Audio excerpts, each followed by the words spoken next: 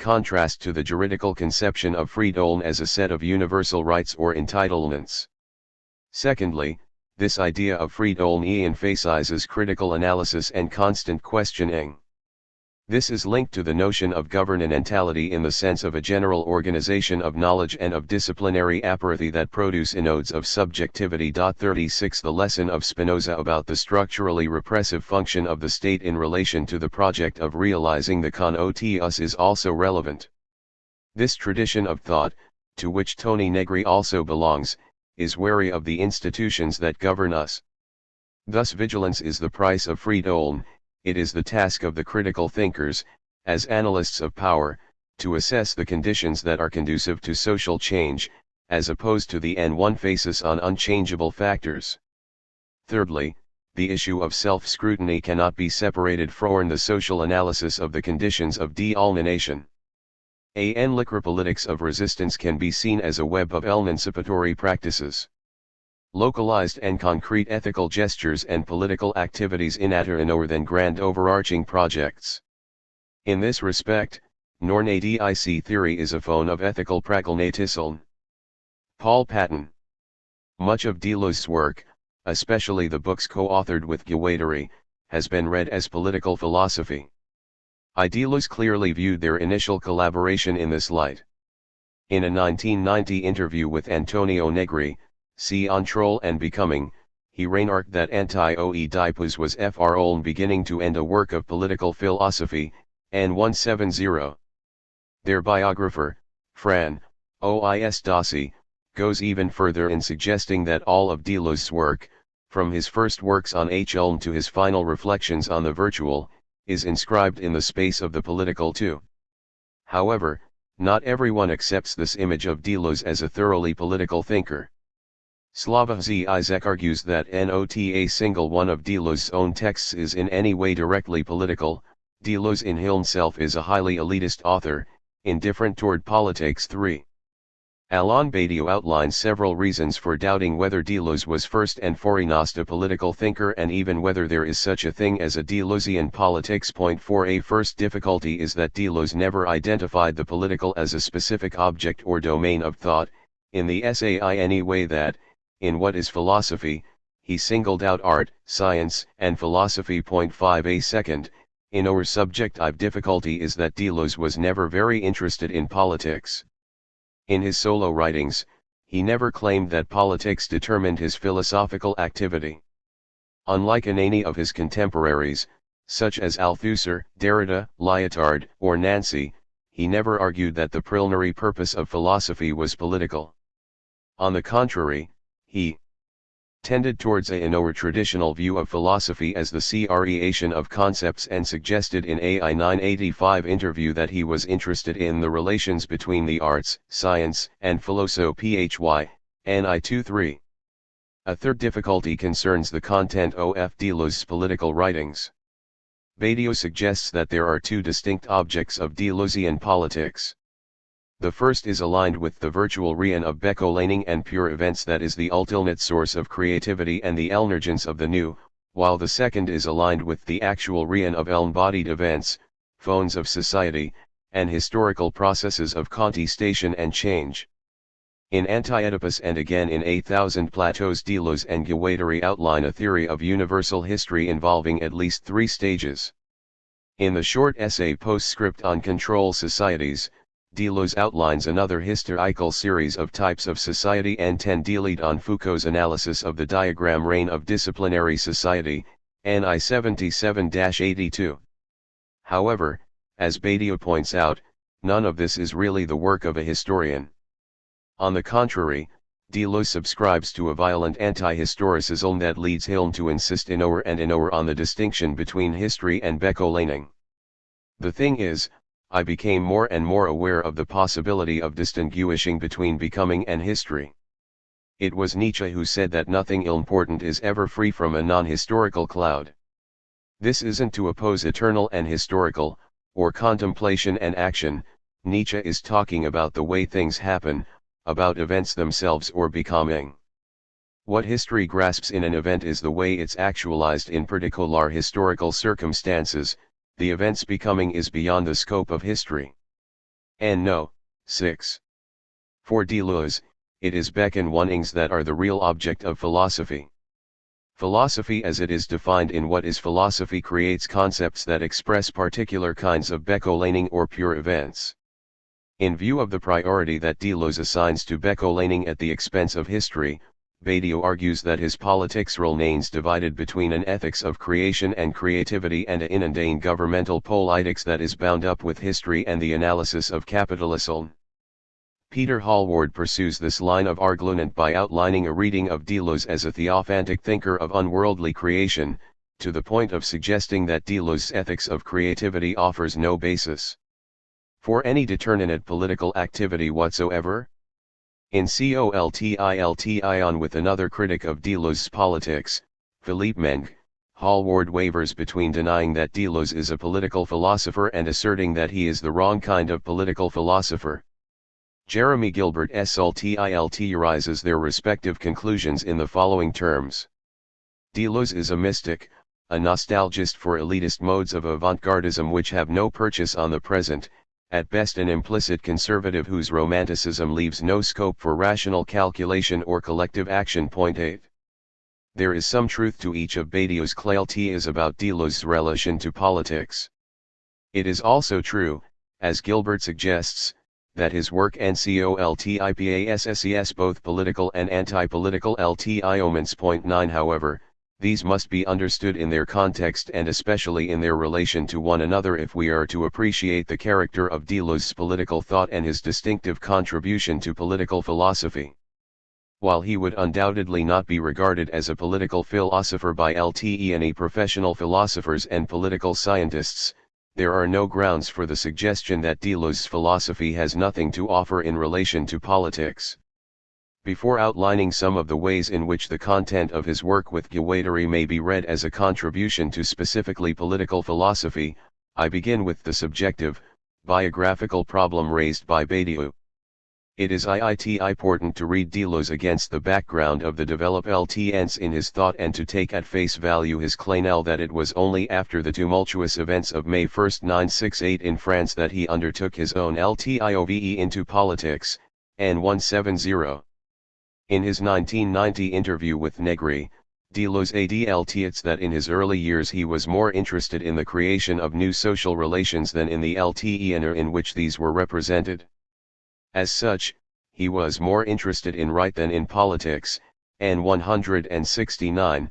Io Fran, OIS Dossi takes Deleuze's interest in LT-empiricists such as HLTIE and vitalists such as Bergson, in a period when French philosophy was doltinated by Marxism and phenoLTenology, to be evidence not only of originality but also of a certain intellectual dandyism that took delight in LTI bracing unfashionable and until-tily thinkers. Why it is true that he repeated this gesture with an essay on Sacher Masoch in 1961, at the height of intellectual interest in Sada, and with a suggestion in 1993 that his next and last book would be called The Importance of Marx, and 51. In the SAINE interview in 1993, in which he points out that he was never a member of the Communist Party and never underwent psychoanalysis, Deleuze admits that he did not become a Marxist until he read Marx in the 1960s, and 51. Late Kollner to politics that he might have been, he was nonetheless the only member of the philosophy department and one of the few professors at the University of Lyon in 1968 to publicly declare his support for the Studentenavènement and to take part in assemblies and demonstrations. 12 Only after the social and political upheaval, and a long period of ill health and convalescence, did he become actively engaged in particular causes alongside people such as Guattari, Foucault, and Elie Salmbar, and 170. From this point onwards, as Badiou adlets, Deleuze wrote a great deal about politics and political issues, both alone and in collaboration with Guattari. Moreover, their final co-authored text, What is Philosophy, does claim a political vocation for philosophy. Philosophy is a certain kind of criticism of the present that works through the creation of concepts. These express forms of absolute deterritorialization that can only be thought and can only produce effects in relation to existing forms of relative deterritorialization within a given society. WP 88. Deleuze and Guattari call this point of engagement between philosophy and its social milieu utopia. In each case it is with utopia that philosophy becomes political and takes the criticism of its own tilm to its highest point. WP 99. This conception of philosophy as utopian engagement with the present raises a number of questions about the kind of political activity envisaged and the precise sense in which this is political philosophy. Marxist politics or anti-politics? In answer to the first set of questions about the kind of politics envisaged, we can begin by noting that, like many of their compatriots nobilized by the events of 1968, Deleuze and Guattari were heavily influenced by Marxist approaches to politics. Point 13. They focused on the conditions of revolutionary social change rather than the conditions of an attaining society as a fair system of cooperation and its elements. In contrast to traditional Marxist politics, however, they were less interested in the capture of state power than in the qualitative changes in individual and collective identities that occur alongside or beneath the public political domain. In their view, all politics is simultaneously an acropolitics that involves social classes and the institutions of political government and an necropolitics that involves subterranean involvements of sensibility, affect, and allegiance. However, they borrowed Fr. Marx's analysis of history and capitalism. 1. Their own work focused on the individual and collective phones of desire that constitute the necropolitical engine of social change. This focus on the politicus of desire led them to abandon key tenets of Marxist social and political theory such as the concept of the party as a revolutionary vanguard and the philosophy of history that sustained Marxist class politics.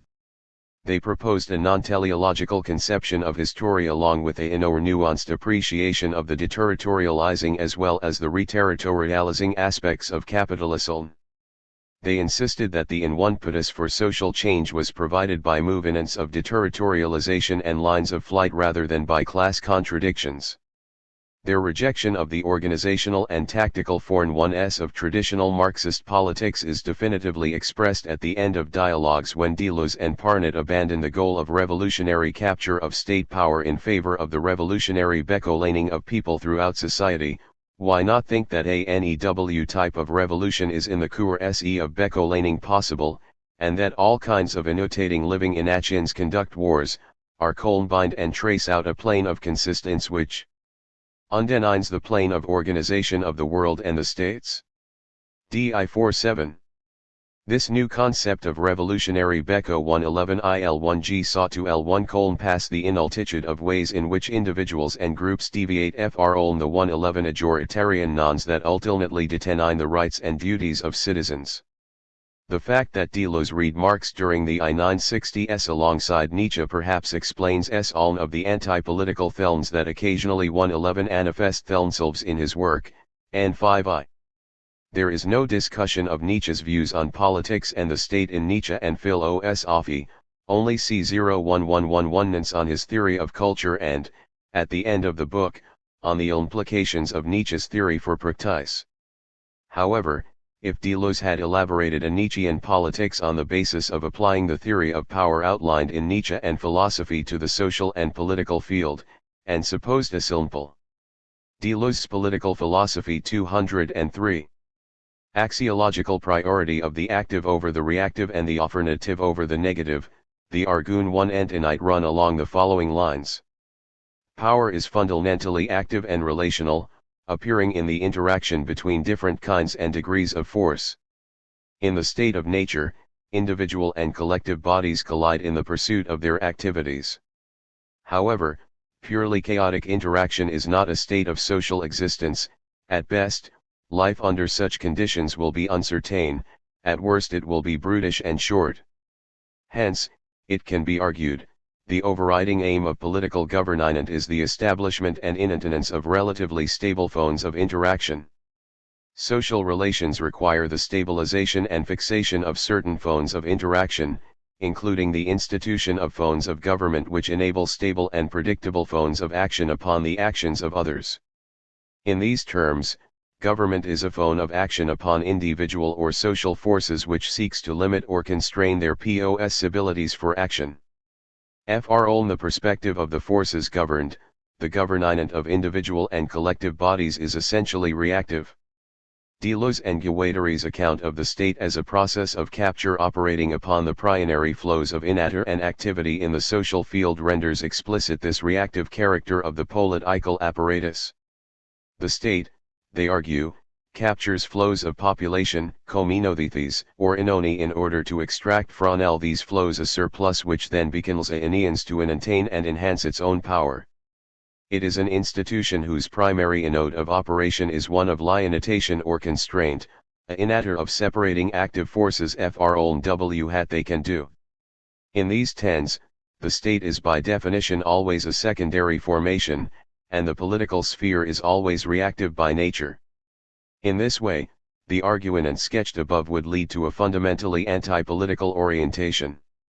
Elements of such an orientation may be found in difference and repetition, for example, in the form of Deleuze's defense of the singular against the general, the individual against the herd, and a resistance to forms of equality and equalization. This anti-political emerges from the conception of the social field, like every other, as a field of free differences and the rejection of representation. Every time there is representation there is always an unrepresented singularity who does not recognize himself or herself in the representant.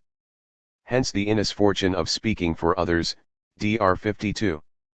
Elsewhere in Difference and Repetition, Deleuze points out that for every philosophy that begins from a subjective or implicit claim about what everybody is supposed to know, there is another which denies this knowledge or fails to recognize what is claimed.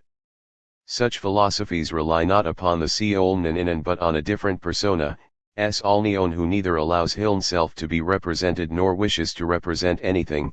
Dr. 30.14 The theory of capitalist society outlined in Anti-Oedipus establishes a fundamental dualism within capitalist society between the deterritorializing tendency of capital and the necessary reterritorialization effected by the state and its agents.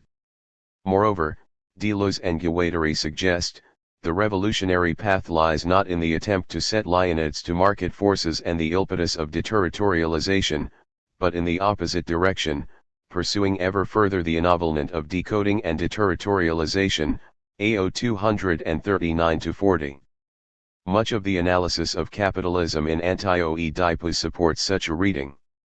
For example, the authors describe the capitalist axiomatic as a system of enslavement in which all are subject to the constraint of its axioms. By contrast with the form of slavery established by the despotic state, which at least retained an apparatus of anti-production distinct from the sphere of production and a corresponding class of inastors, capitalism installs an unrivaled slavery, an unprecedented subjugation in which there are no longer even any masters, but only slaves selending other slaves, AO 254.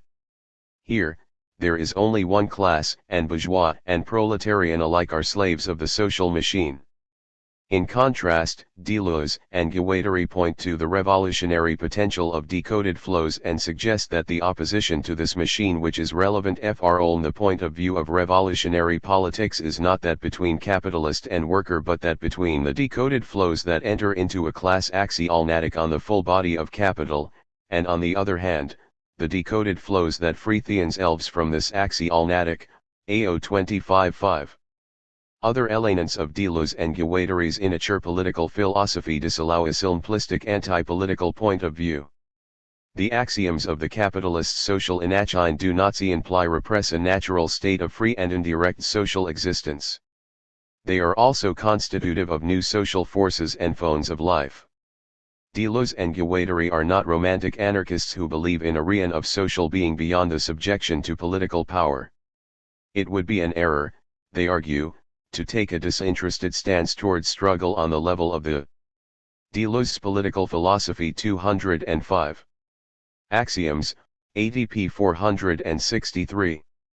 The reason is not to imply that the conditions of people's lives are at stake in those axions, but also that forcing changes at the level of the axialnatic is itself an indispensable inequality of affecting the possibility of future changes.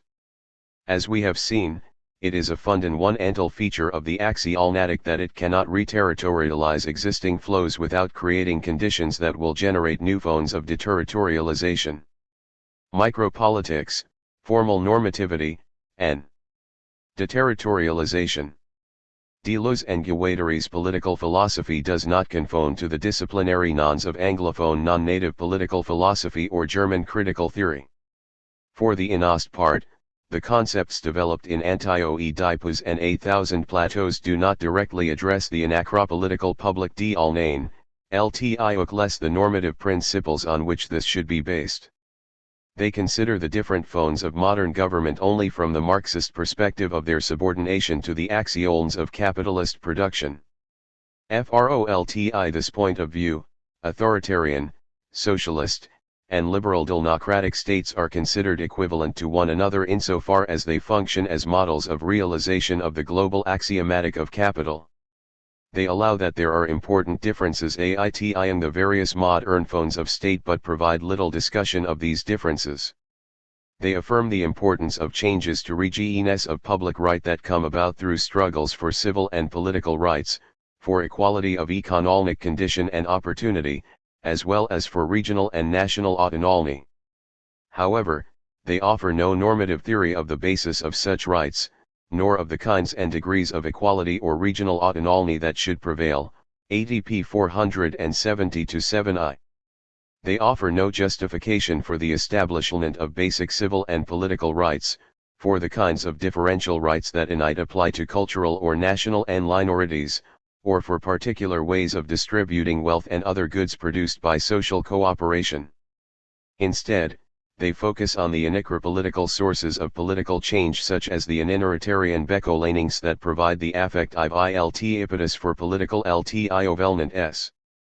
On their view, the sources of political creativity must always be traced back to shifts in the ions of individual and group desire that in turn lead to changes in sensibility, allegiance, and belief. To the extent that such anachropolitical movements bring about changes in the majoritarian standards themselves, along with new forms of right or different status for particular groups, they effectively bring about what Deleuze and Guattari refer to as new earths and new peoples, WP 99, 101. At the SAINE time, the significance of such aninitarian becolanings for public political right depends on their being translated into new forms of right and different statuses for individuals and groups. Molecular escapes and ennovements would be nothing if they did not return to the molar organizations to reshuffle their segments, their binary distributions of sexes, classes, and parties, ADP 216-17. In this manner, even though they offer neither descriptive nor normative accounts of anachropolitical institutions and procedures, Deleuze and Guattari do provide a supplement to liberal democratic conceptions of political order.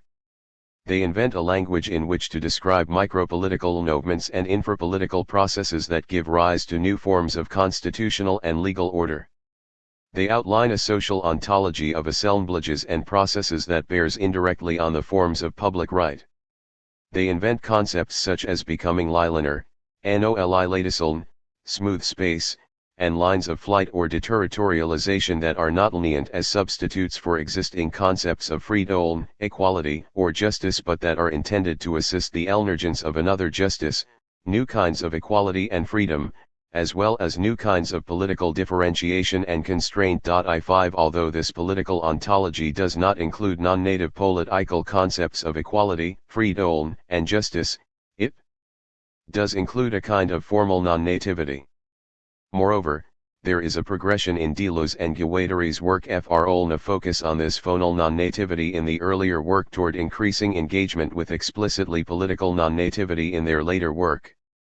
By formal non-nativity I mean the way in which Anti-Oedipus discusses political institutions only from the perspective of a universal theory of society and history. The specifically political organization of society plays no independent role in this theory.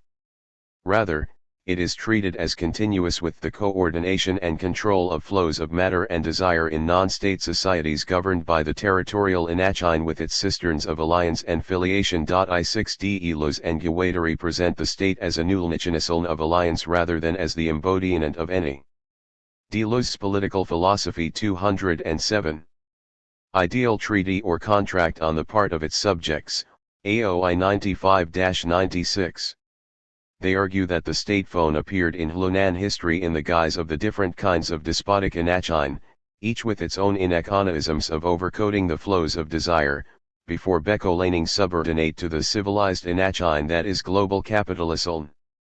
What they call the territorial, despotic, and civilized social anachines are treated only as different regions of coordination and control of the local desiring machines that constitute individual, familial, and social life.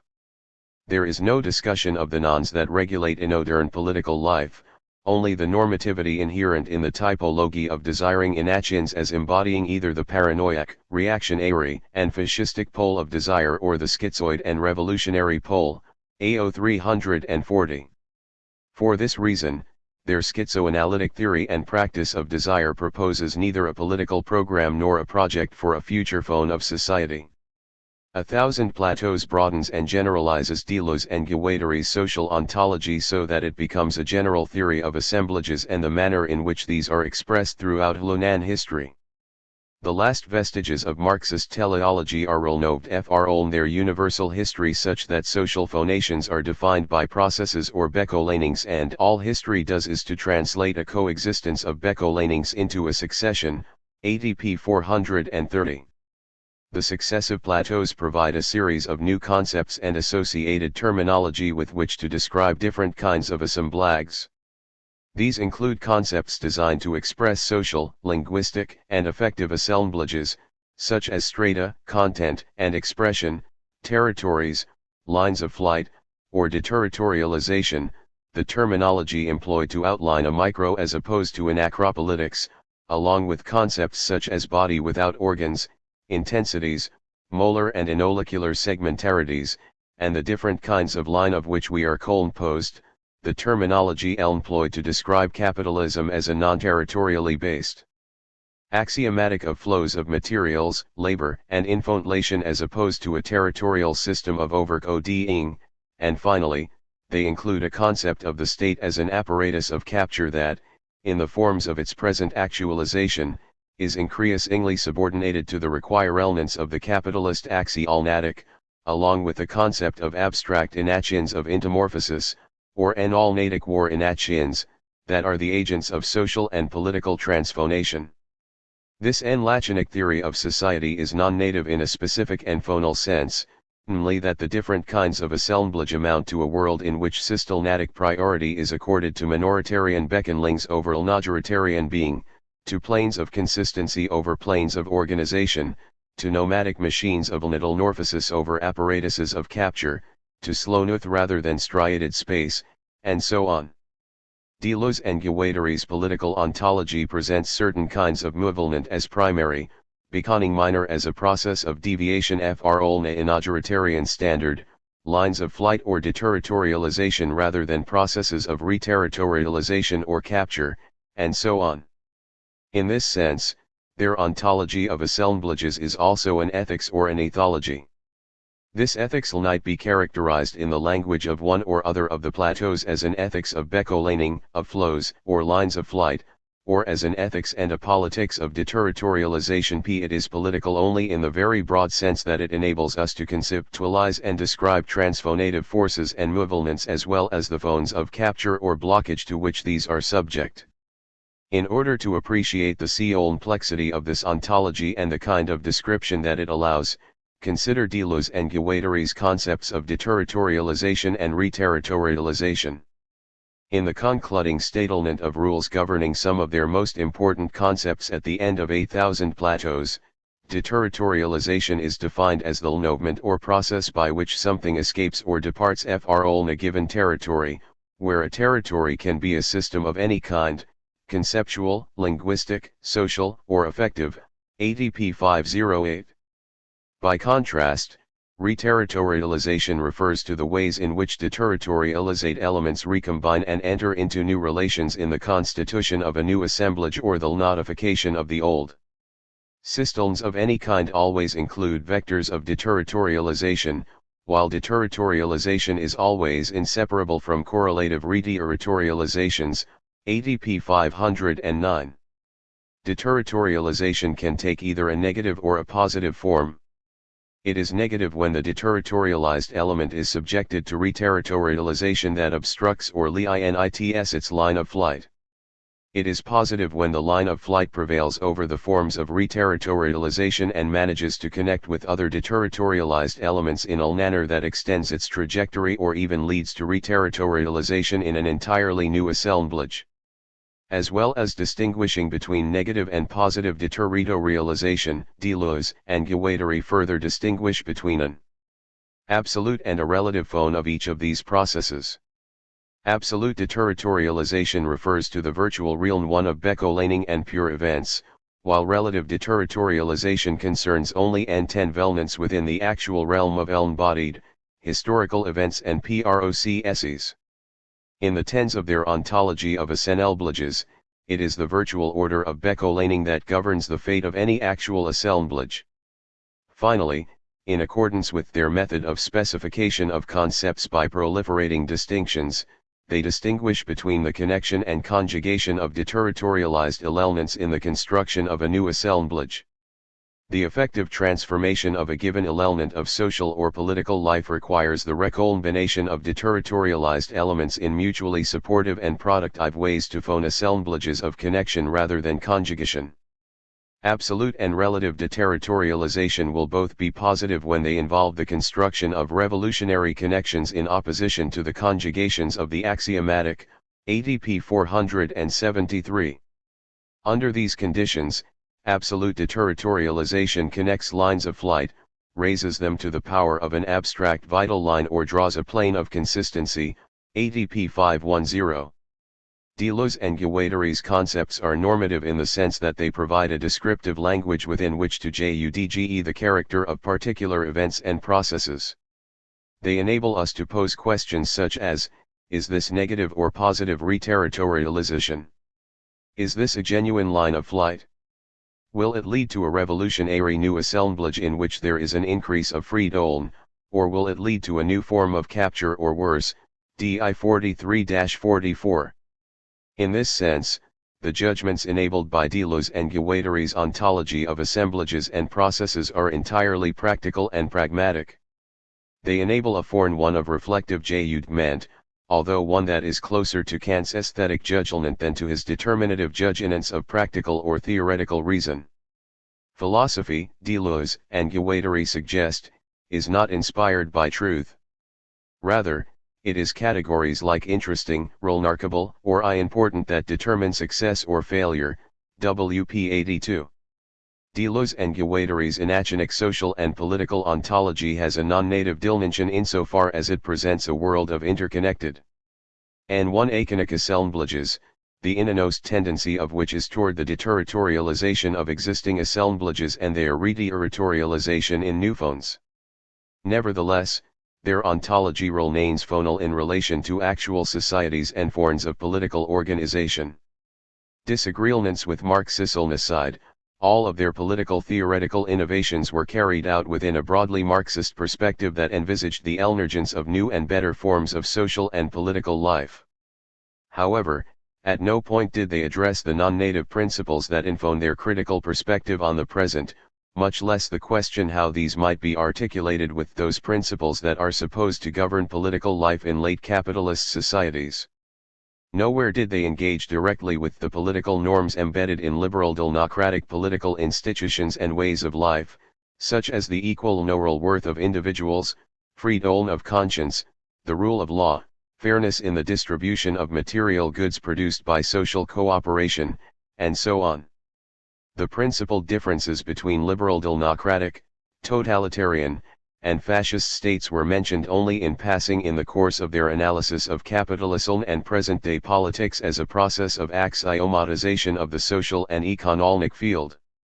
Read in the context of Western Marxism during the 1960s and I-970s, Deleuze and Guattari's failure to engage directly with the political values and normative concepts that are supposed to inform the basic institutions of modern liberal democracies is not surprising. Their political philosophy predates widespread understanding and acceptance of the ways in which Marx's critique of capitalist society is bound up with concepts of distributive justice, as it does the efforts to identify the relevant principles of justice that occurred under the impact of so-called analytic Marxism in the course of the I-980s. Since then, there have been numerous attempts to combine Marxist social theory with the non-native principles informing varieties of left liberal political theory. Is while these developments had little impact in France, there was a similar rediscovery of ethical and political non-nativity in French political thought during this period. This was expressed, for example, in a renewed interest in human rights, subjectivity, justice, equality, and freedom in the work of contemporaries such as Foucault and Derrida. Guattari became involved in electoral politics during the latter part of the I-980s, standing as Green candidate in I-992 regional elections. Deleuze's writings and call 11 in interviews from the 1980s mark a significant shift in his thinking about such non-native issues. For example, he responds to the renewed interest in human rights during this period by insisting on the importance of jurisprudence as the means to create new rights. While he criticizes the manner in which human rights are represented as eternal values and new forms of transcendence, he makes it clear that he is not opposed to rights as such but only to the idea that there is a definitive and a historical list of supposed universal rights. He argues that rights are not the creation of codes or declarations but of jurisprudence, where this implies working with the singularities of a particular situation, and 153. He returns to the question of rights and jurisprudence in his ABC Dare interviews with Claire Parnett, recorded in 1988-89, where he offends the importance of jurisprudence understood as the invention of new rights, along with his own fascination for the law. I-9 in his 1990 interview with Negri, he reaffirms the importance of jurisprudence as a source of law with reference to the question what rights should be established in relation to new forms of biotechnology, and 169. Deleuze's endorsement of rights and jurisprudence clearly commits him to the existence of a rule of law and the kind of constitutional state that this implies. In the case of societies that seek to govern themselves in this manner, the concept of a right implies that certain kinds of action on the part of all citizens will be protected by law and, conversely, the enforcement of limits to the degree to which citizens can interfere with the actions of others. Deleuze's political writings from the 1980s onward provide evidence not only of his commitment to the rule of law but also to democracy.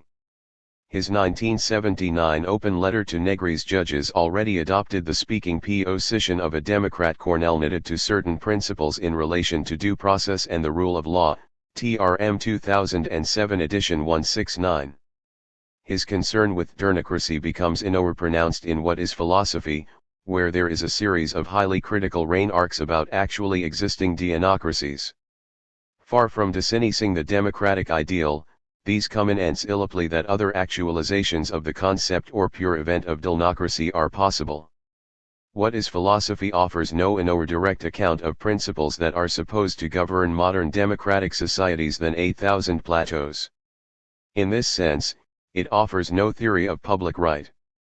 Many of the elements of Deleuze and Guattari's prior commitment to Marxism remain in the diagnosis of the present outlined in What is Philosophy.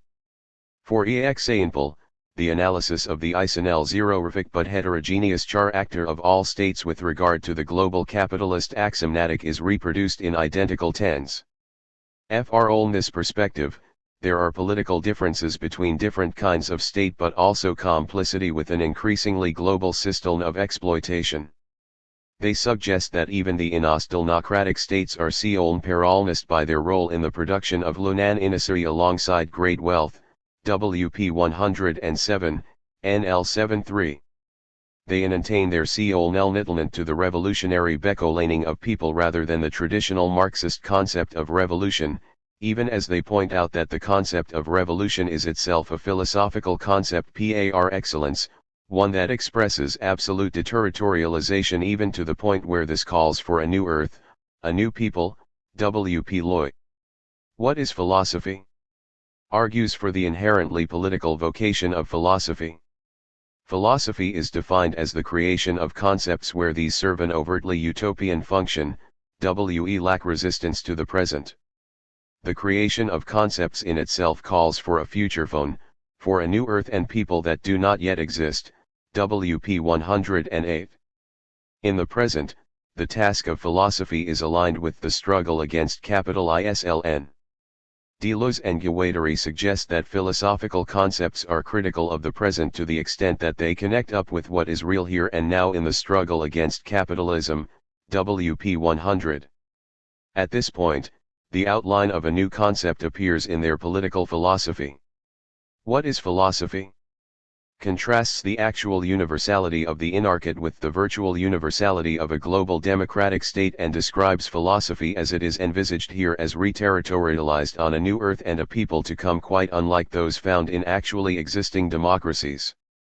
Deleuze and Guattari's neo-Marxist support for becoming revolutionary as the path towards a new earth and a people to see Ulm is combined with a call for resistance to existing forms of democracy in the name of a becoming derlocratic that is not to be confused with present constitutional states, WPII 3. In contrast to the phonal non-nativity of their earlier work, the political normativity of Deleuze and Guattari's later philosophy is defined by this relation between becoming revolutionary and becoming democratic.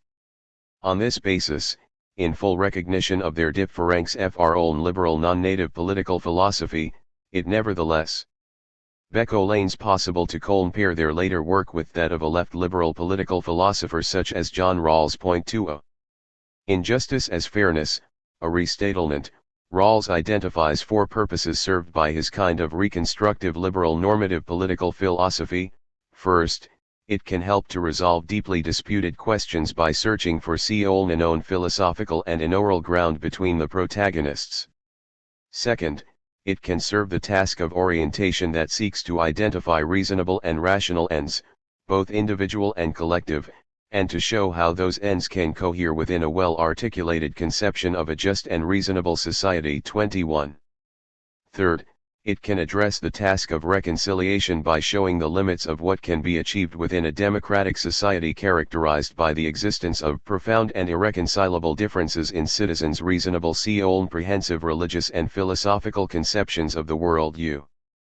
Finally, it serves the realistically utopian task of probing the limits of practicable political possibility. It asks what a just and democratic society would be like, given the circumstances of justice that obtain in the actual historical world in which we live, but also what it would be like under reasonably favorable but still possible historical conditions. 23. Rawls notes that the limits of the practicable are not simply given by the actual, because we can and do change existing social and political institutions. However, he does not pursue any further the question of what determines the limits of the practicable or how we innate ascertain what these limits are. 24. Deleuze's conception of philosophy is concerned above all to challenge the limits of our present social world. What is philosophy? Presents a conception of the political vocation of philosophy with far more radical ambitions than those acknowledged in Rawls' realistic utopianism. Of the four functions of political philosophy identified by Rawls, Deleuze's philosophy does not address those of resolution, orientation, or reconciliation. It does address the utopian function, although not by setting out non-native principles against which we innate evaluate the justice or fairness of social institutions. The sense in which Deleuze and Guattari's political philosophy is utopian must be understood in terms of the connection between the absolute deterritorialization pursued in philosophy and the relative deterritorializations at work in its social milieu. There is always a way in which absolute deterritorialization takes over fr a relative deterritorialization in a given field. WP 88. The utopian vocation of philosophy can be achieved only when the concepts that it invents engage with existing forms of relative deterritorialization. This conception of philosophy therefore implies an immanent utopianism in the sense that it does not imply posit an ideal future but rather in ls to connect with processes of relative deterritorialization that are present in but stifled by the present milieu, extending these and taking them to extremes.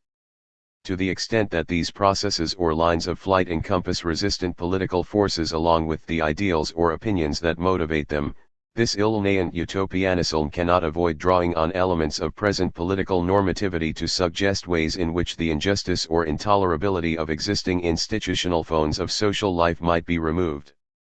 In this manner, because the concept of democracy ties together a number of the values at the heart of contemporary political thought, elements of that concept may be used to counteractualize certain forms of resistance to the present in public political culture. These elements in turn provide the components of the concept of becoming democratic, which serves the utopian task of political philosophy by probing the limits of democratic processes in contemporary society. Deleuze offers no detailed account of becoming democratic. However, it is possible to fill out the concept with the lens of his prior work with Guattari as well as occasional elements in interviews. For example, in his interview with Negri, he suggests that new rights in relation to the situations created by modern biology should be proposed by user groups rather than supposedly well-qualified wise men, and 170. In effect, he invokes the principle that decisions ought to be taken in consultation with those LLLOST affected by THEL. This is one of the founding principles of modern democratic governance, and Deleuze is not the only theorist to recommend its extension and application to new contexts. This suggests that the opening up of decision-locking procedures throughout society might constitute a vector of becoming democratic. Minoritarian becomings provide another vector of becoming democratic.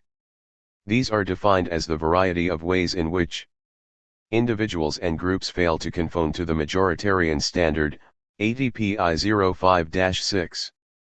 They have given rise to a succession of initiatives to extend the scope of the standard and thereby broaden the subject of democracy.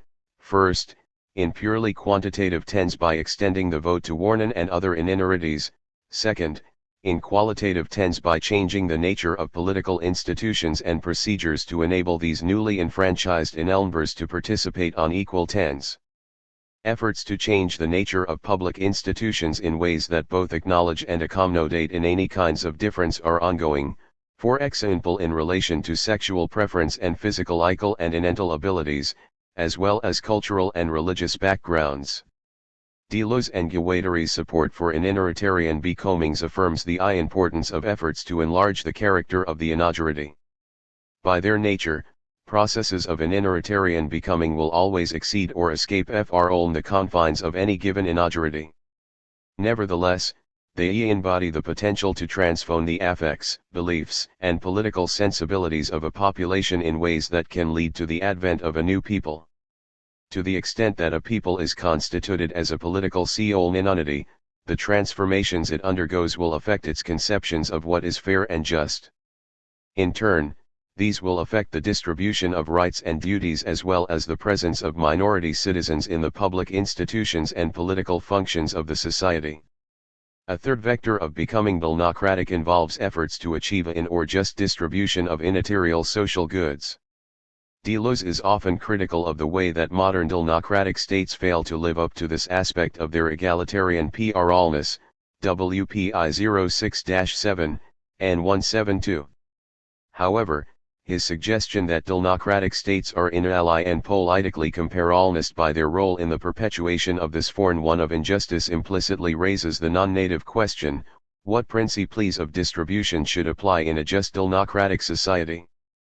Should we advocate radically egalitarian principles that would treat any undeserved inequality of condition as unjust, or should we be satisfied with Rawls' difference principle, according to which social and economic inequalities are allowed but only when they are attached to positions open to all and when they are to the greatest benefit of the least advantaged members of society? P.S. Should the principles of distributive justice apply globally or only within the borders of particular democratic states? Deleuze does not provide us with the Ineans to answer these non-native questions, but they are inevitably raised by his criticisms of existing states of affairs. Conclusion. Deleuzean philosophy as it is presented in What is Philosophy is clearly political in the sense that it has an inherently political vocation. The creation of concepts serves the larger project of bringing about new earths and new peoples. Deleuze and Guattari propose a novel kind of utopian political thought that is neither Marxist nor liberal. They rely upon a political ontology of ism.blags rather than individual subjects of interest and right. Their goal is the transformation of existing political norms and institutions rather than the reconstruction of the non-native principles implicit in existing liberal democratic institutions into a coherent political theory. Despite the substantive differences that separate their approach from that of liberal non-native political philosophy, there is at least a degree of convergence between them. Deleuze and Guattari's collaborative work innoves from a formal to a more substantive engagement with the explicitly political concepts and norms that make up the public political culture of liberal democratic states. The concept of a Beck-Olaning democratic at the heart of their later political philosophy points to the role of elements of existing concepts of democracy in historical struggles to implement or expand democratic government. Manuel Deleuze. Deleuze, Mathematics, Realist Ontology. Realism in History.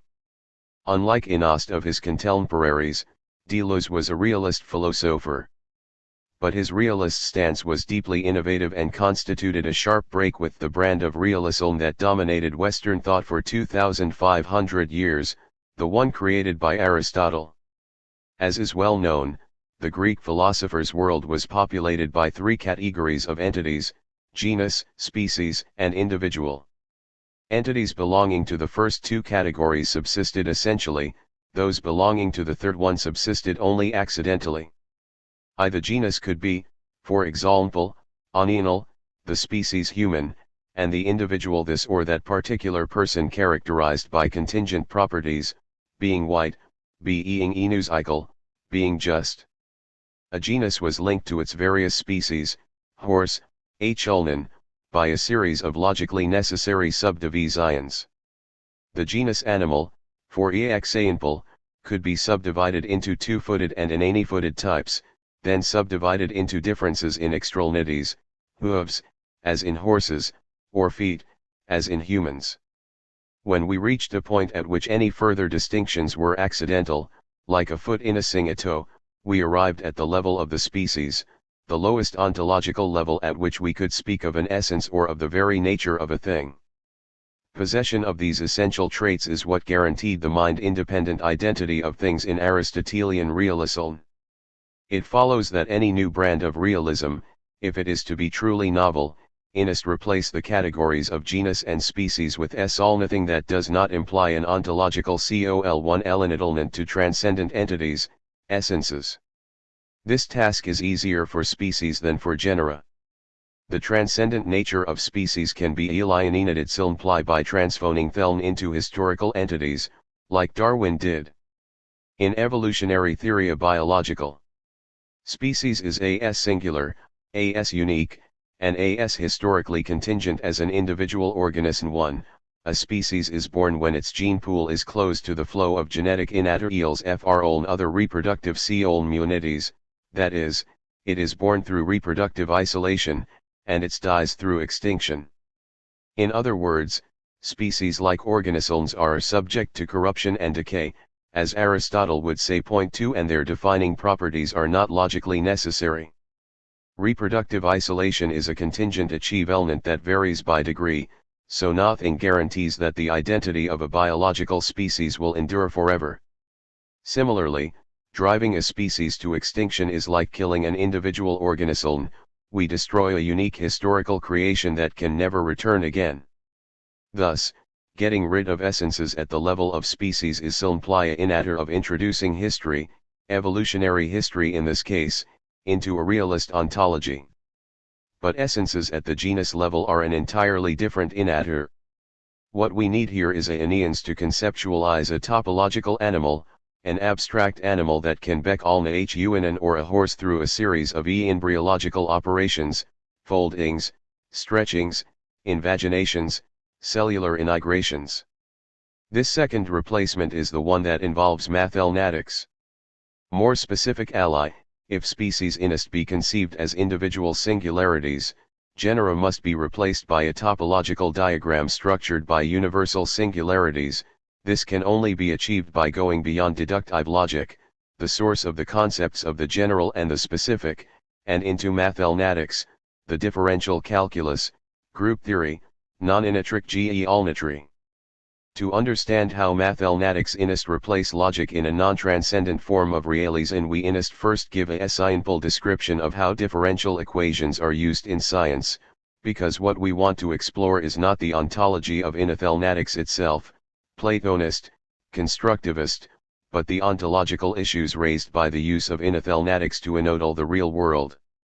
To create a mathematical enodal of an actual physical system, one inist first specify the relevant ways in which the system is free to change, that is, we must discover its degrees of freedom. Because as the degrees of freedom of a system change, its overall state changes, a enodal of the system inist capture the different possible states in which it can exist. As the mathematician Henry Poincaré showed a century ago, this set of states may be represented as a space of possibilities with as many dimensions as the system has degrees of freed 0, 1 n. This space is referred to as state space / the space of all possible states in which the system being nodal can exist.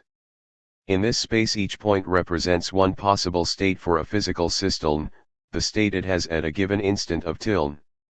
As the states of a physical system change with time, that is, as the system goes through a temporal sequence of states, its representation in state space becomes a continuous sequence of points, a curve or a trajectory point. For a set of different trajectories captures several possible histories for the system. Each point in this space, each possible state, can have different probabilities of existing. A space in which all the points are equally probable is a space without any structure, and it represents a physical system in which states change in a C01 completely random way, the trajectories wandering around state space without settling down. By the 18th century, however, mathematicians like Leonhard Euler knew that the space of possible solutions for differential equations did have structure. In particular, he showed that S01ne of the points that constituted this space were special or remarkable in that the states they represent were much more likely to occur than any other possible state. This implies that these special or singular points are like the long-term tendencies of a system, the states that would be realized if we just waited long enough. It does not matter where they begin, all the possible histories will tend to end at a singular point. Moreover, these singularities are universal in the sense that they can be shared by entirely different physical systems, gravitational, mechanical, optical, electrostatic. Indeed, the unification of all branches of classical mechanics in the 19th century was made possible by this universality. To return to our original example, the space of all possible anomalies must be conceived as structured by universal singularities defining the overall tendencies shaping evolutionary history.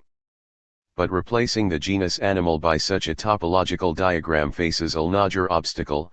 Unlike the spaces of classical physics, we do not know the structure of the possibility spaces associated with animals. Nevertheless, many of the concepts that we would need to understand the topological animal can be developed starting with the simpler cases, the only ones explicitly discussed by Deleuze. Deleuze is not, in fact, the only contemporary philosopher that has displayed an interest in state space and the universal singularities that structure it. In the analytical approach to philosophy of science, there has recently been a innova way of our own logic and towards the mathematics actually used by scientists, and it will prove useful to review these recent developments to frame our discussion of Deleuze's views in imperative terms. For inane analytical philosophers, abandoning the categories of the general and the particular is a difficult step because inane of them were trained to believe that all of thematics had been reduced to logic in the late 19th century. First, the differential calculus was reduced to arithmetic, the concept of infinitesimals was replaced by the notion of Lilith and the latter reduced to that of number, and later on arithmetic was reduced to set theory. For those philosophers who believed that this reduction was in fact achieved, mathematics disappeared and deductive logic became the only formal discipline that needed to be initiated. It is not surprising, therefore, that realist analytical philosophers tend to speak like Aristotle, defining the identity of things by the necessary and sufficient conditions to belong to a general category. In other words, defining identity by the possession of an essence. Moreover, those who accept the reduction of anathematics to logic take an axiomatic approach to scientific theories. The content of a theory is modeled by a set of axioms, or self-evident truths, and by all the theorems th at ine be derived from those axioms using deductive logic. This approach stresses the role of both logic and language. But the new school of thought, the semantic approach, views axiolnatics as a false model. These other philosophers argue that it is through the use of tools like the differential calculus that scientists create inodals of physical phenomena, and it is these models, not any logical reconstruction of them, that should be the subject of philosophy of science. Among the leaders of this innovement is Bas van Frassen, who has stated his position this way. The semantic view of theories makes language largely irrelevant to the subject. Of course, to present a theory, we must present it in and by language. That is a trivial point. In addition, both because of our own history, the history of philosophy of science which became intensely language-oriented during the first half of the last century, and because of its intrinsic importance, we cannot ignore the language of science. But in a discussion of the structure of theories it can largely be ignored. The reason for leaving language and logic behind and bringing back the differential calculus, and the geometric approach to its study, that is, state space diagrams, is that it is only by analyzing actual models that we can explore the relation between the IES and the laboratory phenomena they are designed to explain. In other words, we want to know why these LLLODELs actually work, why they manage to capture the regularities in the behavior of real systems, and the answer to these questions is not given by the logical structure of an axiomatic. Since it is their success in practice that makes mathematical models interesting for a realist ontology, let's give a simple description of how models are linked to phenomena. Let's assume that we have a laboratory where we can manipulate real physical phenomena, that is, where we can restrict their degrees of freedom, by screening out other factors, and where we can place them in a given initial state and then let them run spontaneously through a sequence of states. Let's also assume that we can assure with some precision the values of the degrees of freedom, say, temperature, pressure, and volume, at each of those states. After several trials we generate data about the phenomenon starting it at different initial states. The data will consist, basically, of sequences of null bits giving the values of temperature, pressure, and volume that the phenomenon takes as it evolves for all different initial conditions. We can then plot these number series on a piece of paper, turning them into a curve or trajectory. We then run our mathematical model, giving it the SAIL values for initial conditions as our laboratory runs, and generate a set of state space trajectories. Finally, we compare the two sets of curves. If the mathematical and experimental trajectories display geometrical similarity, this will be evidence that the model actually works. As one analytical philosopher puts it, WJE can say that a dynamical theory is approximately true just if the modeling geometric structure approximates, in suitable respects, to the structure to be modeled. A basic case is where trajectories in the model closely track trajectories encoding physically real behaviors, or, at least, track them for long enough. Point 6. It is only when mathematical nodals have the capacity to track the results of laboratory experiments that there is a philosophical justification to perform an ontological analysis of state space. This analysis is needed because the tracking ability of inodals must be given an explanation, unless we are prepared to accept it as a brute fact, or worse yet, as an unexplainable miracle.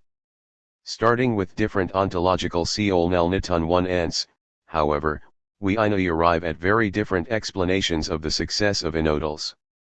SMNE philosophers, for example, believe in the autonomous existence of objects of direct experience, pets, automobiles, buildings, but assume 1e that entities like oxygen, electrons, or causal relations are LT theoretical constructs. Ontological tenets of this sort are associated with positivism ti and empiricism ti, though different philosophers draw the line between what is directly observable and what is not at different places. Van Frassen, for instance, seems to believe that objects perceived through telescopes, but not N1 microscopes, count as directly experienced. Realist philosophers, on the other hand, reject the distinction between the observable and the unobservable, but they too differ on what they believe are the contents of the world. Deleuze is a realist philosopher, but one determined to populate an autonomous reality exclusively with ilnaient entities, and to exorcise frolnat any transcendent ones, like Aristotelian essences. Let's now discuss how these different ontological ents lead to different ents of the colti of state space. The first candidates for ontological evaluation are the trajectories themselves. These, as I said, represent possible histories, possible temporal sequences of states. As is well known, empiricists are skeptical about possible entities. Quine, in particular, is fond of ridiculing THIRD. Take, for instance, the possible fat man in the doorway, and again, the possible bald man in the doorway. Are they the same possible man, or two possible men? How do we decide? How many possible men there are in that doorway? Are there more possible thin ones than fat ones? How many of them are alike? Or would their being alike make them one? What Quine is arguing here is that we do not possess the liens to individuate possible entities, that is, to identify THIRD in the LTIdst of all the possible variations. The traditional approach to possible worlds, and the target of Quine's Sarkis is modal logic. This branch of logic is concerned with the analysis of counterfactual sentences like "FL if JFK had not been assassinated, the Vietnam War would have ended sooner." In the case of counterfactuals, we LTIE agree with Quine that there is not enough structure in a linguistically specified possible world to know whether we are dealing with one or several entities as we LTIdify the details. But as realist philosophers like Ronald Gere have argued, while Quine's skeptical relativirks are valid for LTIdal logic, the extra structure that state space possesses can oversee LTIE these linguanitations. As Quine delights in pointing out, it is often difficult to individuate possibilities, but many models in which the system laws are expressed as differential equations provide an unambiguous criterion to individuate the possible histories of the model. They are the trajectories in state space responding to all possible initial conditions.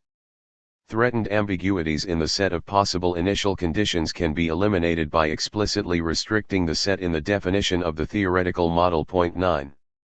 The extra structure that state space brings to the determination of possible histories, however, is not enough to satisfy an LT empiricist. Van Frassen, for example, can still deny the need to be ontologically coltilted to possible histories, given that for him the goal of science is not to capture unobservable traits of reality but ultimately to achieve empirical adequacy, that is, to increase our ability to make predictions and to control outliers in the laboratory. For this liltiated purpose, all that matters is that we generate a single trajectory for a given initial condition and match it to a series of LTs of actual states obtained in the laboratory. The rest of the population of trajectories is LT1 a useful fiction. Gere refers to this ontological stance towards modalities as actually SLTI. But actualism is the fact that the population of possible trajectories displays regularities that play a role in shaping any one particular actual history. In the terms used above, the space of possibilities has structure, and this structure is not displayed by any one single trajectory.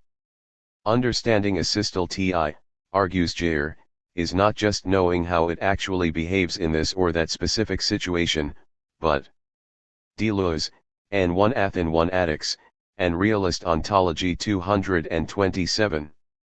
Knowing how it would behave in conditions that N1 I not in fact occur. Thus, an ontological assessment one end of the structure of possibility spaces is what is needed. The significance of Deleuze's realist approach is precisely that it supplies us with such an assessment one end. Deleuze is not an actualist, but he is not a realist about traditional entendalities, either. He would not agree, for example, that the possibilities that constitute the points of state space exist independently of our n1-ins. It is only the structure of possibility spaces that Deleuze a realist nel.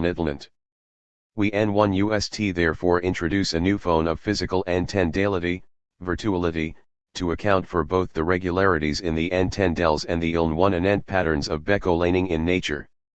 Sun one ething virtual is something that is real but not actual one. Thus Deleuze would disagree with Van Frassen in being nel only to actual entities but also with Geer's nel to possible ones. Only the virtual structure of state space needs to be considered n1 independent. A rigorous phonal analysis of this structure involves considering a different component of state space, the velocity vector field. When the study of the behavior of differential equations was given a geometric phone, the abstract spaces used were differential inifolds, not initric Euclidean spaces. While a initric space is a set of points defined by global coordinates, in a differential n1 anifold the component points are defined using only local information, the instantaneous rate of change of curvature at a point. To put this differently, while the points in a n1 etric space are defined by a set x, y, and z values, presupposing a set of Cartesian coordinates and a transcendent global space in which the space being studied is inscribed, a differential inifold is a field of rapidities and slownesses, the rapidity or slowness with which curvature changes at each point. In a differential nanifold, in fact, every point is not only a speed but a velocity, since a direction n1 be assigned to it. Because a velocity can be represented by a vector, state spaces possess in addition to points, representing possible states, a field of velocity vectors. The importance of this is that the distribution of universal singularities that constitutes the structure of state space is not given by the trajectories, or integral curves, but by the vector field itself. More precisely, while the nature of a singularity must be established through the use of nearby trajectories, whether a point singularity is a focus or a node, for example, must be determined one end by observing how the integral curves in its vicinity approach it, spirally or on a straight line. The existence and distribution of the singularities does not need any trajectories to be established. As Deleuze writes, already Leibniz had shown that the calculus expressed problems which could not hitherto be solved or, indeed, even posed. One thinks in particular of the role of the regular and the singular points which enter into the complete determination of the species of a curve. No doubt the specification of the singular points, for example, dips, nodes, focal points, centers, is undertaken by means of the form of integral curves, which refers back to the solutions of the differential equations. There is nevertheless a complete determination with respect to the existence and distribution of these points which depends upon a completely different instance, namely, the field of vectors defined by the equation itself. Moreover, if the specification of the points already shows the necessary immanence of the problem in the solution, its involvement in the solution which covers it, along with the existence and distribution of points, testifies to the transcendence of the problem and its directive role in relation to the organization of the solutions themselves. DRIL 7. For Deleuze the inathletic distinction between a vector field and its singularities, on the one hand, and the trajectories or curves, on the other, Beck-Olanes the philosophical distinction between the defining conditions of a problem and its many possible solutions. This must be understood both epistemologically and ontologically. In the first sense, an epistemological problem is posed by giving a distribution of the significant and the insignificant, that is, by discovering the important ways in which a phenomenon is free to change and eliminating all the trivial ways. The problem can then be given a spatial phone, by turning the degrees of freedom into the dimensions of a non-metric space, and its structure determined via the vector field. Finally, we can find n-numerical solutions to the equations and generate trajectories, each representing a series of states that we can compare with a series of actual states of a laboratory phenomenon. Clearly, the crucial moment in this epistemological sequence is the first step, discovering what enables a difference and what does not enable a difference in the behavior of a phenomenon. The solutions we obtain at the end are only as good as the problem they are supposed to solve.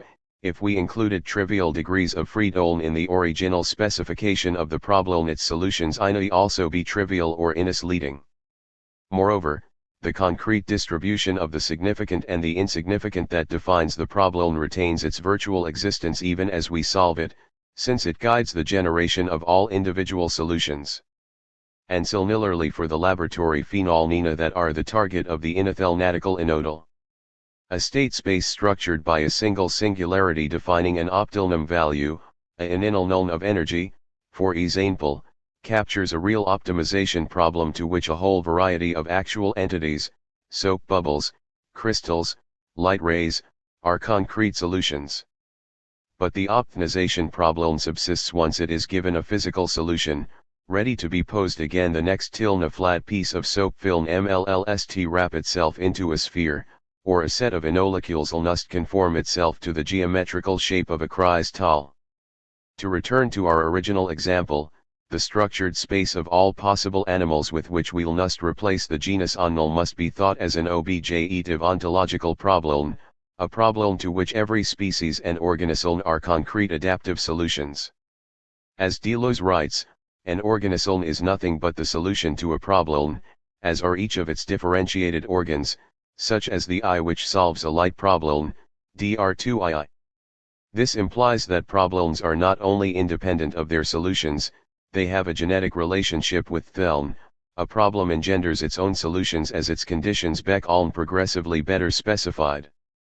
Deleuze's discussion of this point uses a different branch of inathelnatics, group theory, and its application to the solutions of algebraic, not differential, equations, so we first need to give the historical background of this other field. There are two kinds of solutions to equations, n-numerical and analytical. A n-numerical solution is given by n-numbers that, when used to replace an equation's unknowns, make the equation come out true. For example, an algebraic equation like x2 plus 2x, 8 equals 0 has as its numerical solution x equals 2. An analytical or exact solution, on the other hand, does not yield any specific value or set of values but rather the global pattern of all values, a pattern expressed by another equation or formula. Or in the terms used before, an analytical solution gives us the structure of the space of all possible solutions. The above exan1 ple, which n1 be rewritten without n-numerical constants as x2 plus bx plus c equals 0 has the analytic solution. B plus or minus jb2, for acx2 by the 16th century nathelnaticians knew the exact solutions to algebraic equations where the unknown variable was raised up to the fourth power, that is, those including x2, x3, and x4. But then a crisis ensued. Equations raised to the fifth power refused to yield to the previously successful method.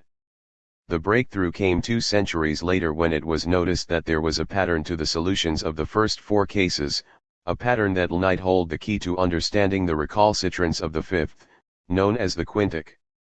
The N1 mathematicians Niels Abel and Évariste Galois found a way to approach the study of this pattern using resources that today we recognize as belonging to group theory. I2 The 10 group refers to a set of mathematical entities, numbers, operations on numbers, and a rule of combination for those entities.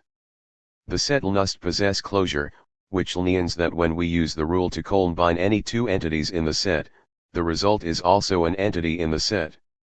For our purposes here the most important type of entities are transformations, and the rule a consecutive application of those transformations. For example, the set consisting of rotations by 90 degrees, that is a set containing rotations by 90, 180, 270, and 360 degrees, forms a group, since any 2 consecutive rotations produce a rotation also in the group.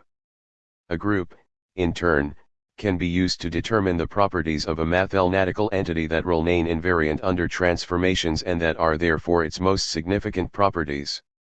A cube, for example, remains unaltered, as far as its optical behavior is concerned, under the above group of rotations, so the group captures an important aspect of its identity. To understand how a group of transformations can be used to establish the conditions of a problem, that is, to generate a distribution of the significant and the insignificant, let's give a concrete example: the use of groups of transformations to study the invariants of physical laws. For the laws of classical physics, the group includes displacements in space and time, as well as rotations and other transformations.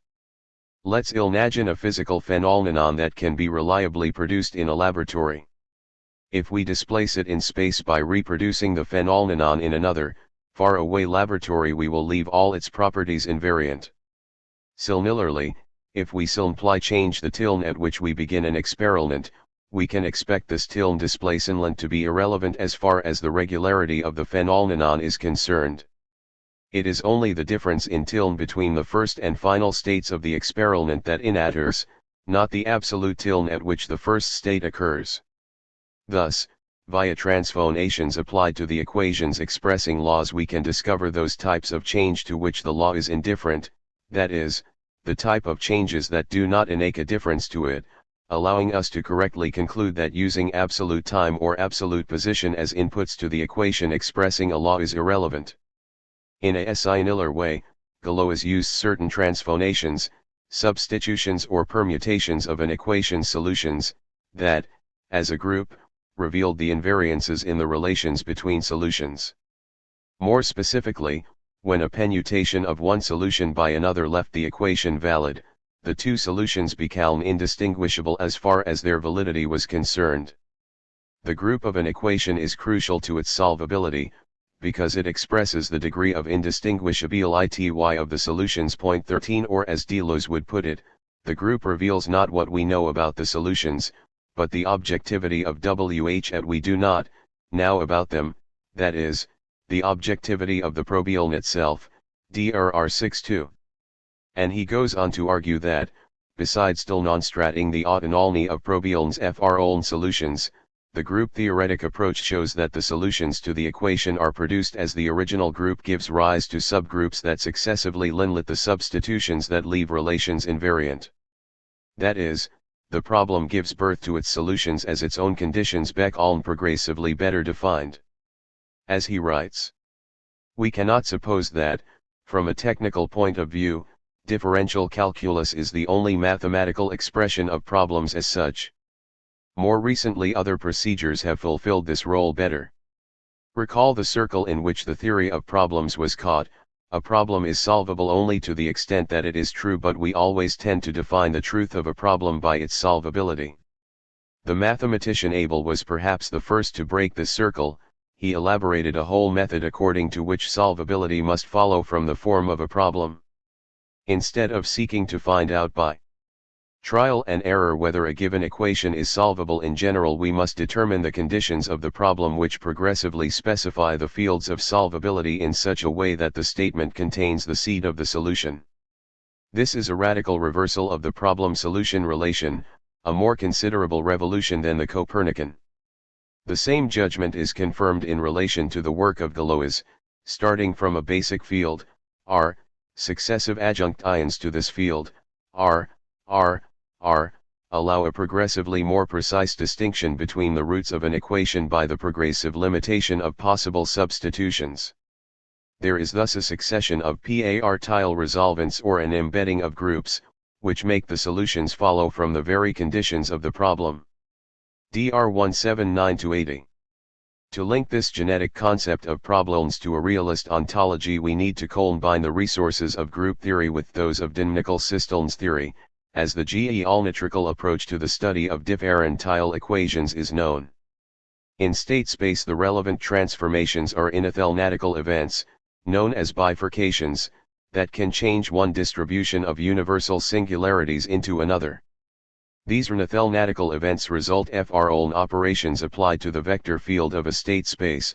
A slow null vector field is added to the n1 to perturb it, and when the perturbation reaches a critical threshold, a bifurcation results. I4 in some cases it is only the n-number of singularities that changes, but in other cases their type may also be transformed.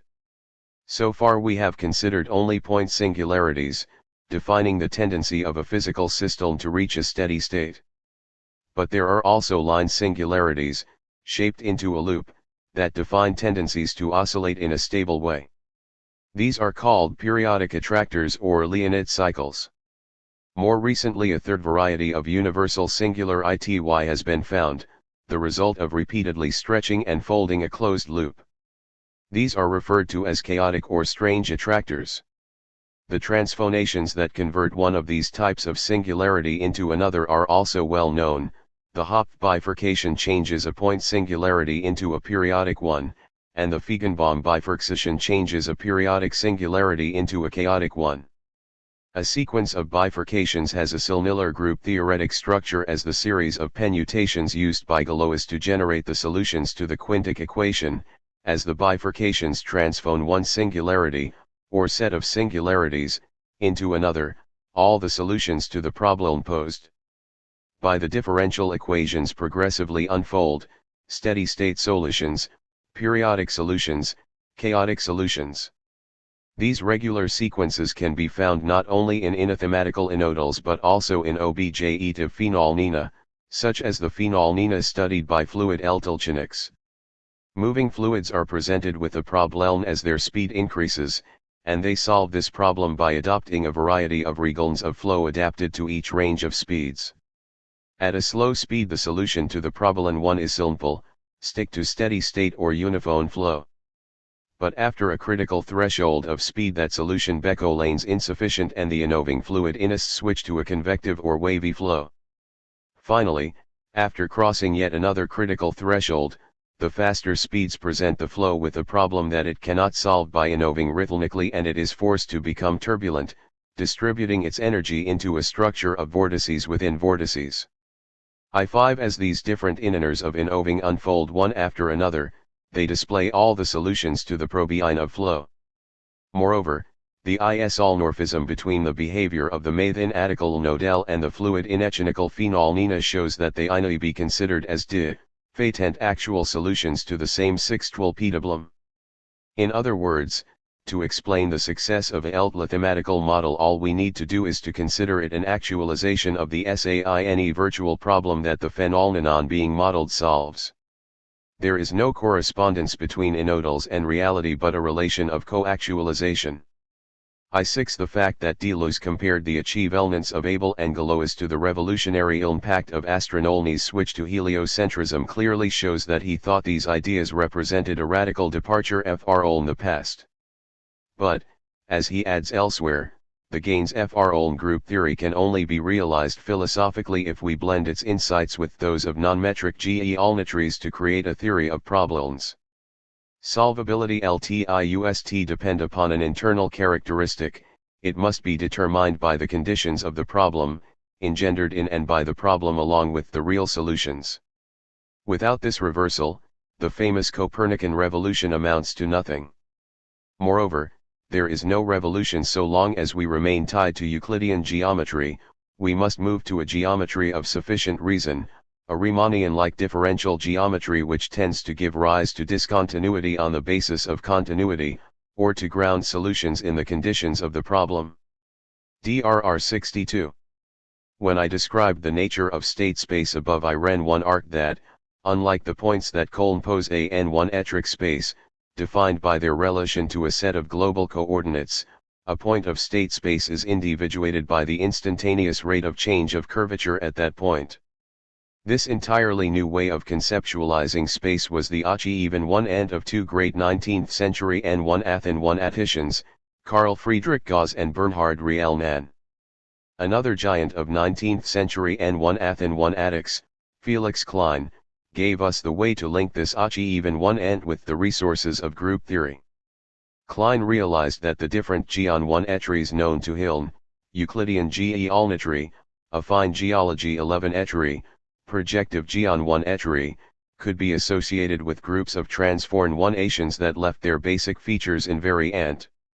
Thus, the space of Euclidean geon 1 etchery rel 11 ans invariant by a group containing all displacement 1 ans, rotations, and n1 ilnagings, that is, transphonations that leave rigid features like lengths, areas, and vonees unchanged.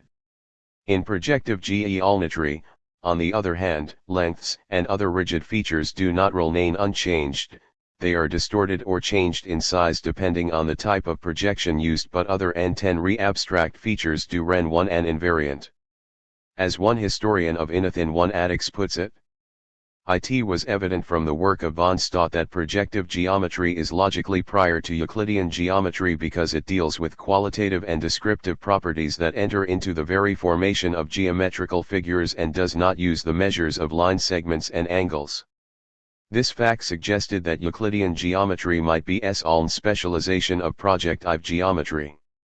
With the non-Euclidean metric geometries now at hand, the possibility arose that those might also be specializations of projective geometry. 17. When differential geometry and topology were added to the growing list of non-N1 etric geometries, Klein's followers specified their transphonation groups and realized that they were in or abstract then, and hence logically prior to, projective geometry. A inathel-natical entity possessing invariant properties under a larger group of transphonations is said to have an or SELNetry than one with a SN1 Euler group. The achievement of Klein and his followers was to realize that all the geometries were related to one another by a SYIY1 Eltla Eling cascade, starting with the least I/Lnetric of all geometries, topology. We can break its SELNetry by reducing the n-number of transphonations in its group, and generate differential geometry. Similarly, differential geometry Beccolane's projective geometry as it loses SYNetry, projective Beccolane's affine, and affine becomes Euclidean. Although inathematicians do not draw onto logical conclusions from this fact, it is not too difficult to discern in this cascade the same genetic relation that Deleuze establishes between problems and solutions. Through a series of broken semi-net-rise topology gives rise to Euclidean geometry, or to phrase it like Deleuze, continuous spaces give birth to discontinuous ones. Moreover, the sequence of geometries also illustrates another Deleuzian concept, progressive differentiation.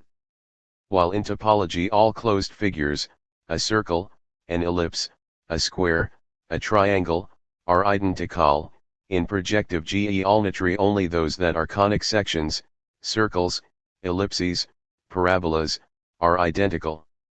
In affine geometry these figures become different from each other, but the SAINE figure in different sizes is still the SAINE. And finally, in Euclidean geometry all figures of different sizes are distinct from one another.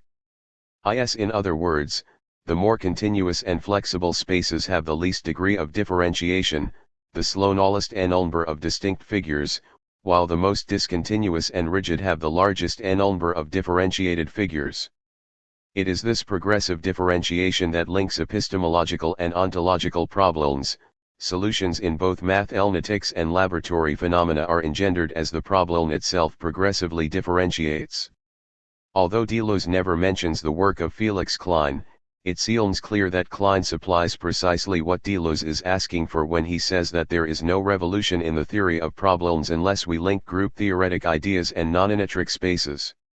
Moreover, the progressive differentiation of the geometries that transphones unsegmented spaces into fully segmented ones supplies us with a powerful image to contrast the Deleuzian and Aristotelian approaches to realist ontology. For Aristotle the world is already pre-segmented by general and specific categories that are eternal, that is, not subject to corruption and decay. For Deleuze, on the other hand, the world of segmented entities, rocks, plants, animals, emerges as solutions to ontological problems that are defined by conditions that do not presuppose segmentation of any kind. The ontological problems are defined by topological invariance, the number of Kleimann-ions of a space of possibilities, its connectivity, and its universal singularities.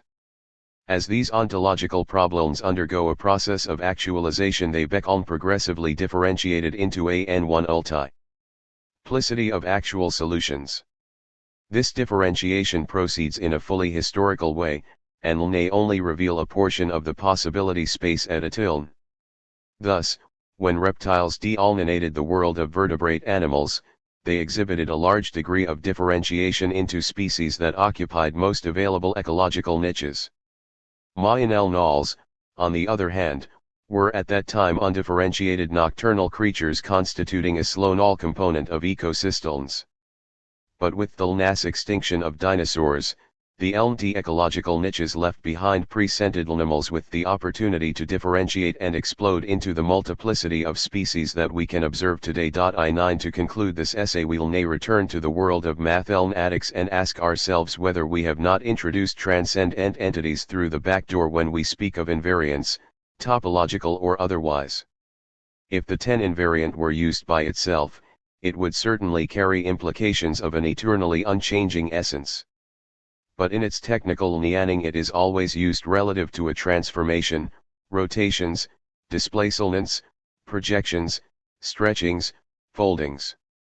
These transformations involve both the capacities to affect of mathematical operators, as well as the capacity to be affected of the numbers, figures, or equations that these operators affect. The application of an operator to its target, the addition of a small vector field to the lane one causing a bifurcation to occur, for example, is always an event. And events, unlike essences, are not necessary but contingent. Unlike what happens in an axiomatic approach, in a problematic conception of geometry. Figures are considered only from the viewpoint of the affections that befall them, sections, ablations, adjunctions, projections. One does not go by specific differences from a genus to its species, or by deduction from a stable essence to the properties deriving from it, but rather from a problem to the accidents that condition it and resolve it. This involves all kinds of deformations, transmutations, passages to the limit, operations in which each figure designates an event much more than an essence. The square no longer exists independently from a quadrature, the cube from a cubature, the straight line from a rectification. Whereas the theorem belongs to the rational order, the problem is effective and is inseparable from the metamorphoses, generations, and creations within science itself. ATP 362, see also DR 187-89.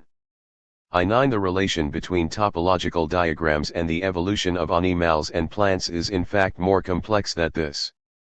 In particular, it is not enough that vertebrates be topologically transformable into one another, by virtue of sharing a basic body plan.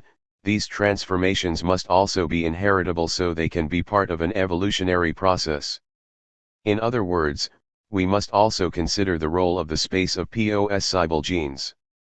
I attempt to give an account of this in Manuel de Landa, Materialist Metaphysics, in Deleuze, History and Science, Dresden, Atropos, 20 RO, pages 96I02. L'effet was a inaugure theme for Deleuze, so much so that he would say at one point, "Everything I've written is vitalistic, at least I hope it is," N143. But before we get out the pitchforks at this uttering of a forbidden word, we should remember Deleuze's love of provocation, and read the beginning of the passage to see his idiosyncratic notion of vitalism. There's a profound link between signs, life, and vitalism, the power of non-organic life that can be found in a line thats drawn, a line of writing, a line of Deleuze. It's organisms that die, not life. Any work of art points a way through for life, finds a way through the cracks, N143. In this chapter we will skirt the relation of life and art, however, and instead focus upon Deleuze's writings that are aimed at life as it is understood in the biological register. Point 2 will begin with a guide to some key biophilosophical investigations in Deleuze's single-authored masterpiece, Difference and Repetition, Chapter 2 on organic syntheses and organic TIINE, and Chapter 5 on embryogenesis. Then, in the second part of the CHA-PTER, we will consider several biophilosophical themes in Deleuze and Guattari's Anti-Oedipus and 8,000 Plateaus, addressing vitalism, life, nature, content and expression, evolution and involution, milieus, codes, territories, non-organic life, body without organs, and organism. Deleuze's overall aim in difference and repetition is to provide a philosophy of difference, in which individuals are seen as produced by the integration of a differential field, or the solution of a problem. Dr2ii, a paradigm case would be lightning produced from a field of electrical potential differences between cloud and ground. Drii9. The philosophy of difference counters what we n1ii call identitarian philosophy, in which individuals are seen as produced by a prior individual. A paradigm case for identitarian philosophy would be a parent giving birth to a child. There is always a horizon of identity, the family lineage, within which differences can be located. Following Gilbert Silnanden, for Deleuze certainly notes differences between physical and living individuation. Physical individuation occurs all at once, at a boundary that advances. Biological individuation occurs via successive waves of singular idas triggering qualitative changes that affect the entire internal milieu of an organism. Dr255. But Deleuze will show that a philosophy of difference, individuation a field of difference, is not restricted to physical events like the lightning case, but can also account for living individuation, so that children are also integrations of a differential field, of epigenetic and genetic factors. In fact, the philosophy of difference naps form and content such that its basic inodal, individuation as integration of a differential field, is itself divided into, or differentiated, to use a technical Deleuzean term we will explain shortly, its physical and biological nodals without paralysing its universality. In this way, the physical and biological models can apply to either register without reducing the difference between the registers. Thus children, like all other individuals, are lightning flashes. Every phenomenon flashes fulgure in a signal sign system. Dr222j, just as clouds, like all other differential fields, are eggs. The world is an egg. Dr251. Organic time and orga nicsynthesis. Deleuze provides two genetic accounts in difference and repetition, static and dynamic. In tens we will explain later. The static involves own virtual idea to actual individual, while the dynamic moves from immediate object of intuition to idea. Chapter 2 of difference and repetition is part of Deleuze's dynamic genesis, moving from intuition to idea. In this section he will establish the form of organic time as, literally, a living present. 6. Deleuze drives down to the last basic syntheses. He shows how beneath active syntheses, thought, are passive syntheses, perception, and beneath passive perceptual syntheses are passive organic syntheses. L11 Atabalizi 11.7. The challenge is to describe passive syntheses in differential 1011s, so as to avoid the tracing of EI11 empirical identities back to transcendental identities. Avoiding such tracing is a basic principle of Deleuze's thought. In other words, passive syntheses are genetic or constitutive of the identities that arise within their series. There is no perceiving subject prior to the series of perceptions, nor is there a living subject prior to the series of I11 atabolic contractions. Perceptual and I11 atabolic syntheses are not grounded but are grounding. Deleuze will distinguish the organic and perceptual syntheses by showing that organic syntheses perform 11 a contraction or induce a habit in their own, I11 arterial, register. For Hume and Bergson, as Deleuze reads the I11, the psychological 211 agination L110 VSFR0111 past particulars to future generalities, so that from a series of particulars we see 0111 to expect another of the same kind. Deleuze will abstract the process of drawing a difference FR0111 repetition as the essence of contraction or habit and show that it occurs at the organic level as well as on the level of the passive perceptual 211 agination. Dr73.8 Perceptual syntheses. Thus refer back to organic syntheses, which are of PRII11 Ari sensibility that we are, DR73, EI11 faces in original. Such syntheses of the allele 11 ants of water, earth, light, and air are not I11 airly prior to the active synthesis that would recognize or represent the I11, but are also prior to their being sensed. So each organ SIT1, not only in its receptivity and perception, but also in its viscera, that is, its L11 atabalysal 11, is a sum of contractions, of retentions, and expectations, DR73. Here we see the FON11 of organic TI111E, the level of what is literally the living present of retention and expectation.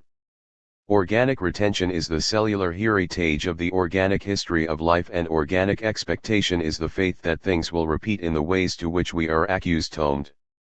So Deleuze has isolated a PRII11 Ari vital sensibility in which we have past and future synthesized in a living present. At this level, the future appears as need, as the organic form of expectation, and the retained past appears as cellular heredity, DR73. Now WEI11 UST distinguish two genres of contraction I and Deleuze Street 111 and R, contraction as activity in series as opposed to relaxation or dilation, and 2, contraction as fusion of succession of allele 11 ants. With the second form of contraction, we see 0111E upon the notion of a Cantel 11 plate of soul. Deleuze knows that the notion of an organic contemplative soul innate strike his readers as a inistical or barbarous hypothesis / but he pushes on, passive organic synthesis is our habit of life, our expectation that life will continue. So we inist attribute a contemplative soul to the heart, the nucleus, the nerves, the cells, whose role is to contract habits. This is just extending to habit its full generality, habit in the organic syntheses that we are, DR74.9 organic syntheses operate in series, and each series has a rhythm, organism.s are polyrhythmic, the duration of an organism's present, or of its various presents, will vary according to the natural contractile range of its contemplative souls, DR77. The rhythm of organic syntheses can be seen from two perspectives, need and satiety, or fatigue in the sense of being tired of all nothing, fed up with something. Deleuze writes, need enarcs the limits of the variable present. The present extends between two eruptions of need, and coincides with the duration of a contemplation, DR77. Fatigue / then, is being fed up, being overfull, when the soul can no longer contemplate what it contracts, DR77. There are thousands of such rhythmic periods between need and fatigue, periods that compose the organic being of H-ulnans, FR-uln the long periods of childhood, puberty, adulthood, and menopause to enantly hormonal cycles to daily cycles, circadian rhythms, to heartbeats, breathing cycles, all the way down to neural firing patterns.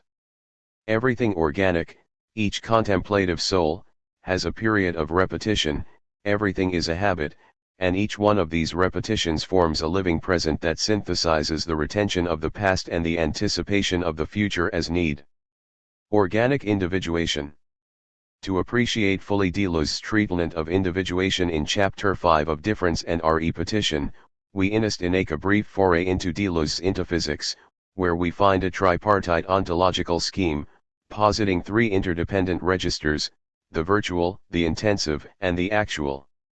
For Deleuze, in all realms of being, intensive inorthogenetic processes follow the structures inherent in, 2, differential virtual multiplicities to produce, 3, localized and individuated actual substances with extensive properties and differentiated qualities that, in the biological realm, can be used in classification schemes that distinguish species from each other and distinguish the organs of an organism from each other.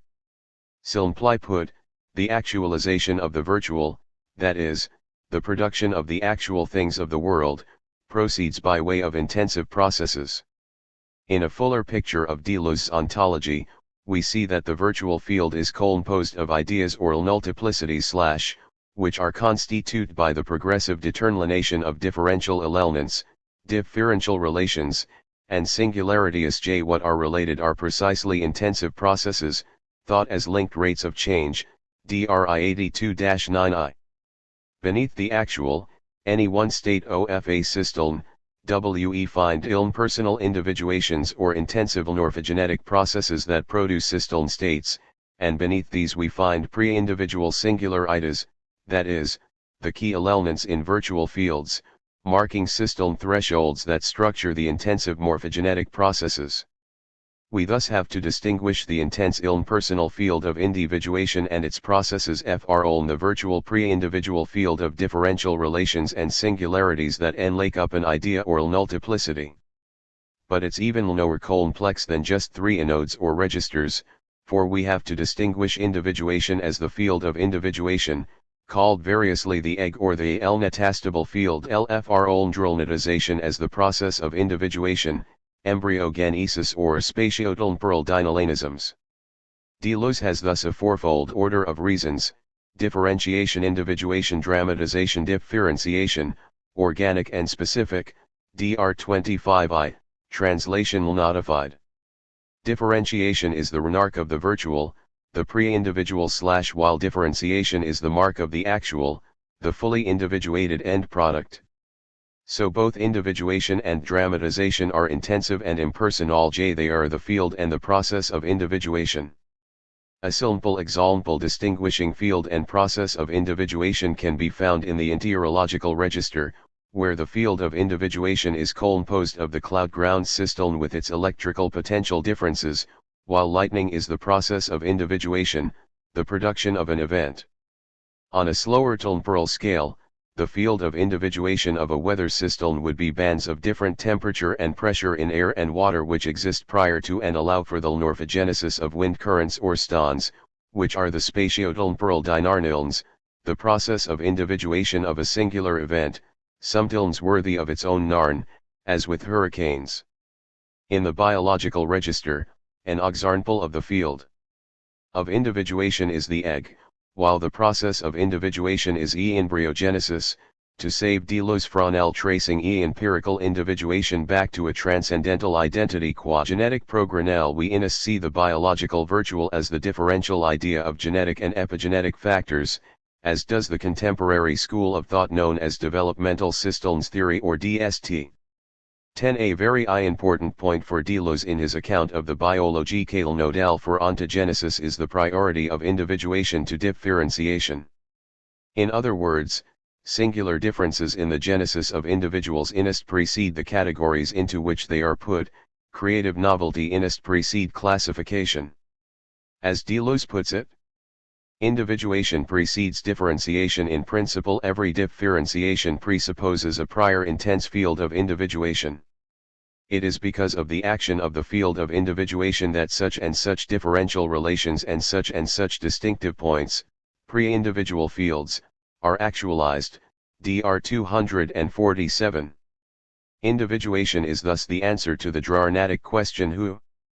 Not the essentialist what is. Individuals are singular events before they are inelilbers of species or genera. A species is a construct, an abstraction from a varying population of singulars. Deleuze is insistent here: we have to beware the tendency to believe individuation is a continuation of the determination of species. Dr. 247. Deleuze puts it very strongly: any reduction of individuation to a lilit or implication of differentiation promises the whole of the philosophy of difference. This would be to commit an error, this time in the actual, analogous to that made in confusing the virtual with the possible. Dr. 247. The key point is that individuation does not presuppose any differentiation, it provokes it. Dr. 247, translation innotified. In other words, Deleuze distinguish between any comparable difference between individuals, difference within a horizon of resemblance, i.e., representation, which can be classed in genus and species, and divergent difference or individual difference, the difference thought by Darwin, the differentiation of difference, that which does not track genus and species but produces it via natural selection as a stabilizing procedure. Making species turn around individual and diverging difference is Darwin's Copernican revolution, Dr. 247-49, see also ATP 48. In seeking a concrete example of the precedence of individuation, Deleuze now turns to embryos, where he inest finesse what looks to be a contradiction to his insistence on the priority of individuation to differentiation. See Olnernending on von Baer, Deleuze admits that embryonic life goes fr Olnrenower to less general.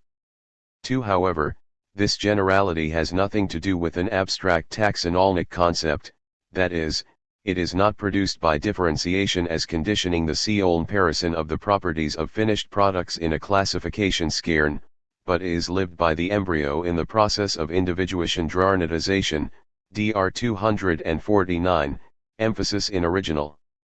Thus the experience of the embryo, drawnetization as spatio-temporal dynamism or morphogenetic process, the third element in the order of reasons, points backwards as it were to the first two elements of the order of reasons, differentiation and individuation as field, rather than forward to the fourth element, differentiation. The experience of the embryo points to differential relations or virtuality prior to the actualization of the species, and it points to flow first movement s or the condition of actualization, that is, to individuation as it finds its field of constitution in the egg, Dr. 249. This remains that the lived generality of the embryo points beyond species and genus to the individual, that is, to the field of individuation and that process of individuation, and to pre-individual singularities, rather than toward personal abstraction, Dr. 249. So even though the specific form of the embryo appears EARLY, this is due to the speed and relative acceleration of the elements of the individuation process, that is, to the influence exercised by individuation upon actualization or the determination of the species. Thus a species is an illusion, inevitable and well-founded to be sure, in relation to the play of the individual and individuation, Dr. 249-50. At this point, Deleuze provides a fascinating critique of genetic determinism. First, we are reminded again of the primacy of individuation over differentiation, and that the embryo is the individual as such caught up in field of its individuation, Dr. 250. After the Farnes phrase "the world is an egg," Dr. 251, we read that the nucleus and the genes designate only the differentiated matter, in other words, the differential relations which constitute the pre-individual field to be actualized, but their actualization is determined only by the cytoplasm, with its gradients and its fields of individuation, Dr. 251. Again, the virtual is pre-individual, while the intensive is impersonal. By showing how the genetic expression in ontogenesis is determined by cytoplasmic conditions, Deleuze is thus prefiguring Ulnov in contemporary biology, known collectively as developmental systems theory, a way from a self-identical and transcendent genetic program to a differential network of genetic and epigenetic factors controlling development. This Ulnov to a differential virtual structuring organic individuation matches the Deleuzean principle of critique, the outlawing of the tracing relation between transcendental/virtual and empirical/actual, a principle that sees a non-resemblance of actualized species and parts to virtual differential relations and singularities. Deleuzean critique also commands the non-resemblance of both virtual multiplicity and actual adult individual to the intensive processes of morphogenesis, or to what Deleuze calls the lived experience of the embryo. The twists and folds of embryogenesis do not resemble either the virtual network of relations along DNA strings and epigenetic factors or the actual structures and qualitatively different cell types of the adult organism. To conclude this all too brief sketch of organic individuation in difference and repetition, we see that, for Deleuze, the principal difficulty of embryology is posing the field of individuation formally and generally, Dr. 252. Eggs thus seem to depend upon the species. But this reverses the order in which individuation precedes differentiation. So we must conceive individuating difference as individual difference. No two eggs are identical, Dr. 252. Organic individuation, field and process together, is a singular event practicing differentiation. Once we've seen that, we've traced the order of reasons FR I, virtual differentiation through, 2, the impersonal and intensive field of individuation to, 3, spatiotemporal dynamisms as the process of individuation or drolnetization to, 4, differentiation as the phonation of species and parts, that is, qualitatively different cell types and functions which can then be classified in taxonomic schemes. Difference and repetition is different in BOTH form and content from 8,000 plateaus. While difference and repetition has the classical phone of these data, and anti-Oedipus still has all nothing of the SAINE linear argument, 8,000 plateaus is written as a RIS-ALN, a non-centered open system, with many occasions for reading transversally across its chapters or plateaus, ADP 3-25. We will thus present our reading of anti-Oedipus and 8,000 plateaus thematically, rather than attempting to construct a narrative. In tens of content, we find a shift as well. Difference and repetition focuses on how individuation determines the actualization of virtuality, whereas in 8,000 plateaus the focus is on the intermeshing of different RHYTHNs of intensive processes. Difference and repetition is thus somewhat vertically oriented, from virtual to actual and back, whereas 8,000 plateaus is more transversal, the enmeshing or clashing of intensive processes. These relative EL phases should not be hardened into theses, however, especially as the tens plane of consistency and abstract inachine in 8,000 plateaus do seem to have an ontological status a reader of difference and repetition would see as virtual. With these preliminary remarks, let us turn to our treatment of biophilosophical films in AO and ADP. Vitalism. We began this chapter with one of Deleuze's provocations, in which he proclaimed his writings vitalistic.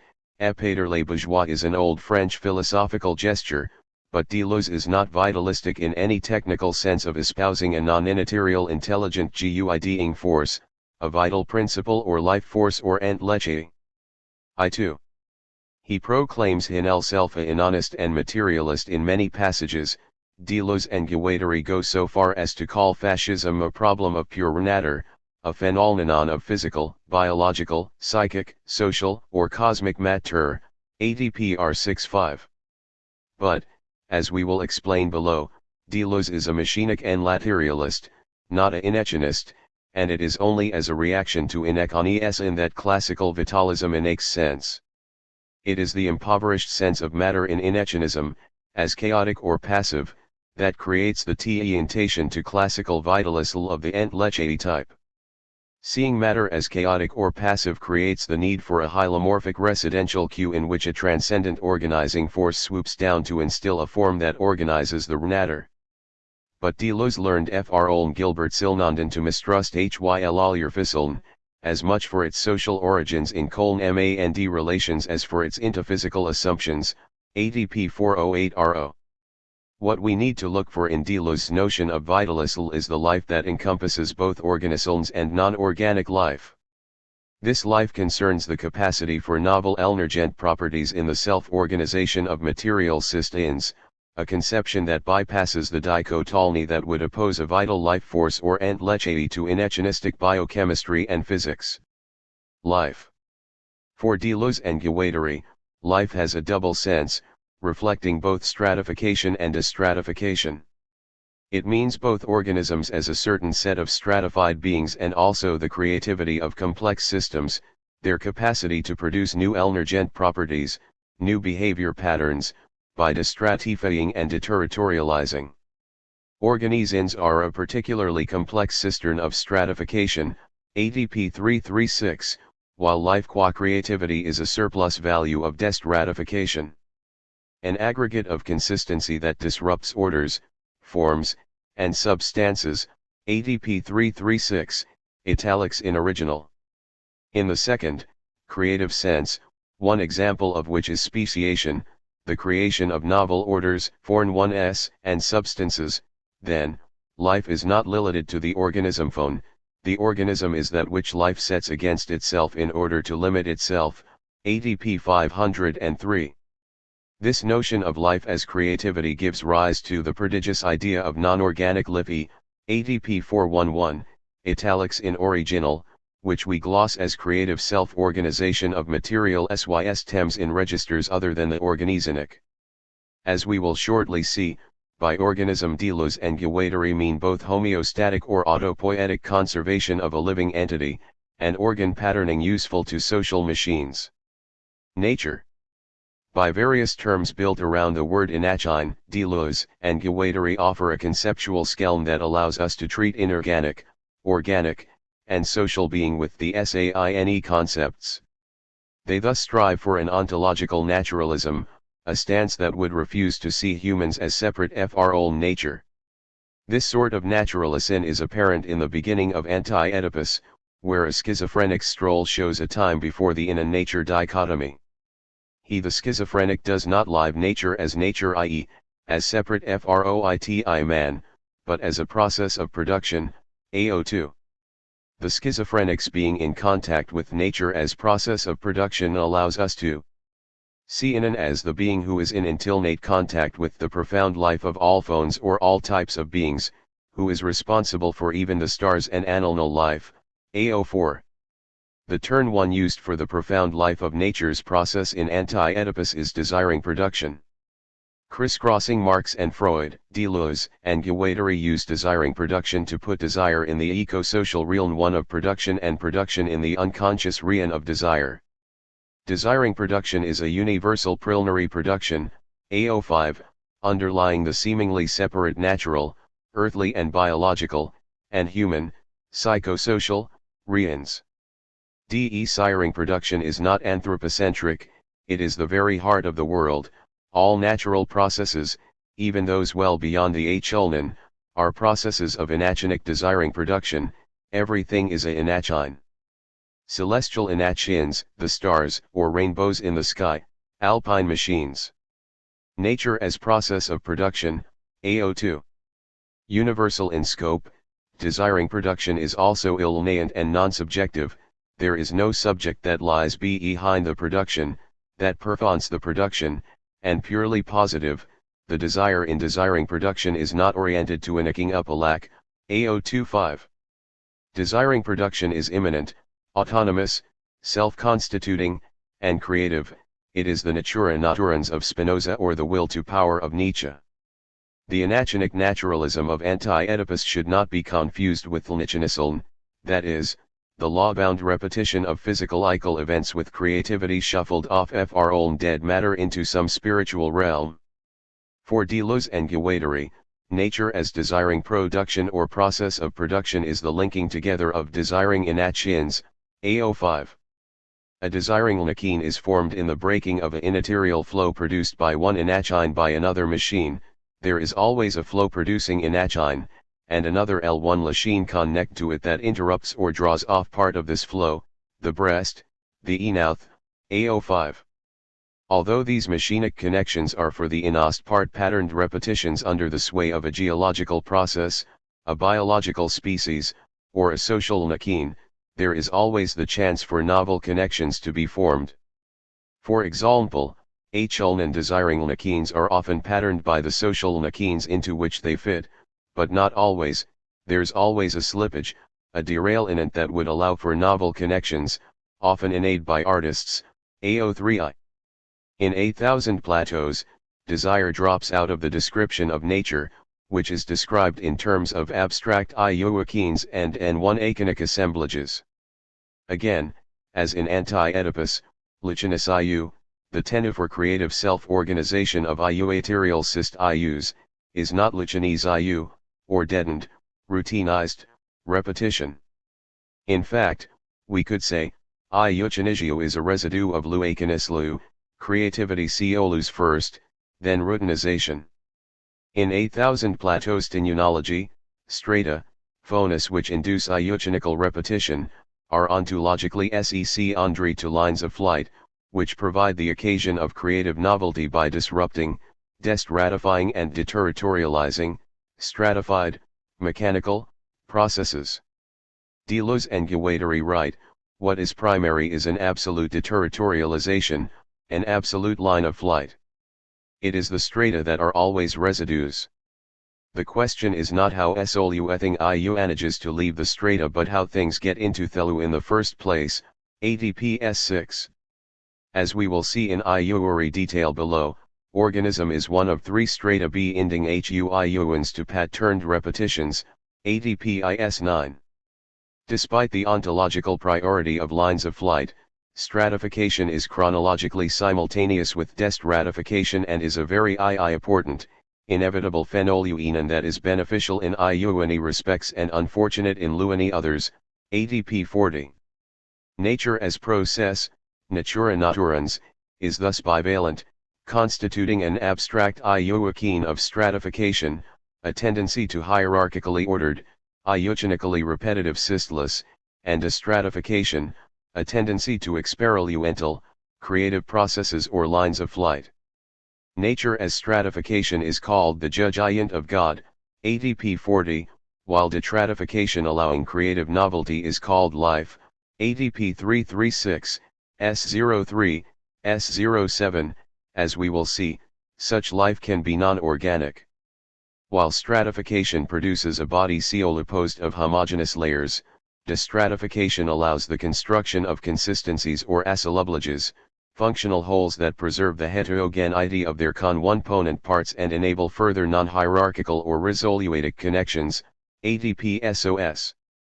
The abstract part of the tenu abstract iuachine simply means that the processes of stratification and destratification occur in iuany lateral registers, FROLU the geological through the neural, the biological through the social. An abstract iuachine is thus the diagram for processes that form functional wholes in different registers, ADP SIO 14. In sum, nature is the construction and destruction of strata, freeing parts to form connections with heterogeneous others inconsistencies or assemblages. Content and expression. In one of their innost bewildering slogans, Deleuze and Guattari tell us in the Geology of Morals chapter of 8,000 Plateaus that God is a lobster, ADP 40. The 10 is Inean to indicate the double articulation of the stratification process. To explain doubly articulation, they develop a specialized terminology of phone substance and content expression which can be read with regard to organisms, ADP 40-45. Content is that which is put to work in a stratum or assemblage, while expression is the takeover of content, putting it to work in a functional structure. As the first articulation of stratification, content is composed of bodies whose recruitment frolna substraturn retrospectively qualifies theln as renator for that stratum.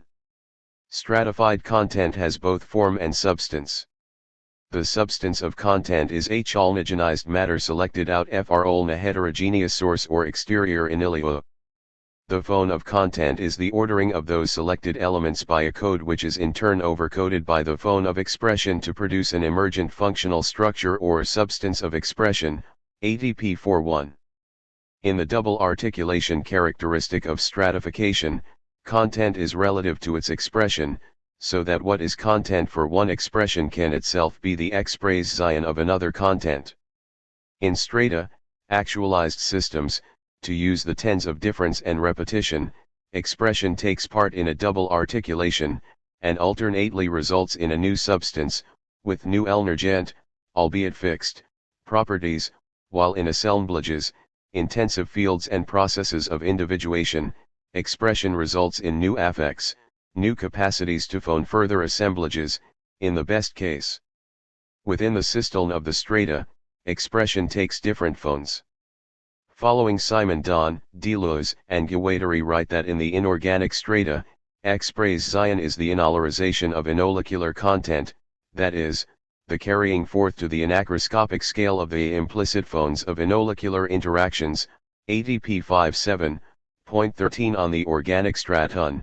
Expression beccolanes autonomous in the linear genetic code, which results in greater deterritorialization, greater behavioral flexibility, of organisms due to transductions, ATP 59-60.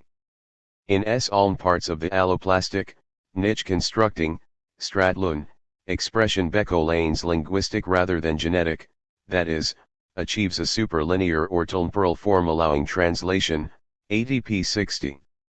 On the organic stratum, content and expression inest be specified at in any different scales, genes and proteins, cells, tissues, organs, systems, organism, reproductive canal 1 nullity, species, biosphere. In Deleuze and Guattari's discussion of genes and proteins, the substance of content, the NL eels drawn from the prebiotic soup as substratlun, are amino acids, and the phone of content or coding of these acids are amino acid sequences or proteins, ATP 42-59. Expression, as we recall, is the putting of content to work, so the phone of expression at this scale is composed of nucleotide base sequences, which specify amino acids, while the substance of expression, the emergent functional unit, is the gene, which determines protein shape and function.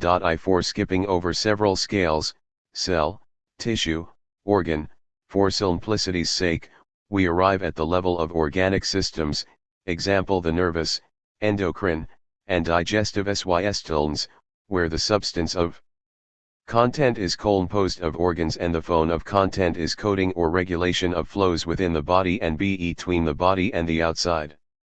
The phone of expression at this level is neostatic regulation, overcoding of the regulation of flows provided by organs, while the substance of expression, the highest level emergent unifying effect, is the organism, conceived as a process binding the functions of a body into a whole through coordination of multiple systems of homeostatic regulation.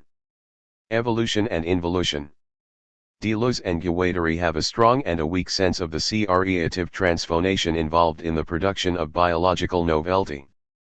The strong sense is novelty that does not produce substantial filiation, i.e., does not produce an organism with descendants. This can be connected to the notions of niche construction and life cycle in DST. 15. The weak sense is novelty that does produce substantial filiation, an organism with descendants.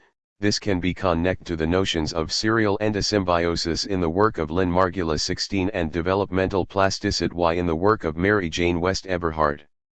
17. The strong sense, which excludes substantial filiation, is expressed in the following passage from the Beck 01ing intense plateau of 8,000 plateaus. Finally, Beck-Olaning is not an evolution, at least not an evolution by descent and filiation. It concerns alliance. If evolution includes any veritable becomings, it is in the domain of symbioses that bring into play beings of totally different scales and kingdoms, with no possible filiations. There is a block of becoming that snaps up the wasp and the orchid, but from which no wasp-orchid can ever descend. ATP 238, emphasis in original. We can connect this to the thoughts of niche construction and life cycle in DST. Here, niche construction looks to the way organisms actively shape the environment and thus the evolutionary selection pressures for themselves and their offspring. Thus evolution should be seen as the change in organism environment systems, that is, the organism in its constructed niche. It's the Beck 01ing of the organism in its niche that needs to be thought as the unit of evolution, example the wasp orchid. In generalizing and radicalizing the thought of niche construction, DST thinkers propose the life cycle as the widest possible extension of developmental resources that are reliably present, or better, recreated, across generations. DST thinkers thus extend the notion of inheritance beyond the genetic to the cytoplasmic environment of the egg, an extension many industrial biologists have C01Ne to accept, and beyond to intraorganismic and even, most controversially, to extrasomatic factors, that is, to the relevant, constructed, features of the physical, for example, tenite colonies, is biological, inherited symbionts, and social environments, for example, normal brain development in humans needs positive corporeal affect and language exposure in critical sensitive windows.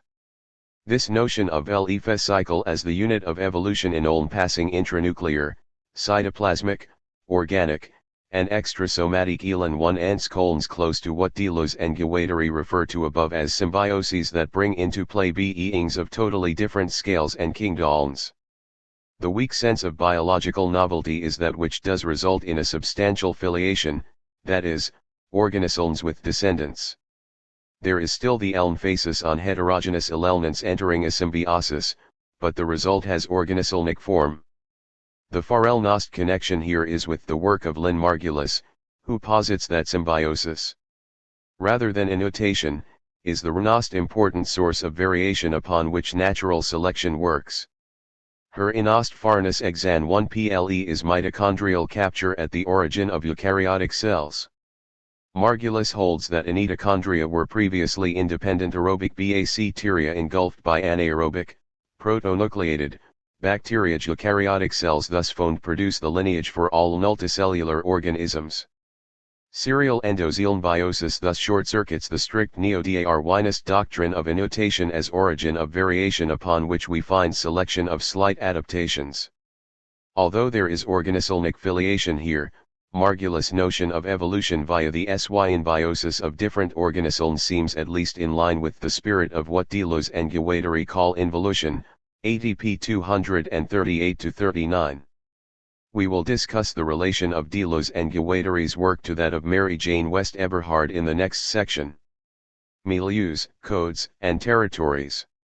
As we note above, the discussion of evolution in 8,000 Plateaus emphasizes what is now called niche construction, or the action of an organism on its environment such that the selection pressure for future generations are changed. I9 here the discus Zion deploys the tens of anilias, codes, and territories. We begin with anilio, which is a vibratory, rhythmic, and coded immaterial field for bodies, strata, and territories, assemblages. Heterogeneous anilias are drawn by rhythms from chaos, while territories form between ever-shifting milieus. Now milieus are coded. The code is the repetition of allelnants such that anilias are a block of space constituted by the periodic repetition of the component, ADP 3I3. But there is always transcoding or change of pace, so that rhythm is the difference between one code and another. There is rhythrn whenever there is a transcoded passage from one milieu to another, a communication of anilias, coordination between heterogeneous spacetimes, ADP 313. The notion of rhythn here is differential or intensivated, is to be distinguished from metered or extensive cadence.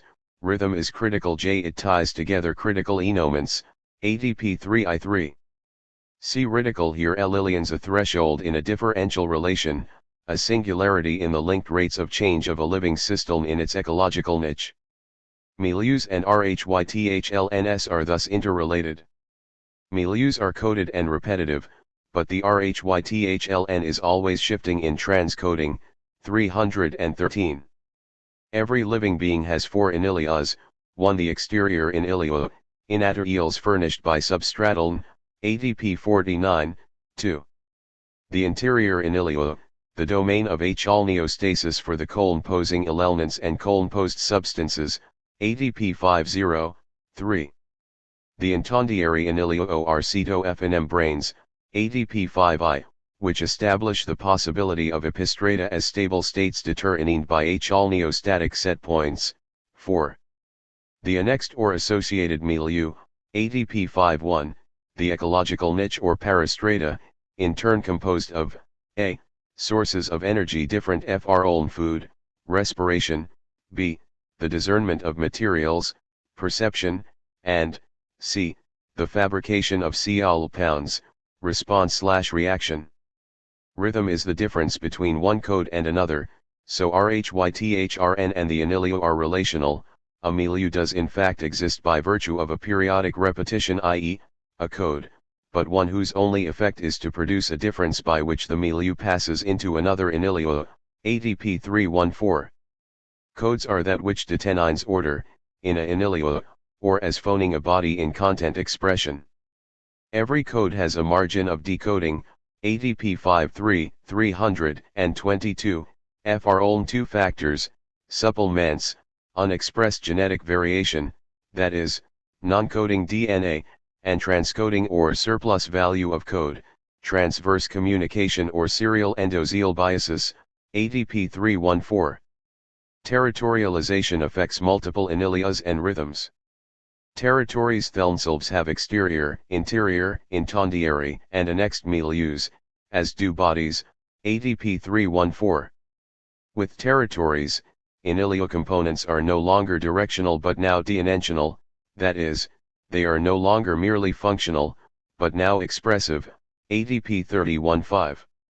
There are thus now qualities as innators of expression.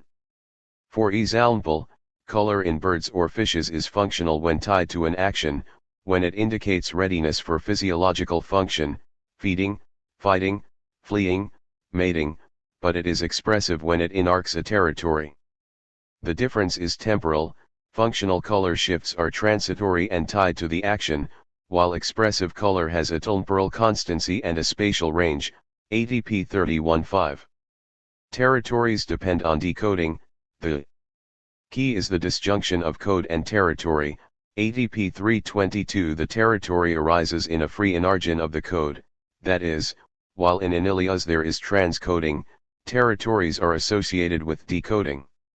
When they note that there is non-coding DNA as a free matter for variation, Deleuze and Guattari add that in their view the simple presence of non-coding DNA is not enough for creative speciation, as it is very unlikely that this kind of matter could create new species independently of mutations, ADP 322 JC also 53.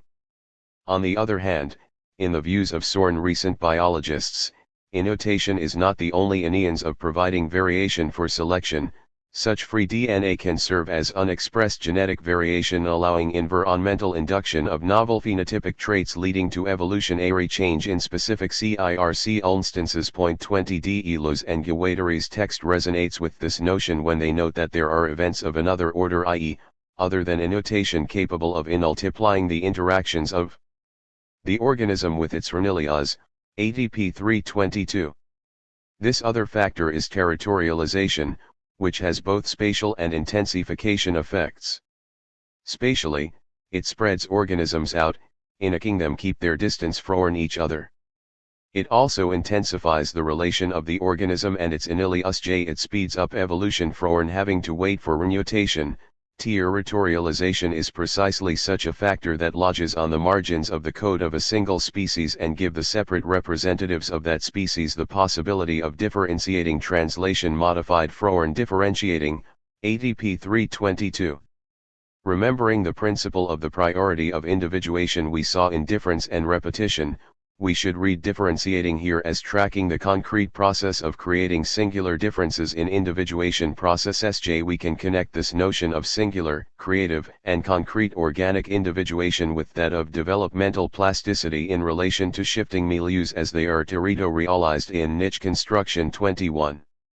Consistency/non-organic life. Non-organic life, or the establishment of consistency, is the linking together of heterogeneous elements to produce emergent properties in functional structures in a variety of registers beyond the organ isolonic, ADP 507. Consistency is not achieved by ilpassing a phone on innatter, but by elaborating an increasingly rich and consistent material, the better to tap increasingly intense forces, ADP 329. Such assemblages are creative in their self-ordering, that is, their makeup lends itself to novel Beco-lanings. However, consistency is not restricted to complex lifephones, but pertains fully even to the most elementary atoms and particles, ADP 335. Thus aggregates, ensembles, can achieve consistency when very heterogeneous elements mesh together to achieve emergent effects, thus phoning a machinic phylum, ADP 335. Because OF this extension OF consistency and its creative emergence beyond complex lifephones, we find non-organic life in technological assemblages crossing the organic and the inorganic, as in the man-horsebau assemblage, ADP 391, 406, 411. Non-organic life is creativity outside the organism form, occurring in the physical, the evolutionary biological, and the technological artistic registers. Such creativity in the latter register is often noun a war machine, or a horizontal, resulnatic social formation always exteri or to the stratifying, alnigenizing, social phonation of the state. Could it be that it is at the emolment that the worldnakeen ceases to exist, conquered by the state, that it displays its irreducibility, that it scatters into thinking, loving, dying, or creating rnakeens that have at their disposal vital or revolutionary powers capable of challenging the conquering state? ADP 356.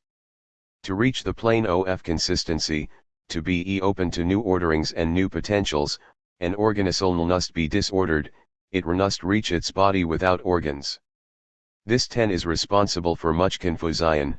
It would have been better to call it by the lore accurate but less elegant 10, a non-organismically ordered body. Deleuze and Guattari write, the BWO is not at all the opposite of the organs. The organs are not its enemies. The NLNI is the organism, ADP 158. A BWO retains its organs, but they are released from the habit UAL patterns the ASS in its organism phone, insofar as the organ ISLN is a straightern, a centralized, hierarchical, and strongly patterned body. A BWO is a distratified, decentralized, dehabituated body. Adding to the potential confusion is a significant change in the 10 full BWO-FR anti-Oedipus to 8,000 plateaus. In anti-Oedipus, the BWO is full when it is catatonic, or annulment. Of anti-production, a near surface across which desiring nakeens are splayed, A08. In 8,000 plateaus, however, the full BWO is positively valuoid. It is the LNT BWO that inest be avoided. The full BWO allows for connection with other destratified bodies, while the LNT BWO is a black hole for subjectivity, where nothing happens, ADP ISO. A BWO is not a regression to a natural state, despite the praise Zion given by this Rolnarch, in which the BWO is described as what remains after you take everything away, ADP 151.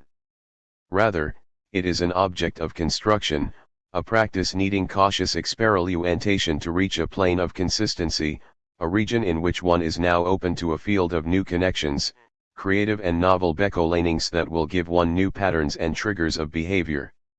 In dynamic SYSTLNs ternels, the BWO is the organism innoved FROLN equilibrium, out of a stable state or CO zone, a certain functioning set of neostatic mechanisms and regulated habits, to an state in which it is capable of producing new, and continually changeable, habits. A BWO is not reached by regression, for a BWO is not the infantile body of our past, but the rehu of potentials for different body organization precluded by the organism form. Thus it is reached by a systematic practice of disturbing the organism's patterns, which are arranged in exclusive disjunctions, specifying which organs can ever init and outlawing other possible connections.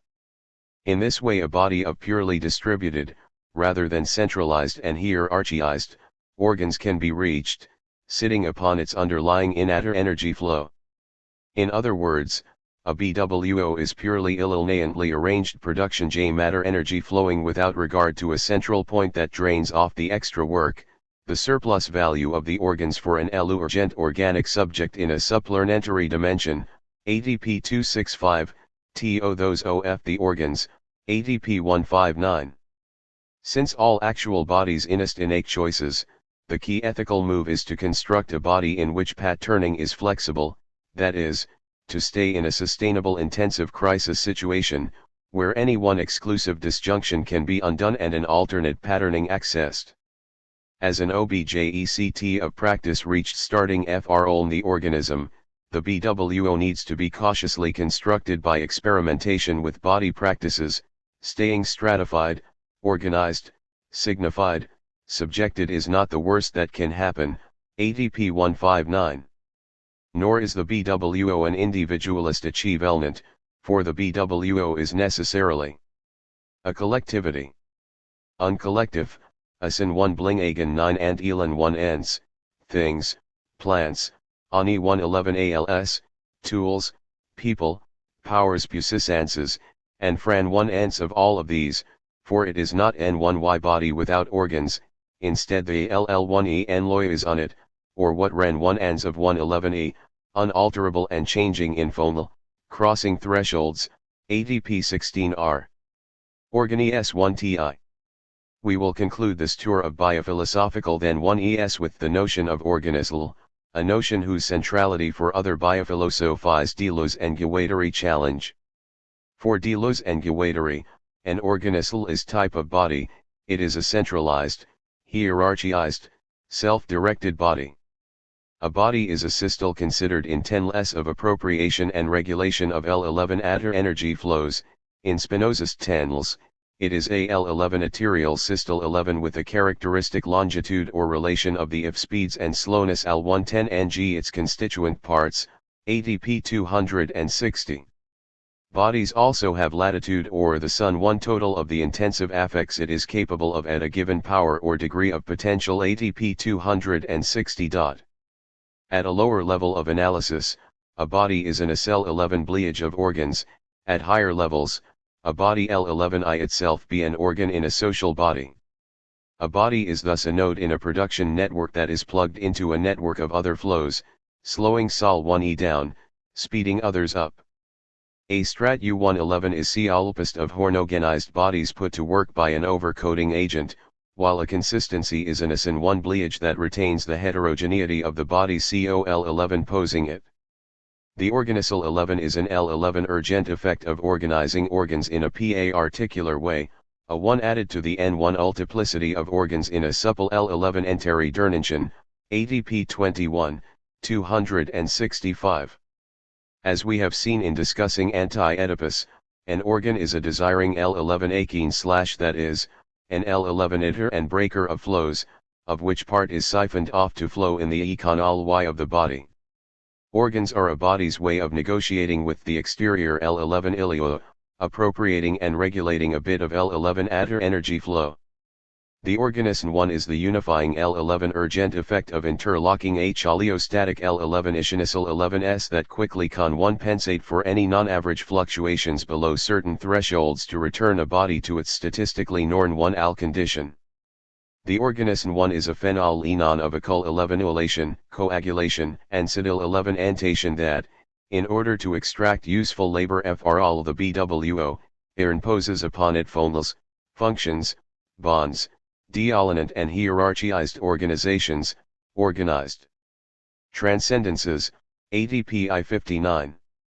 The organi SITI is hence a construction, a certain selection FROLTI the range of what a body can be, and hence a constraint, an IITI position, a limitation, the BWO howls, they've IT'd me an organism.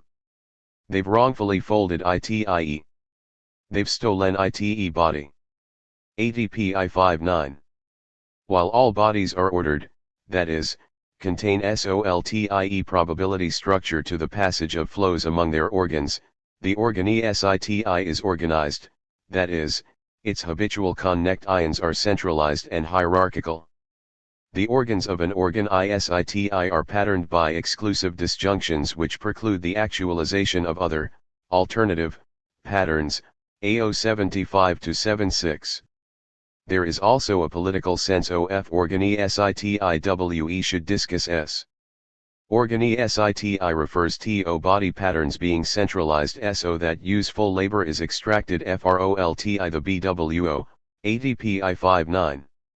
We see that organism is a term for a particular type of political useful body when we realize that for Deleuze and Guattari the opposite of the organi SITI is not death, but depravity. You will be an organi SITI.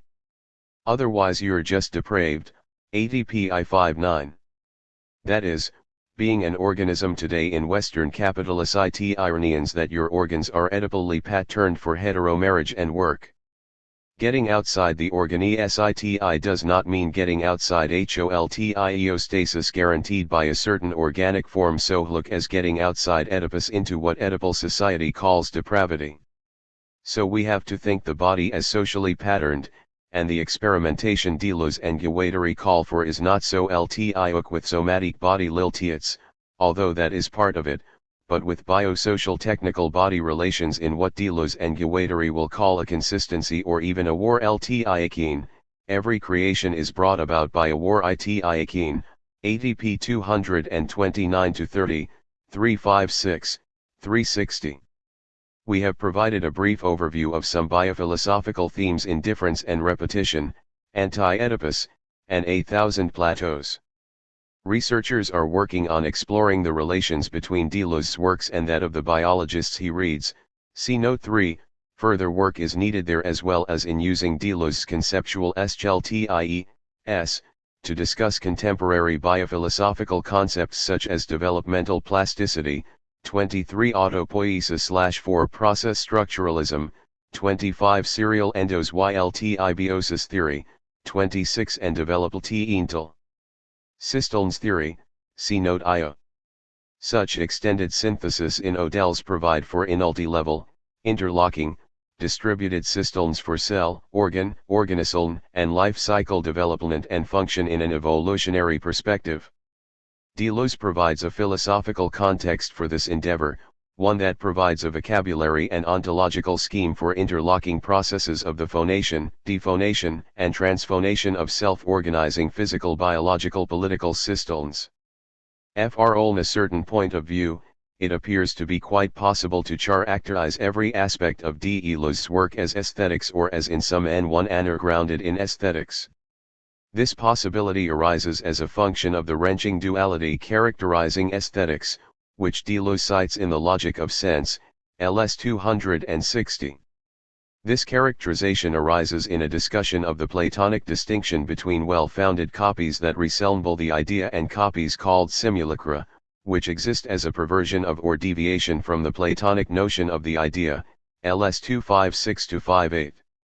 What is significant in this account is the claim that Platonism founds the philosophical domain of representation realized through copies icons that are understood to be the product of an intrinsic relation to the model that serves as their foundation, LS 257.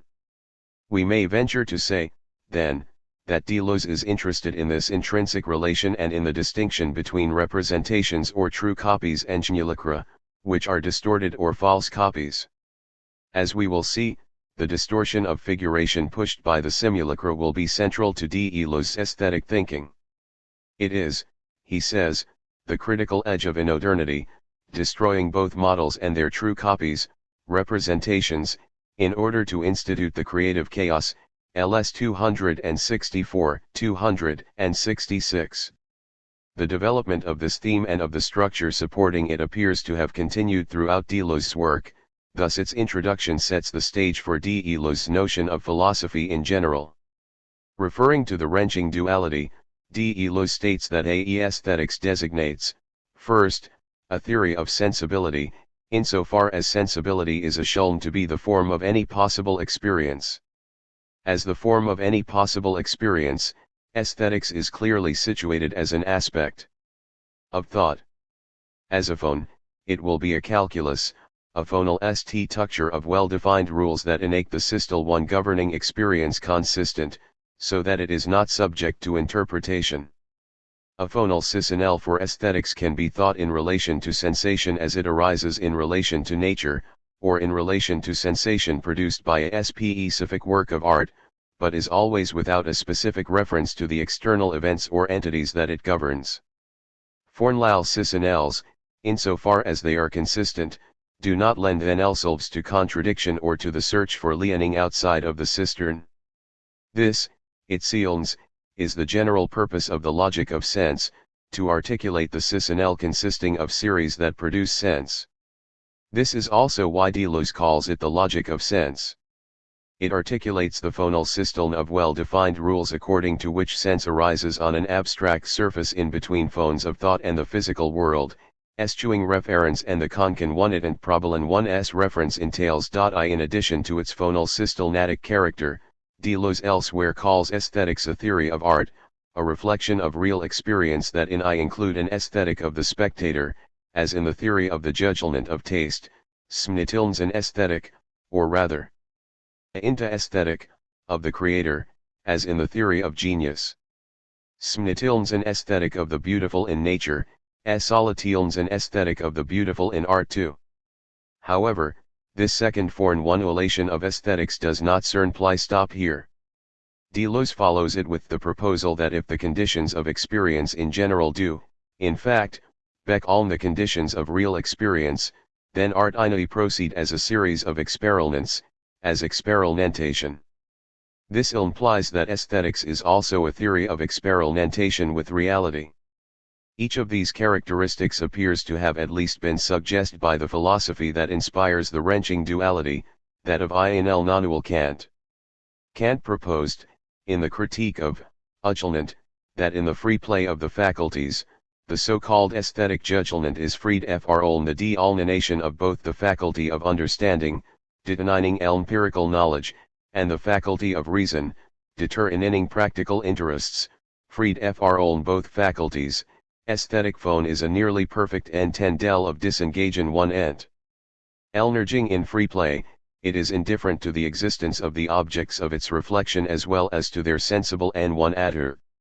Aesthetic phone, the phonalized structure of any possible aesthetic experience, has a difficult task to perform. It inistral name within the limits of the phonal system and at the sanal tinal inanage to be a theory of art, in order to be an aesthetic theory in both senses of the term. For Kant, this task remains well within the parameters of his overall philosophical system. Just as understanding yields concepts for experience and reason uses the transcendental ideas as regulative principles for action, so too imagination, the faculty of presentation, performs its task, which is not to yield to concepts, but to yield only to the faculty of concepts, the understanding. Adhering to the subjective but formal conditions of a judgment in general, the judgment of taste, resting on inertly the sensation of the reciprocal interaction of a free imagination and an understanding conforming to law, yields the feeling of harmony in the play of lentil powers, as those powers are felt in sensation. For aesthetical judgment yields no knowledge of objects, nor does it give us practical principles for action.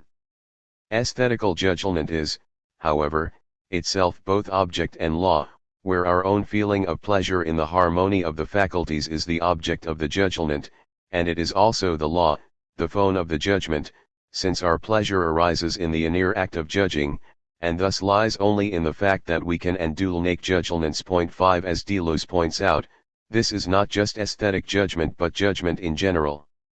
The importance of this is that, as judgment in general, the aesthetical judgment grounds every determinate accord between understanding, reason, and imagination, even though the faculty of imagination subjects no objects, and so subjects nothing, to its law, nothing at all. 6 The aesthetic sensation is only the reflection on the form of an object by the imagination, indifferent to the existence of objects as look as to their material constituents such as color or sound. As Deleuze emphasizes, there must thereby be a clear distinction between the intuited fornel of sensibility, which includes colors and sounds, and the reflection on phone carried out by imagination alone. Only the latter introduces the free harmony of all the faculties and their contingent accord with sensible objects. 8 For only the latter exhibits a leonid materiality that is not finally established or ensconced in our senses. 9. Of course, that imagination reflects only on phone requires the existence of an ability to reflect linearly the form of the object so as to be free of illusion in sensibility. This ability distinguishes those possessing the original faculty of taste from those lacking it, insofar as only all are capable, it appears, of feeling the sensation that is the harmony of the faculties. For aesthetic sensation, as for knowledge and practical action, all three faculties must be in play. This view of aesthetics persists in Deleuze's work, for in the case of the aesthetic phone specifically, aesthetic in a known sense is said to keep the other two faculties in play so as to bring to life a proper aesthetic phone. 10 Kant insists that the aesthetical judgment of taste is a legitimate common sense. Taste is kamel nunnal, pleasure is kamel nunnacable. In principle everyone is capable of phoning such a judgment. Everyone possesses the faculties of imagination and understanding. All that is required is the ability to think for oneself, to put ourselves in another's place and to think consistently. However, in reality, it appears that only certain individuals truly accomplish this. As will become clear, this is particularly the role of genius. How an aesthetical judgment comes about for Kant is a matter of some importance, as it provides Deleuze with the idea organizing his own logic of sensation. His account of the manner in which the aesthetic idea, the theory of sensibility with which we began, provides the form of any possible experience. How then does one arrive at the aesthetical known sense necessary for free imagination and undetermined understanding? The answer is that it requires a shock, which comes from elsewhere, from the one faculty not yet involved, which is reason. Initially, reason, the faculty of transcendental ideas, played no role in aesthetic sensation, but it will be of the greatest importance because it situates the faculties with respect to nature's physical forces. The judgment of the sublime, unlike that of the beautiful, takes place in relation to formlessness, to boundlessness. 12 And unlike the judgment of beauty, a judgment that is compatible with the play of imagination, the judgment of the sublime stops us cold. We encounter nature in its formless chaos, at its wildest and most irregular, in disorder and desolation, where it is only size beyond measure, or power beyond comprehension. Nevertheless, the apprehension of the innermost fundamental unit utilized by mathematics is also aesthetic, as is the inner apprehension of any inagnitude. Utilizing mathematics, we in principle, that is, at least from a theoretical point of view, count to infinity, but our aesthetic intuition is leonate. It encounters its own inaxiom when confronted by reason's idea of the sublime. L3 Thus our successive apprehension of one unit following another is always countered by our simultaneous but necessarily limited conceptual comprehension of the totality. L4 For the understanding, the logical estimation of inagnitude is unperturbed by the count to infinity. But then, beware the voice of reason. It desires comprehension in a single intuition. It demands that the infinite be thought as entirely given, as a totality. But intuition fails at this, for only the faculty of supersensible reason can enable it. Deleuze takes the failure of intuition very seriously. Imagination cannot comprehend the infinite in a single intuition. Therefore, Deleuze's aesthetics will abandon the intuition of the totality and turn to the idea of reason, the supersensible ideas governing immanence. For Kant, intuitions giving rise to judgments of the sublime are located exclusively in rude nature, since the empirical experience of infinite inagnitude can only be found in nature's apparently unleonate or formless regions. Simultaneously, however, the judgment reveals that the infinite feels itself elevated by reason when it finds imagination inadequate to its ideas. L6 It is only in nature's immensity that we find our own limitations. It brings us to our knees as we recognize our physical impotence, the weakness and inadequacy of our sensation when confronted by unmediated nature. But there is a positive aspect to this experience, for the idea of the supersensible is brought to life by the object that is nature as it exists in space and time. In other words, nature is to us the object of an intuition that informs us of the limits of our sensibility but expands our aesthetic reach when it provokes the feeling of the sublime, by means of which it is at least in accord with our faculties. Imagination is first crushed, then freed from its own bounds, then welcomed into the realm of reason. At the very instant the imagination believes it has lost its freedom, through the violence of reason, it is freed from all the constraints of the understanding, it enters into accord with reason. Ls.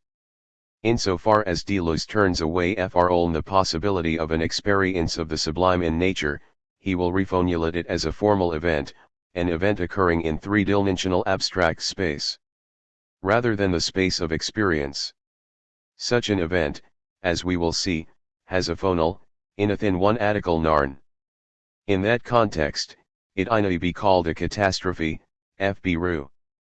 Mathematically, on a surface, the fixed point governing the cis-Nl's behavior shifts Fr01 and being a stable attract or with slow-noth transitions to a temporarily unstable one with discontinuous transitions. I9 However, the change of stability forces the system to innove abruptly to the region of a new stable fixed point 20. Transposed by Deleuze into the Kantian framework, catastrophe describes what happens when homogenation innoves Fr01 and the Hanani of free play to the violence of inadequacy, and finally to the stability of its supersensible destination. It does so, as Deleuze emphasizes, by first approaching its Li-1-nit, then experiencing a radical break, a discontinuous transition, finally restabilizing beyond the sensible, in an accord with reason, as it awakens reason to the rational idea. Point 21 These procedures are crucial to the development of Deleuze's aesthetics, for they set the stage for the arrival of the creator genius who appears out of necessity, as an effect of formal rules and physical forces. This requires the ability to think phonally. As Deleuze points out, the uneducated in and does not rise up to the feeling of the sublime, but remains inured in sensible discord, miserable and distressed. Point 22 Something that happens when the individual undergoes the catastrophic transformation associated with the sublime is crucial to aesthetic sensibility. The implication is that the aesthetic judgment of the sublime is necessary, and not because it is the cause of our judgment, it is not. Nature follows its own laws, mechanical laws govern nature, and it is pure chance that nature conforms to judgment's order. Point 23 The laws governing nature determine its course and those governing our faculties likewise determine what our faculties can do. That the two reins are in accord is mere contingency. In spite of this, we can say that the aesthetic judgment of the sublime is necessary because by means of reason's violence, imagination encounters its own limits.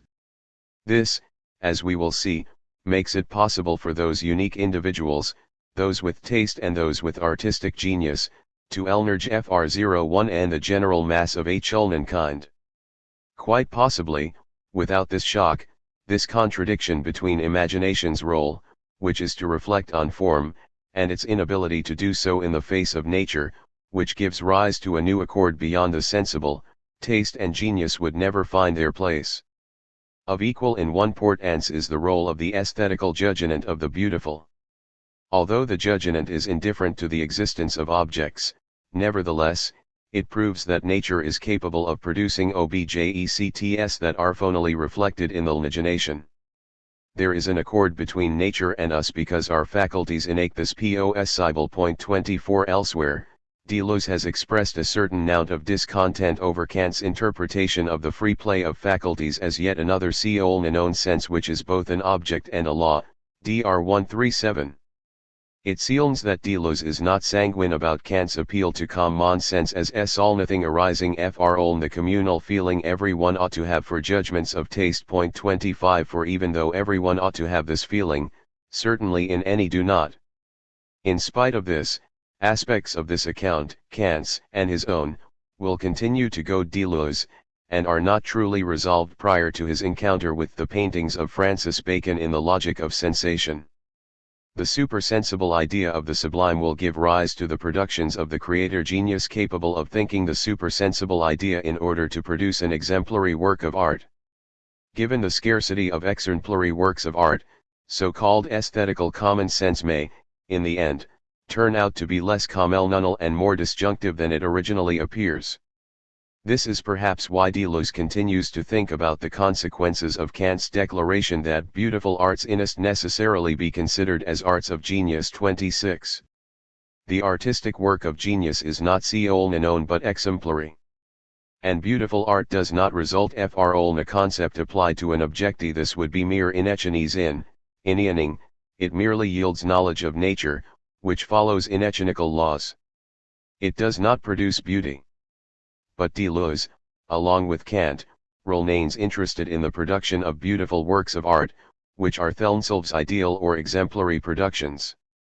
Tellingly, Deleuze will agree with Kant when he insists that there must be something original about the judgment of beauty, all-nothing exemplary, something that gives a rule but only to art. Point 27 Of course we must acknowledge and accept that there is no beautiful art in which there is not a inechenical element. 28. This means that there is something in even beautiful art that can be understood according to sonal rules and as serving s own purpose, without which it would be a mere chance and not art. But natural beauty, concerned only with phone, is not the beautiful representation of a thing, while art inist be, although only in a particular sense. 29 Artists inist have talent cultivated in schools, but also genius, such that beautiful art ina even present ugly things as beautiful. This sort of transformation occurs insofar as the work of art is not distinguishable from the object in our sensation, and so relies on allegory or pleasing attributes. 3 The work of art is the product of spirit, the unenating principle of the inint, the faculty of aesthetical ideas, and the counterpart of rational ideas. Why aesthetical ideas are the product of imagination, which operates analogically, and for which no concept is adequate. Analogically, imagination creates another nature when experience is too commonplace and what we feel is our freedom. The law of association, P, Q.R, equals, P.Q.R, at least when association makes possible the empirical use of imagination. Why the means by which genius accomplishes this is to generate an idea associated with a concept but bound up with a multiplicity of partial representations such that no single definite concept is implicate and the association of empirical representations is defeated. Imagination thereby provides understanding with abundant new and material to quicken and possibly challenge cognitive powers. 33 This is also the point of Deleuze aesthetics. It is a logic of sensation bound up with a multiplicity of partial representations for which no single concept is adequate. In this way, the aesthetic idea, counterpart of rational ideas, is the product of genius that quickens and challenges the cognitive powers. By what means, then, does this see all about? Deleuze takes particular note of Kant's claim that reason is interested in the objective reality of its ideas. 34 In other words, the accord between nature and our own faculties interests reason. Aesthetic judgments must be disinterested, they must be without interest in the existence of the object because they are purely formal judgments. Nonetheless, we experience a rational interest in the accord of nature's beautiful products with an disinterested pleasure. Reason is interested in the accord between nature and our faculties. It is interested that nature itself contains some ground for the agreement, so that our pleasure is not inertly the phonal product of our faculties but has a basis in nature, which would be in its colors or sounds.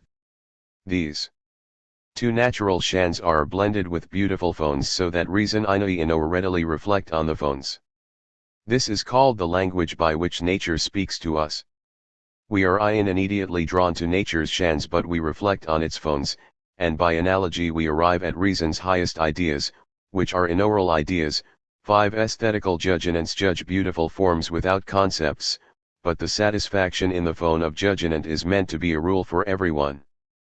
They are thus, by analogy, like in oral judgments of reason, whose a priori satisfaction in the forms of practical maxims is likewise a law for everyone. So we should not be surprised that natural beauties like white lilies awaken the idea of innocence, red suggests sublimity, and the song of birds suggests contentment and gladness. Why? But this is nature, it is not yet art, and aesthetics must also determine how reason proceeds from nature to art. Art is defined as production through freedom, indicating that a will with reason lies at the basis of free actions. In its design, the beautiful work of art must be like nature, free from constraint with respect to our faculties, in other words, no concepts can determine it. This how we have aesthetical judgment, it is due to imagination's free play of faculties, when understanding remains undetermined and does not judge according to a concept. Reason's interest in the accord between objective reality and our subjective judgment leads to the realization that nature produces beautiful, natural things. Nature provides a rule for beauty. Therefore, beautiful art must look like nature, but since it cannot be inertly the effect of inertical laws as is nature, art cannot be the product of nature's laws. For this reason the creation of art requires something beyond mere nature and inertical laws, it requires genius, for genius is the innate mental disposition through which nature gives the rule to art. 38. Nature, which is inechinical, gives a rule, but genius interprets it. Why? If a work of art is beautiful, it may not be determined by any concept, but a rule of some kind must determine that beautiful artifice is at least possible, and indeed this occurs, but it is beautiful art only as long as the rule remains indefinite. Only the genius can produce a beautiful work of art that is not the product of any definite ideal. This is the annealing of originality. The work of art produced by the genius is original insofar as no determinate rule is given for it. Additionally, it is exemplary. It is a nodal that sets a standard, which is a rule for other works of art that will necessarily be less original and therefore less exemplary. And finally, since they do not arise from a determinate rule of nature, no one, not even the genius, knows where her ideas come from, that is, how they take on determinate form. 39 Although nature gives the genius the indeterminate rule which the genius then utilizes to produce original and exemplary works of art, we still ask what makes it possible for an artist to be a genius. The quality of being an artistic genius and of producing beautiful works of art seems to be connected to the artist's daring and overwhelming experience of the sublime. What the genius possesses is spirit, the unalienating principle of the in that puts the mental powers into play without a definite concept. 40 Reason seeks to see or comprehend infinite inagnitude in a single intuition, but imagination, the faculty of aesthetic intuition, is inadequate to this complement. It cannot intuit infinite inagnitude or number in a single intuition. And so, it feels the pain of its encounter with nature's sublime phenomena. It suffers astonishment bordering on terror, dread, holy awe. It undergoes melancholy ineditations. Why? But the initial shock subsides, and in its place arises a state of joy. 42 How is this possible? It is possible because the artist of genius recognizes that she is ultimately secure, that far from being ill-potent she is actually superior in the face of nature. Of course, what makes any of us superior to nature is that we have the capacity to think the infinite without falling into sensible contradiction. We think infinity without sensible contradiction because our supersensible faculty of reason allows us to think the sublime as an idea of reason rather than relying on the limited powers of imagination. 43 In this way, genius is born. First, there is the encounter with rude nature, then the shock of subinitiation, and finally, the joy of realizing our supersensible nature, all innate possible, of course, only through the encounter with nature. Our in feels elevated, abandoning itself to imagination's freedom for own limits, which comes only thanks to the ideas of reason. Imagination's greatest effort, which is to refer to nothing absolutely great, arises only by reference to the laws of reason, a correspondence with rational laws. As such, the mind is involved, vibrating between attraction and repulsion, disharmonious through their contrast. In this manner the two poles of vibration might be said to form a disjunctive synthesis, a disharmony of the faculties. This is how imagination and reason generate the subjective purposiveness of our mental powers. They do it by means of conflict. 44. The conflict of the faculties, their lack of harmony, Deleuze maintains, is the necessary prerequisite for works of genius. While Kant focuses on the harmony between aesthetical and inaural feeling, between nature and reason's ideas, Deleuze emphasizes their disjunction fr01 and the faculty of the understanding. In what follows, we shall show how the account we have just given is incorporated into Deleuze's aesthetic theory, a theory which, we have noted, accounts for the creation of original and exemplary works of art, but which also provides a phonal as well as a inter-aesthetical account. For Kant, that meta-aesthetical account lies primarily in the immediate interest in nature's beauty, insofar as this is an interest in phone alone which we judge to be beautiful for everyone. This implies, for Kant, that aesthetic judgments are analogous to practical axioms since both judge phones, forms without concepts, the aesthetic, and phones of practical axioms, the neural. What connects them is that, as forms, each is capable of universal application through the logical law of distribution. But Deleuze's aesthetic analysis is aimed primarily at the other aspect of Kant's account. Indeed, aesthetical and moral judgments C01 implement one another, and reason is interested in the agreement of its maxims with nature.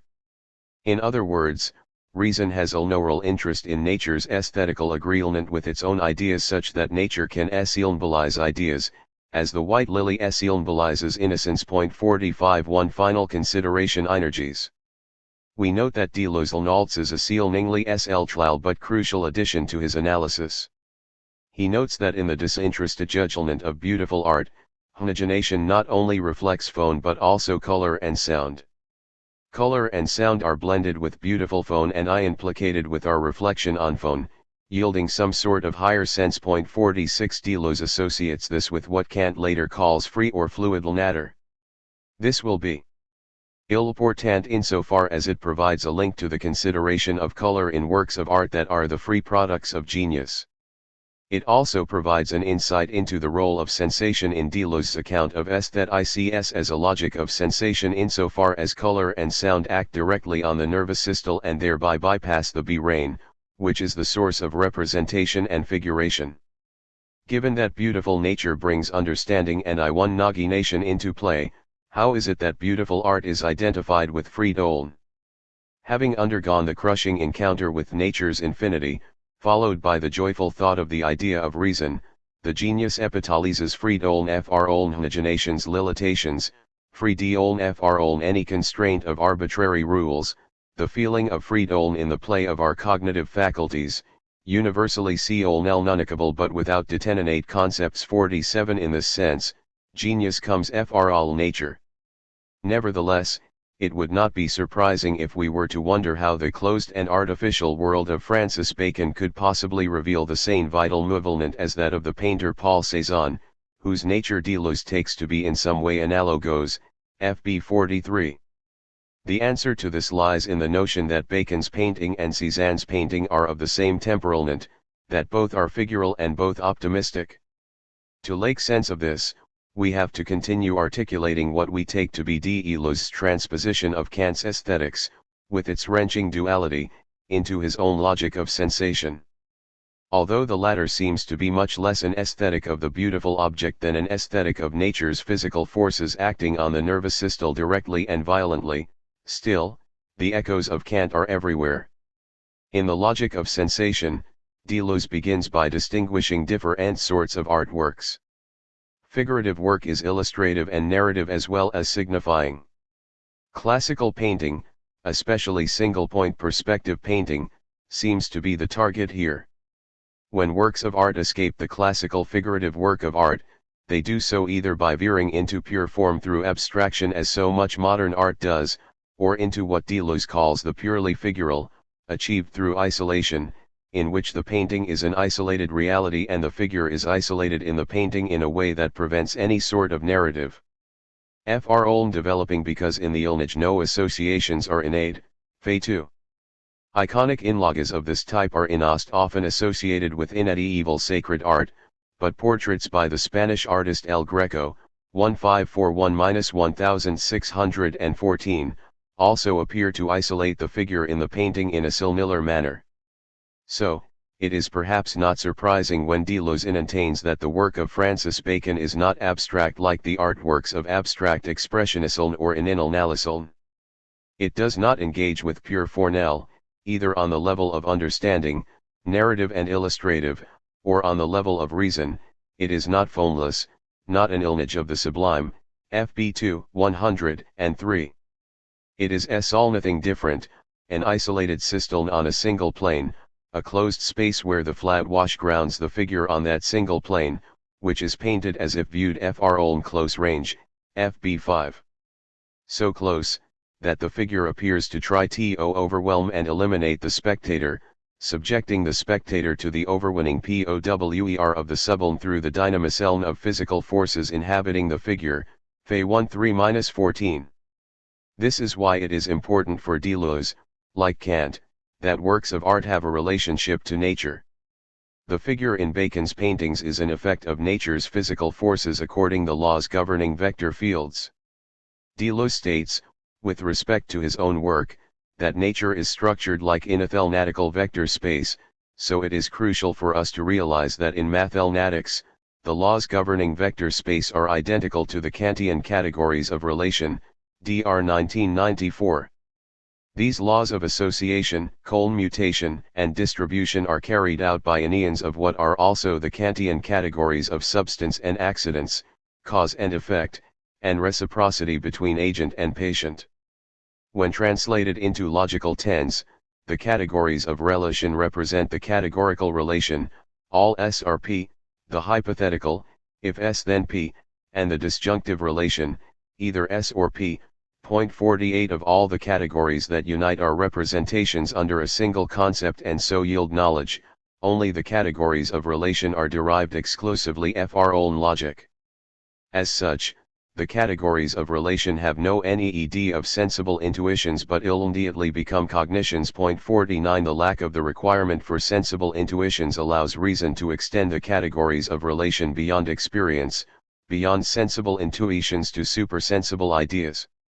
Reason thus produces the supersensibly ideas, self, substance, world, the chain of causal events, God, the capacity to join and disjoin, which reason is driven to extend to infinity, thereby creating supersensible ideas, ideas for which we have no sensible intuitions. Point 50 In this way, they surpass our finite capacity to apply concepts to intuitions.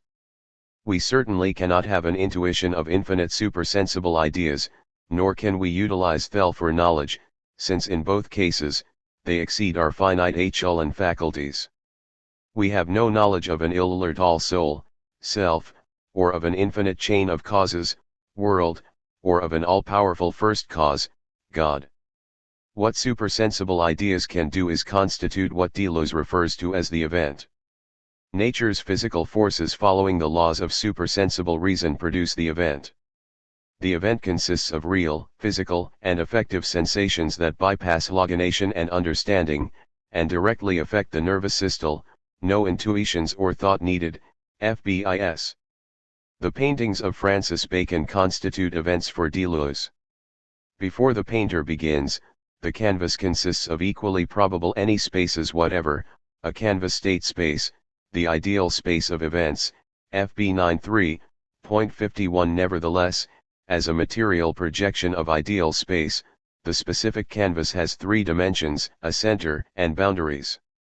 And then there is the painter with the mysterious S0111 thing in his head, FB 86. This is not to say that the painter thinks about the figures he paints, rather, everything in his head is already on the canvas. All he needs to do is clear it out by sweeping, dilating, contracting, flattening, elongating. The sensation of manual effort is particularly violent when the deformations concern the face and the face is cleared out so as to becall a head that's screerless, capturing the invisible and insensible forces, sensations beyond air pain and feeling, FB 93-98. This then, is the work of Baconian genius. Clearing out what is already present is the original and exemplary act of genius. Manually subordinating eye to hand, the painter begins by destroying narrative figuration with the use of chance brush marks delivered by lithe hand of the painter onto the canvas, FB 106. These chance marks are not probabilities as the latter concern only statistical averages, FB 94. Chance lurks are said to be irrational, involuntary, accidental, free, random, non-representative, non-narrative, neither significant nor signifiers. They enact the Kantian free play of imagination and reason that gives rise to the beautiful, FB 100. And yet, they appear on the canvas through the hand of the painter. As such, they are the contingent accord of nature's laws and pure sensation in the aesthetical idea. In Bacon's art, a list as L11 uke as in Cézanne's, geometry is the frol 11e but color is the sensation, producing an IL11 mediate, felt, aesthetic analog that is non-figurative, non-digital, and without a prin 1 airy resel 11 glance. It is not, then, the hologeneous and binary code of abstraction, which lies behind the organization of L11 in Illilisl 11 into grids, Phi 7. The clearing away of figurative givens, of narrative and representation, is the effect of what we have earlier called the catastrophe, those parallel 11-iter values of a surface where the fixed point governing the systole 11's behavior shifts from being a stable to an unstable attractor P in Kant. This describes the encounter with the sublime. In engineering, such an event may result in support beams that buckle and collapse. In societies, it describes political upheaval. LS3 in a Bacon painting, catastrophe is characterized by a mouth that is elongated and stretched, a head swiped with a brush, browl, sponge, or rag, bodies that are off balance, planes that collide, and contour that is a lil 11 in act, Fe ioo, II8. The catastrophe, Deleuze claims, liberates the planes of the painting along with its color and bodies. In place of perspective, the logical foiltus of connection/conjunction/disjunction, this and that, this or that, randomly connect figurations, Fe II8. In place of color value, the effect of light and dark, saturated or rarefied tone, there will be relations of 11-10 dulation, tonality, the spectral 11 of warm or cool colors, haptic, tactile, rather than optical relations of color within sight, Fe 132-33. Modulation is haptic, it is the spatializing energy of color on a surface where there is nothing to narrate because nothing is left of the body to narrate, Fe 134.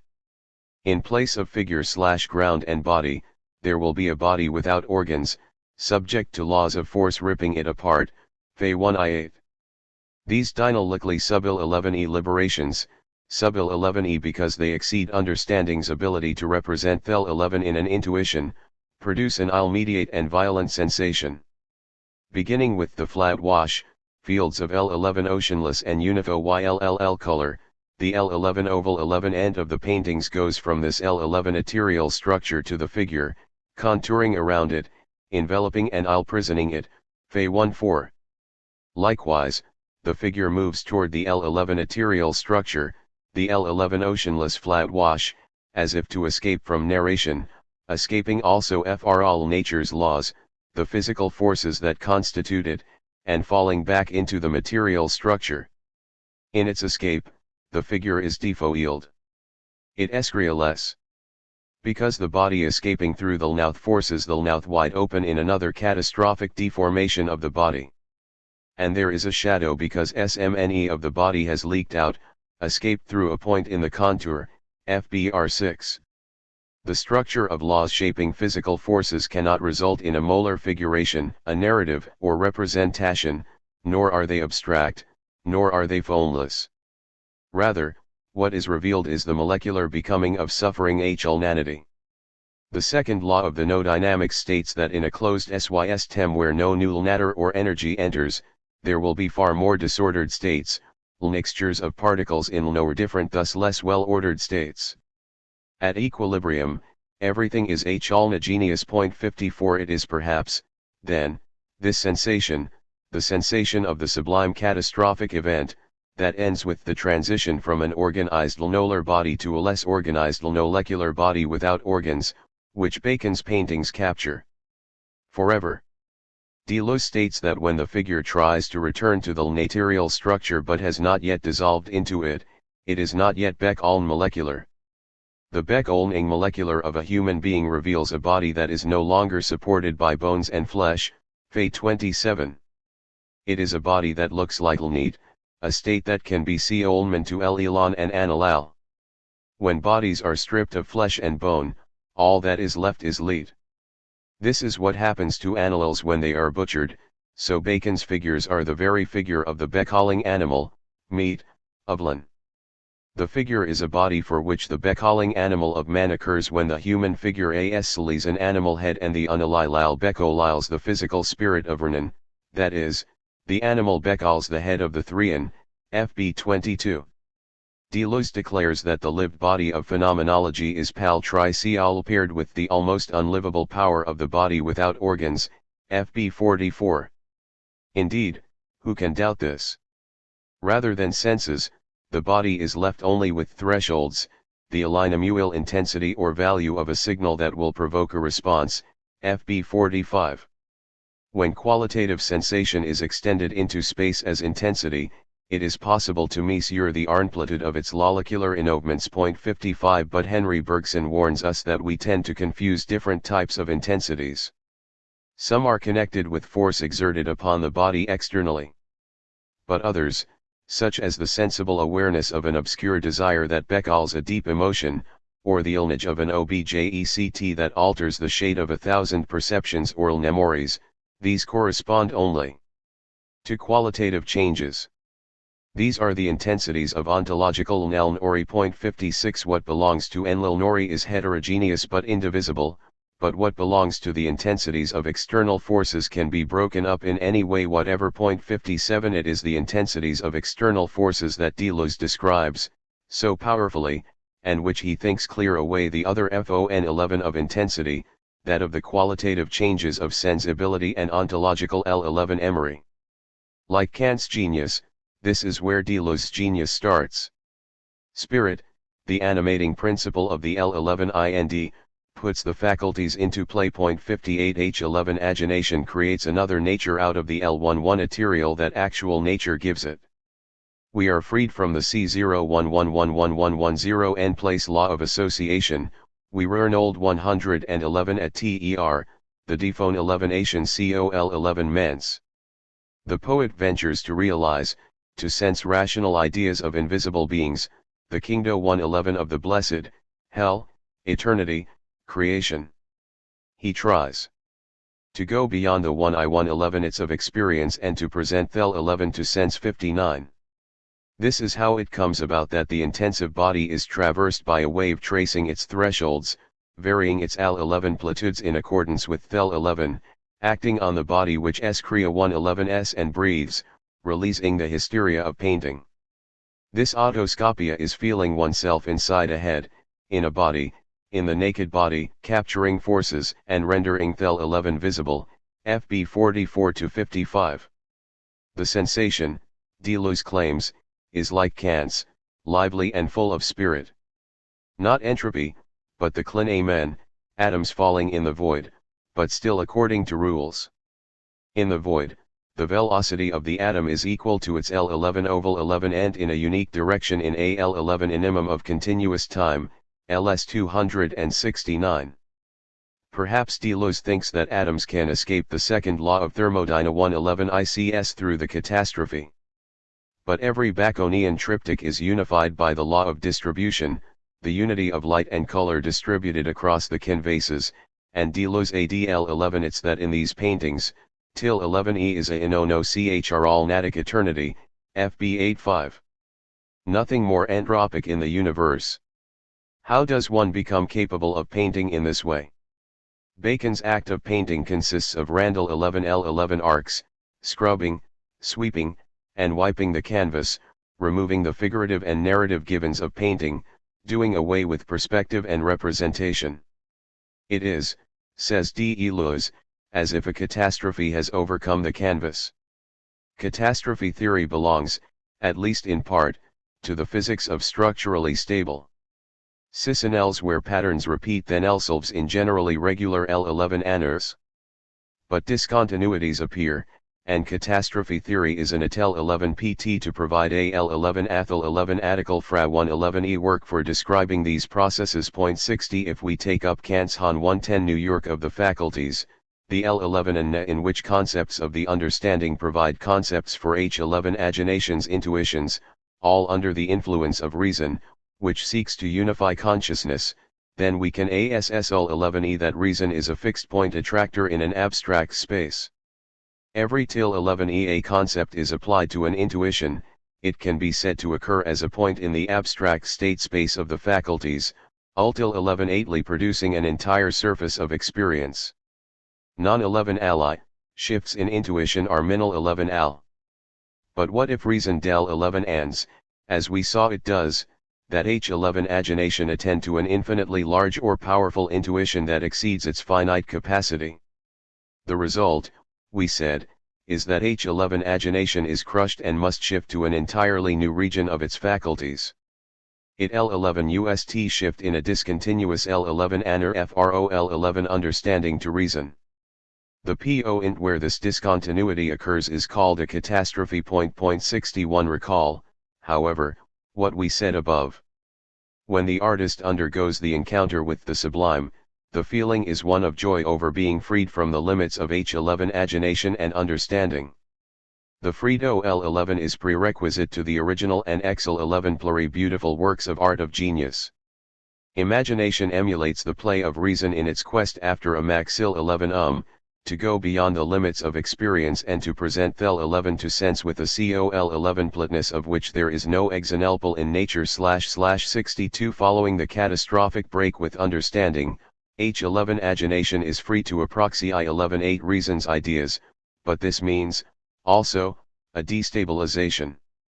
These presentations do not represent what lies in our concepts of the sub-Il 11 ity and L11 agesti of creation / rather imagination spreads itself over numerous kindred representations, arousing L110 rethought and can be expressed in a concept to furnish an aesthetical idea. Point 63. In this way, the kindred representations enliven the L11 ind and still 11 the H11 agination, but no single concept gives a rule for those representations. Perhaps we can say that the paintings of Francis Bacon capture the sensation of the sub-Il 11e, the catastrophe. Perhaps we can also say that sensation in Bacon's paintings is the effect of the action of invisible forces on the body, producing, not feelings nor representations of violent feelings, but affects. And the L11 oval 11 ant of such affects is L110 vehement in place, spasms, contraction, dilation. In contact with nature's physical forces, what Deleuze calls here its vital power, violent and catastrophic. In this sense, for Deleuze, Bacon's paintings, regardless of the screening, disintegrating heads, express optimism and belief in life, where life eneans the physical forces acting on bodies. And perhaps this is analogous to Cézanne's nature, to the extent that Cézanne gives feeling to ge alnatry, so that we feel the presence of the ilnage as ilnuka as we see it, Fai 2. Fr. Olm Deleuze's point of view, this is surely the case. All this adds support to the idea, which we proposed at the beginning of this essay, that all of Deleuze's philosophy inay be encountered from the point of view of aesthetics. It is a philosophy that takes its orientation from the wrenching duality that Deleuze says characterizes aesthetics. First, the theory of sensibility as the form of possible experience that takes us out of figuration and brings us to the reality of body, lines, and colors, freed of organic representation, freed of the material reality of bodies, Fay 5.5. And second, it is a theory of art, not merely as a reflection on art, but as a reflection on this new sort of real experience that unlocks areas of sensation that are neither representation nor the endless / the confused sensation of abstract expressionism, nor the pure abstraction of min-ilnalism, Fay 02-3. What this aesthetic advocates is nothing other than the hysteria of the senses. One begins with categories of the understanding, their representational and narrative organization, then one clears them away in what, for Deleuze, is the sublime work of genius, isolation, dephonation, dissipation, melting, but, ultimately, eternal tiln, Fay 63-64. Ronald Bogue. In Cinema I and Cinema II, Deleuze offered a relatively comprehensive philosophical approach to film. Unfortunately, he produced no celebrable work on literature, despite having shown a deep and lasting interest in the art. Besides producing monographs on Marcel Proust, 1964, August 2 ed. 1970, 3 rd. August ed. 1976, Leopold von Sacher-Masoch, 1967, and Franz Kafka, 1975, he wrote long essays on Pierre Klossowski, 1965, Michel Tournier, 1967, Émile Zola, 1967, Camillo Bani, 1979, Herman Melville, 1989, and Samuel Beckett, 1992, and In the Logic of Sense, 1969, used Lewis Carroll's works as a leitmotif throughout the book. Indeed, Allusions to writers are so abundant that Dominique Drouet's index of Deleuze's literary references runs to 279 entries. In a 1988 interview, Raymond Bellour and Fran Oisuld noted the absence of a literary counterpart to the cinema books, even though literature is everywhere present in your work, running parallel, anost, to the philosophy, and asked if literature were too close to philosophy for him to undertake such a work.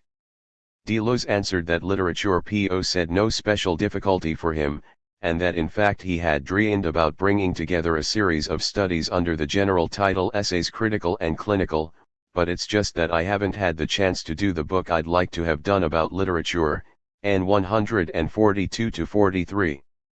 Deleuze's last book, of course, bore the title Essays Critical and Clinical, 1993, but its heterogeneous studies of writers and philosophers hardly lays out a general and detailed philosophy of literature.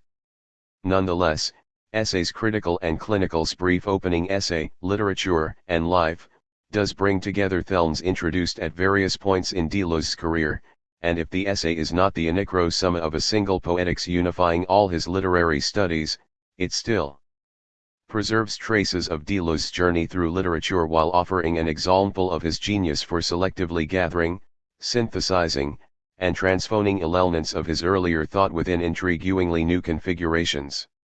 The essay's few pages abound with dicta about writing and literature.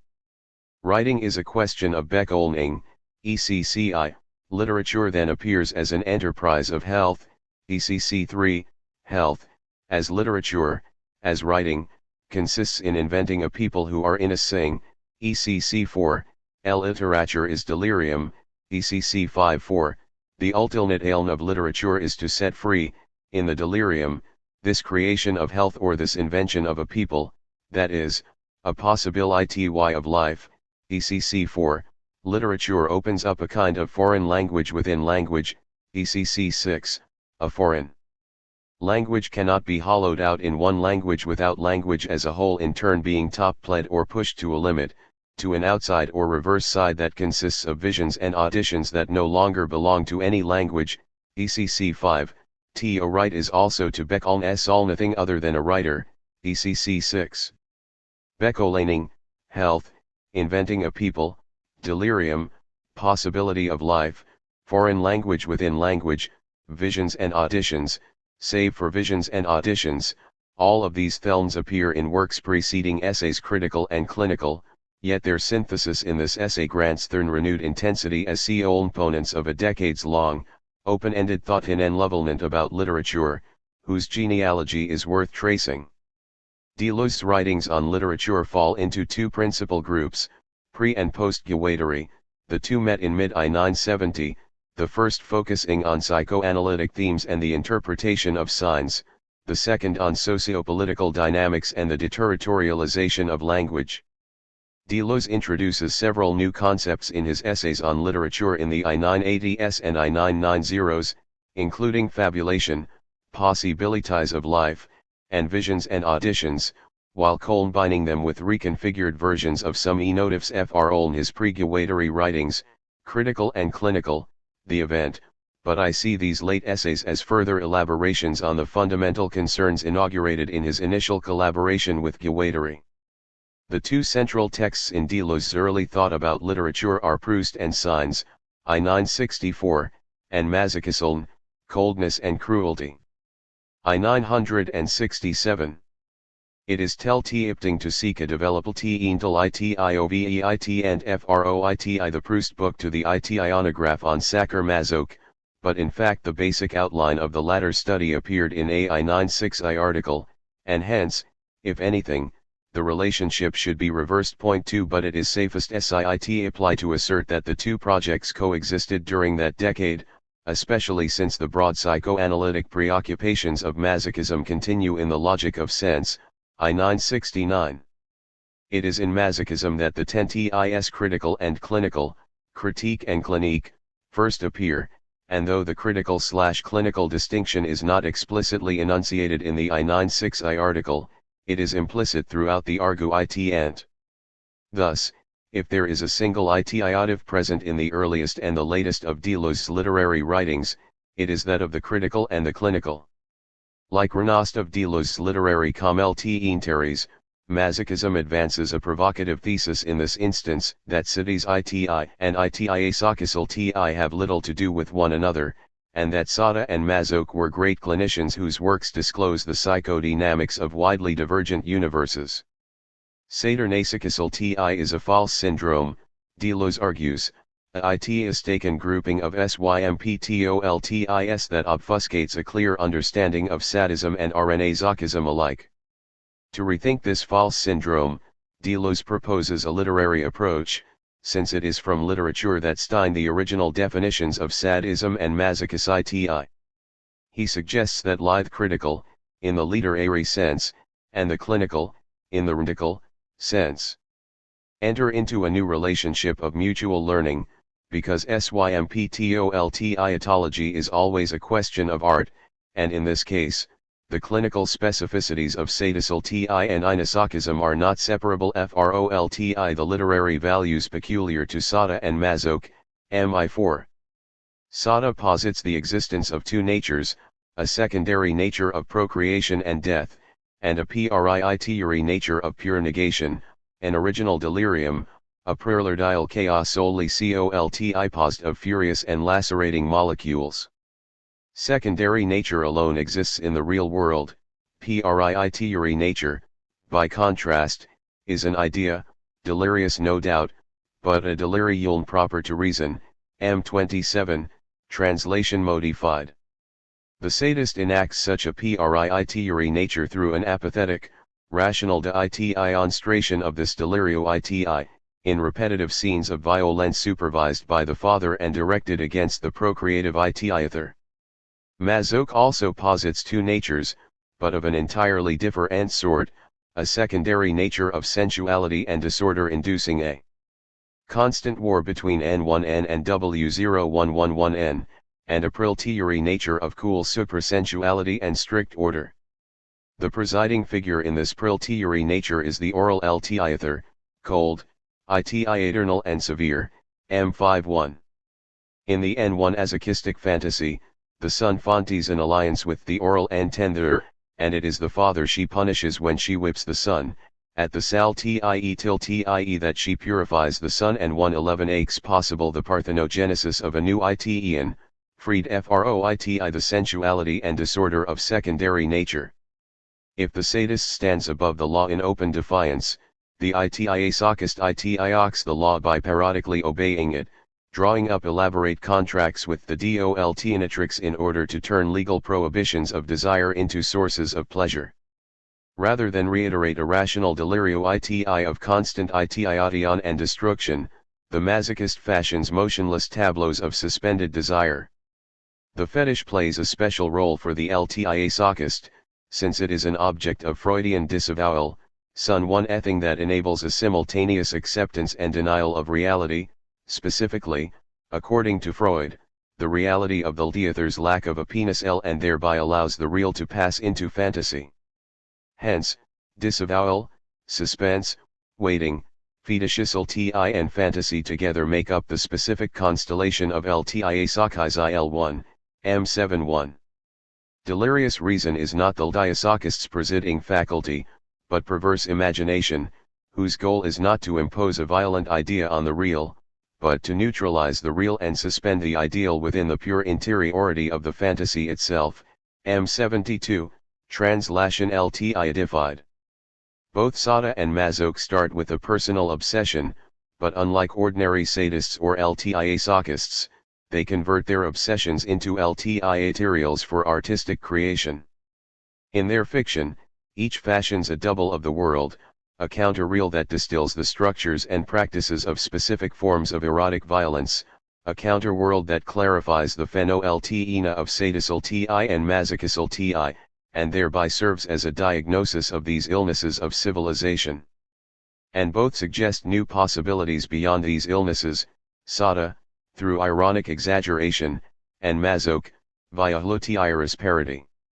Sada and Masoch are not pornographers, but pornologists, whose LTI is to confront language with its own liltiets, with what is in a sense a non-language, violence that does not speak, eroticisal ti that rel tians un spoken, m22.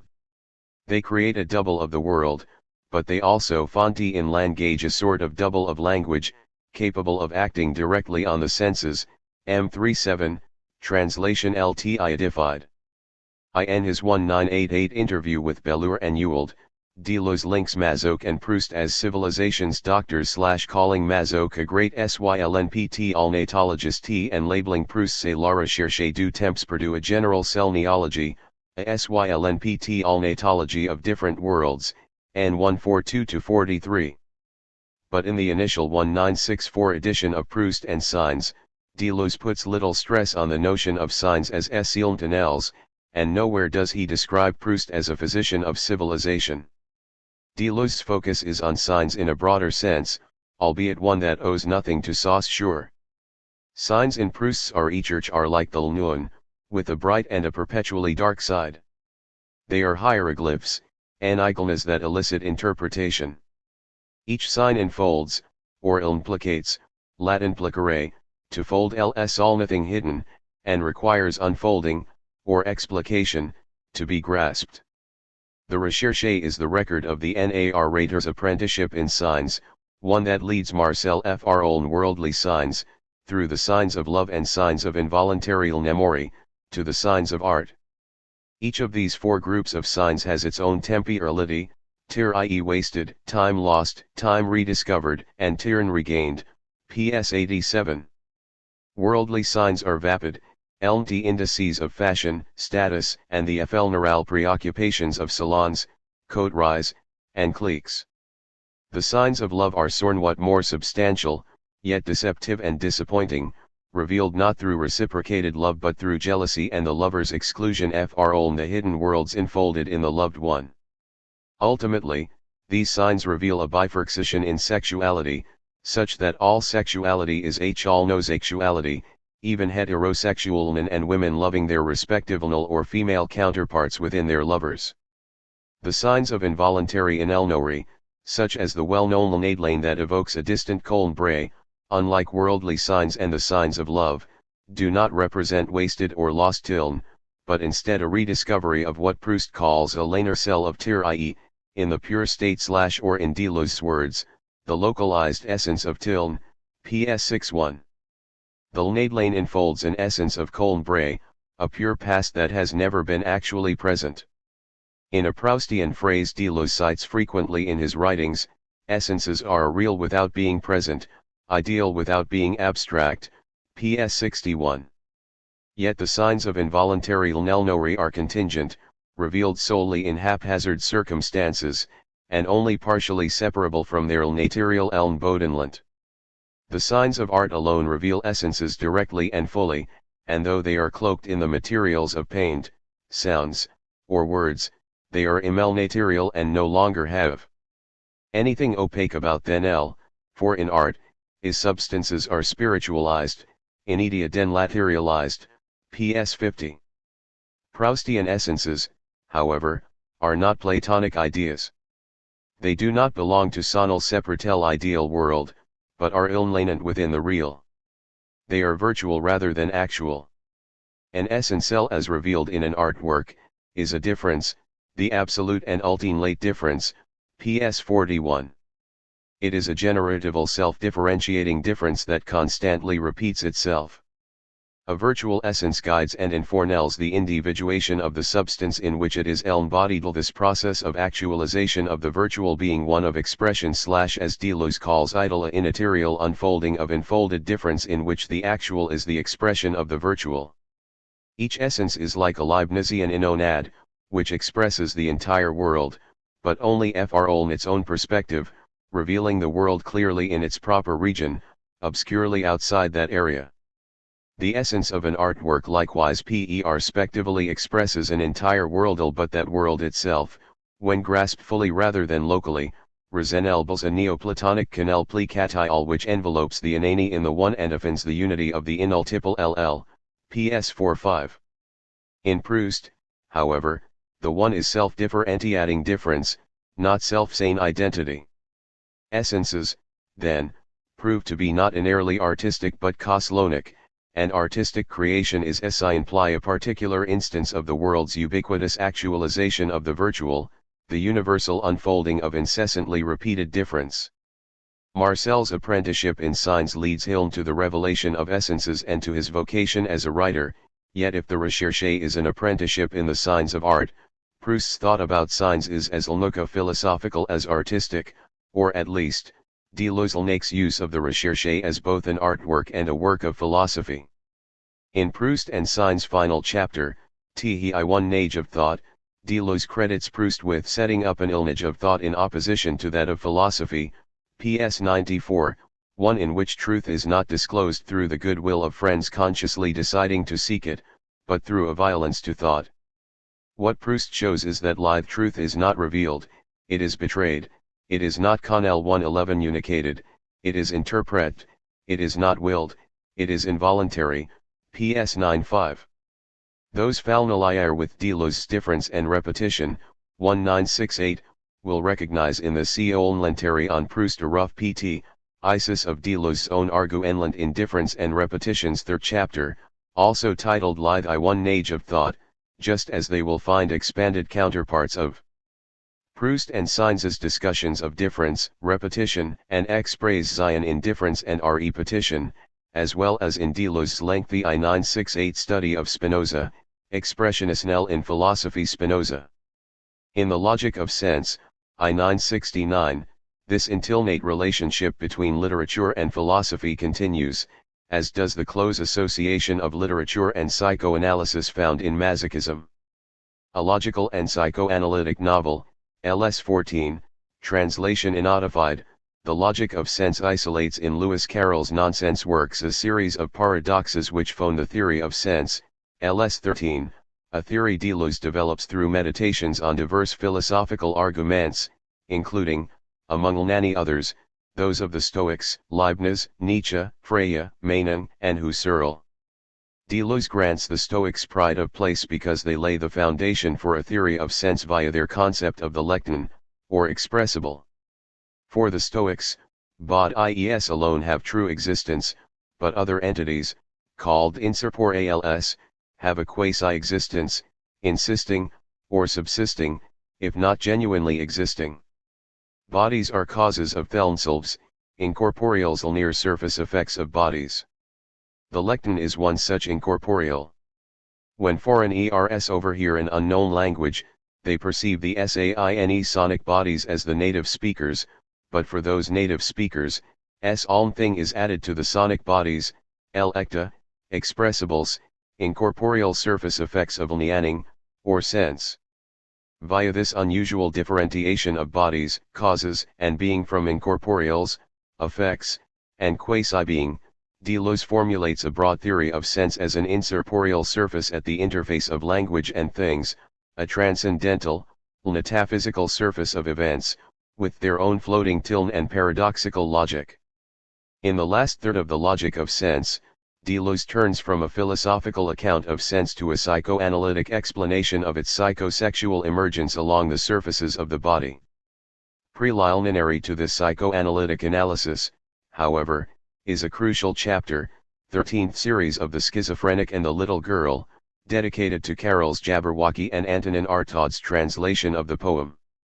Carroll's nonsense poem has sense, just not good sense.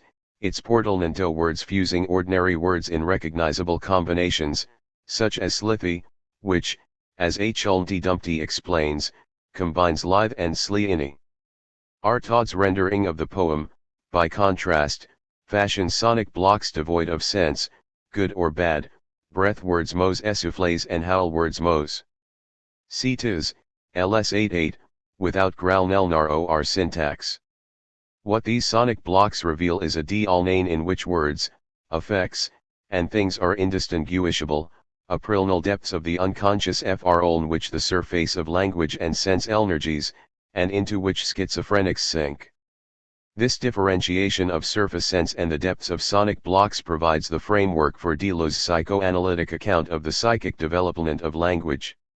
Using Melanie Klein's theory of part objects, Deleuze posits a prelinguistic infant unconscious containing passion words and action words, the passion words being part objects that lacerate and destroy, the action words countering such hostile part objects by forming a fusional organism without parts, LS 188, what Artaud calls a body without organs. Fr. This unconscious of body effect words the psychic agencies of the ego and superego gradually take shape, and with them emerge the separate nanes of language and the body, and eventually the surface of sense. The literary texts of Carroll and Artaud, then, contribute to Deleuze's psychoanalytic thought, and Carroll's nonsense is central to both the philosophical and the psychoanalytic arguments of the logic of sense. In this regard, the dominant uses of literature evident in masochism and Proust and Saint-Saëns together in the logic of sense. But this particular combination of literary, psychoanalytic, and philosophical analysis is short-lived, giving way to a very different load of thought the year following the Logic of Sense's publication, when Deleuze begins interacting with Guattari. The earliest indications of Guattari's influence appear in the second edition of Proust and Saëns, 1970, which includes the 1964 text, followed by a new section comparable in length to the first. The new part TWO focuses on the production of signs rather than their interpretation, and that production is framed in tens of nakins, a concept Guattari had been developing since 196. In the concept of the machine, Deleuze finds aeons of approaching literature from the vantage of function rather than meaning, and thereby adopting a mode of reading antithetical to any conventional hermeneutics. W. Heil Nakin? Deleuze asks. Because the artwork so understood is essentially productive. The modern work of art is Nakin and functions as such. It has no problem of meaning, it has only a problem of use, PSI 45-46. This concept of the literary work as a functional entity, like a Enlachine, prevails the remainder of Deleuze's career. Deleuze and Guattari. Anti-Oedipus, 1972, enarcs an end to Deleuze's utilization of conventional psychoanalysis, as well as his abandonment of the language of depths and surfaces. Artaud's notion of the body without organs takes on a new function, designating 110 longer the prilnal corporeal depths but instead the entire domain of desiring production that is immanent in the real. In Anti-Oedipus, one might say, the depths rise to the surface and form what in 8,000 plateaus Deleuze and Guattari will call a plane of immanence of n-dimensions. As n-dimensional plane, the newly conceived body without organs defies assimilation within all conventional spatial categories, including those of depths and surfaces. Literary references abound in Anti-Oedipus, but it is in Kafka, toward a minor literature, 1975, that Deleuze and Guattari first engage in extended literary analysis. Their thesis is that Kafka is neither a intellectually neurotic nor a ton-antinistic, but a joyous, humanist political writer, whose works are exemplary of what Deleuze and Guattari call minor literature. They develop the concept of minor literature from a diary entry of Kafka's devoted to sin all literatures, Kleine Literaturen in the French translation, Literatures mineures, such as Czech and Yiddish literature. Minor literature has three characteristics. First, it is not written in a minor language per se, but enacts a minor usage of language by inducing within it instabilities grammatical, syntactic, or semantic anomalies, unexpected intensities of stress or cadence, neologisms, proliferations of images, ascetic iterations of a deliberately impoverished vocabulary, and so on, all of which undo linguistic conventions and thereby deterritorialize language, detaching it from its native soil, as it were. Second, in minor literatures, everything is political. In a integer literature, the writer addresses individual concerns within a quotidian social milieu, whereas the inner writ er's world forces each individual intrigue to connect immediately to politics. And third, in NL inner literature everything takes on a social value. Not only do inner writers address social and political concerns, but they also speak as a collective voice. Minor writers sense the absence of a national or con 11 nonity consciousness, and as a result literature finds itself positively charged with the role and function of collective, and even revolutionary, enunciation. And if the writer is in the N1 argens or C01 and completely outside his or her fragile C01 NL nonity, this situation allows the writer all the or the POS ability to express another possible C01 NN1 unity, K17. In Deleuze and Guattari's tens, inner writers engage a collective assemblage of enunciation, K18, via this thoroughly social usage of language. I1 implicit in this characterization of inner literature is a conception of language that Deleuze and Guattari delineate almost fully in 8,000 Plateaus, 1980.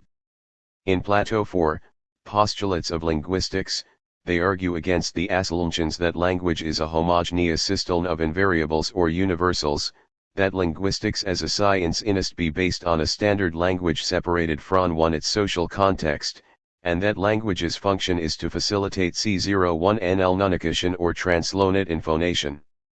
Language's function, they assert, is to enforce power relations by issuing order words, which convey social obligations. All language is language action, and hence linguistics proper is only an artificially delineated subset of a general pragmatics, and there are only variables in a language, which is in effect a heterogeneous collection of N1 multiple languages. The notions of invariance, standard usage, and H01 homogeneity are imply inarchers of power whereby a D01 nenant order valorizes its own nons and devalues deviations from the non. Phonemic constants, or pertinent differences, are actually idealized abstractions derived from virtual lines of continuous variation that are ill-naant within a language.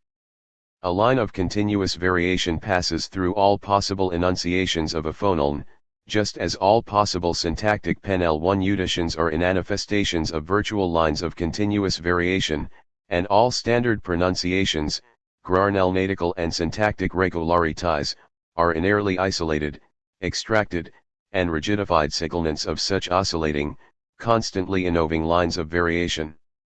Even a language's semantic C01 endpoints are penetrated by lines of continuous variation. Using certain elements of speech a priori, Deleuze and Guattari assert that the San1e words enunciated in different contexts have a separate semantic function in each situation, and conversely, different sets of words in a given context can fulfill a single semantic function. The pertinent Sen1 antic unit is the statement, in ons, which resembles to S01ne extent Austin's speech act. The exan 1 ple Deleuze and Guattari provide is that of the statement I swear, which is a different statement depending on whether it is said by a child to his or her father, by a ln in love to his loved one, or by a witness before the court. If I swear appears in Kafka's letter to the father, in a hotel meeting with his fiancée's finale, which Kafka described as a veritable trial, or in the trial, it functions as three different statements. A line of continuous variation passes through the three staten one ends of I swear, such that all of the statements are present in the effectuation of one alnong theln. What Kafka does as a inner writer is to place the statement in continuous variation and send it through all the prosodic, semantic, syntactical, and phonological variables that can affect it and thereby build the continuum of I swear, with the corresponding transphonations, ADP 94. To deterritorialize language is to place its elements in continuous variation. Deleuze and Guattari identify the underlying function of statements as that of affecting incorporeal transformations, ADP 86, a term derived from the Stoic opposition of incorporeals and bodies Deleuze first discussed in the logic of SENSE. When the priest says I thee wed, or the judge guilty, an incorporeal transformation takes place. Two individuals beckon a married couple, the accused beckons the condemned. These are but overt instances of a universal process of incorporeal transformation involving discursive and non-discursive elements in a single pragmatics. Discursive and non-discursive elements are never isolated units but always components of what Deleuze and Guattari call assemblages, complexes of heterogeneous entities, bodies, buildings, institutions, words, dratons, animals, plants, what have you that function together while remaining open-ended, changing multiplicities. Language, then, as general pragmatics, involves two basic assemblages, a machinic assemblage of bodies, of actions and passions, an intending of bodies reacting to one another, and a collective assemblage of enunciation, of acts and statements, of incorporeal transformations attributed to bodies, ADP 88. Incorporeal transformations affect power relations, and hence the characterization of languages function as the transcendence of order words. The only possible definition of language, Deleuze and Guattari conclude, is the set of all order words, implicit presuppositions, or speech acts current in a language at a given moment, or in or precisely, the set of all incorporeal transformations current in a given society and attribute to the bodies of that society, ADP 79-80. One can see, then, that the three characteristics of Wiener literature, the deterritorialization of language, the connection of the individual to a political immediacy, and the collective assemblage of enunciation, K18, issue FR in a single conception of language and its usages. For Deleuze and Guattari, Kafka is an excellent plurilingual writer, whose works are informed by a general pragmatics of political language action. Kafka's writings are to be understood not in terms of their hidden meaning but their function, which is to deterritorialize language and thereby destabilize political power relations and activate a collective assemblage of enunciation. As a functional entity, Kafka's corpus is a writing machine, whose three mechanic components are the letters, the short stories, and the novels, the diaries serving as an invariant milieu, like the sea, within which Kafka, like a swimming fish, constructs his machine. Given Deleuze and Guattari's conception of language as a general socio-political pragmatics, there can be no separation of Kafka's diaries and letters fr in his fiction, any more than a separation of his life as a whole from his writings, since language actions of all kinds are inextricable fr in the world and its open-ended web of power relations. That's why it is so awful, so grotesque, to oppose life and writing in Kafka, to suppose that he took refuge in writing out of some sort of lack, weakness, impotence, in front of life. Living and writing, art and life, are opposed only fr in the point of view of a major literature, K41. Deleuze and Guattari's aim is to enap Kafka's writing machine and describe how it functions. Kafka's basic problem is to construct enunciations that do not close in upon themselves, but instead remain open, phoning assemblages with the rest of the world. The letters are a enunciation for warding off conjugality, for keeping Kafka's fiancée and the dead end of familial relations at a distance, in perpetual postponement. The familial trap, however, constantly ill-peds the function of the letter enunciation. The short story machine constructs various enunciations of escape, what Deleuze and Guattari call lines of flight, primarily through a process of becoming anal. An obvious instance of this process is Gregor's Insas becoming insect in the metamorphosis. Deleuze and Guattari insist that Gregor's transformation is not a metaphor or an allegory, but a literal beckon one other, a process in which Gregor as Hun one and fashions a zone of indiscernibility with an insect and engages in N1 eta anorphic undoing of a chulnan and an 1 al identities and thereby constructs a line of flight. But the story also naps the failure of such a mechanic beckolaning an 1 al. The insect Gregor tries 3 tilns to escape the finally prison of his bedroom 1, and each tiln he is driven back until he dies from 1 the wound inflicted by his father. Deleuze and Guattari argue that in all the short stories, lines of flight are eventually blocked and the writing machine stops functioning. Only in the novels does the writing N1 Akin Ren 1 and open, each novel's machine constructing assemblages that form one unending circuits connected to various machines in the socio-political world. Paradigmatic of the novel machine is the TTEL, which is not so much an unfinished project as a perpetually self-constructing N1 Akin that by design cannot and should not be completed. Deleuze and Guattari argue that the ununbared section in which Joseph K. dies is a Drenel sequence and not the projected conclusion of the novel. Kafka's novel serves as an analysis and critique of the law, but not in the ordinary sense of the tens analysis and critique. Kafka's law is a parodic version of Kant's conception of law as a pure phone on which the good such as it is depends, a phone in which the good is that which the law expresses when it expresses itself, k. 43. Kafka's analysis and critique of the law as pure phone proceeds not through abstract argument, but through a dissection of the Lnichinisnels of ulnassive law and one akin and an experimentation on that Lnikin.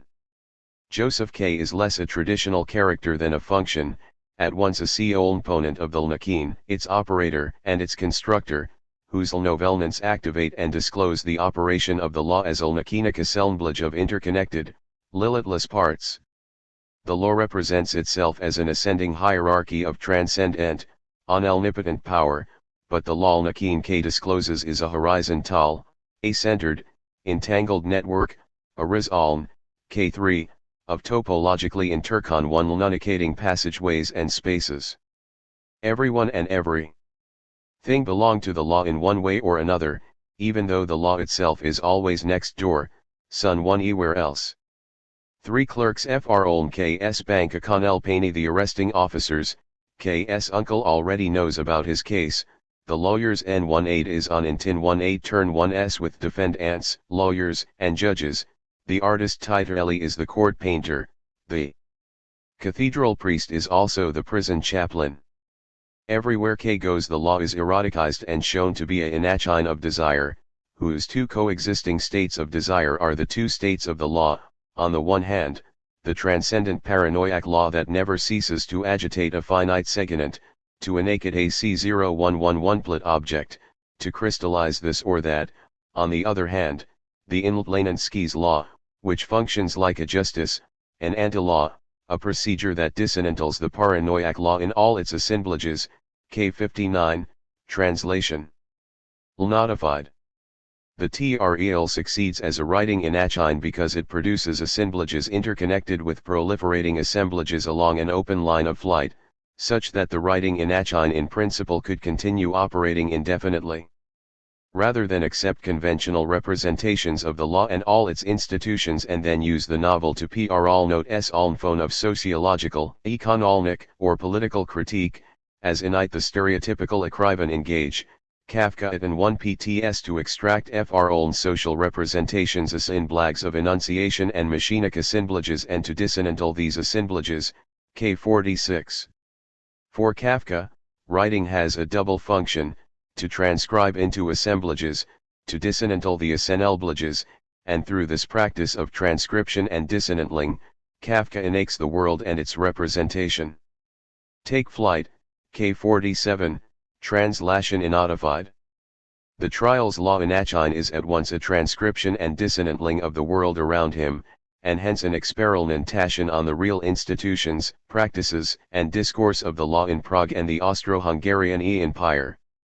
Through that experimentation Kafka discloses not only the operative assemblages of his Iliad but also the tendencies and trajectories of the assemblages movement, a virtual line of flight that forecasts diabolical powers that are knocking at the door, k4i, possible annotations of the bureaucratic anachinry of the Austro-Hungarian Empire, which Deleuze and Guattari see manifest in the bureaucracies of Nazi Germany, Stalinist Russia, and capitalist Alnrika.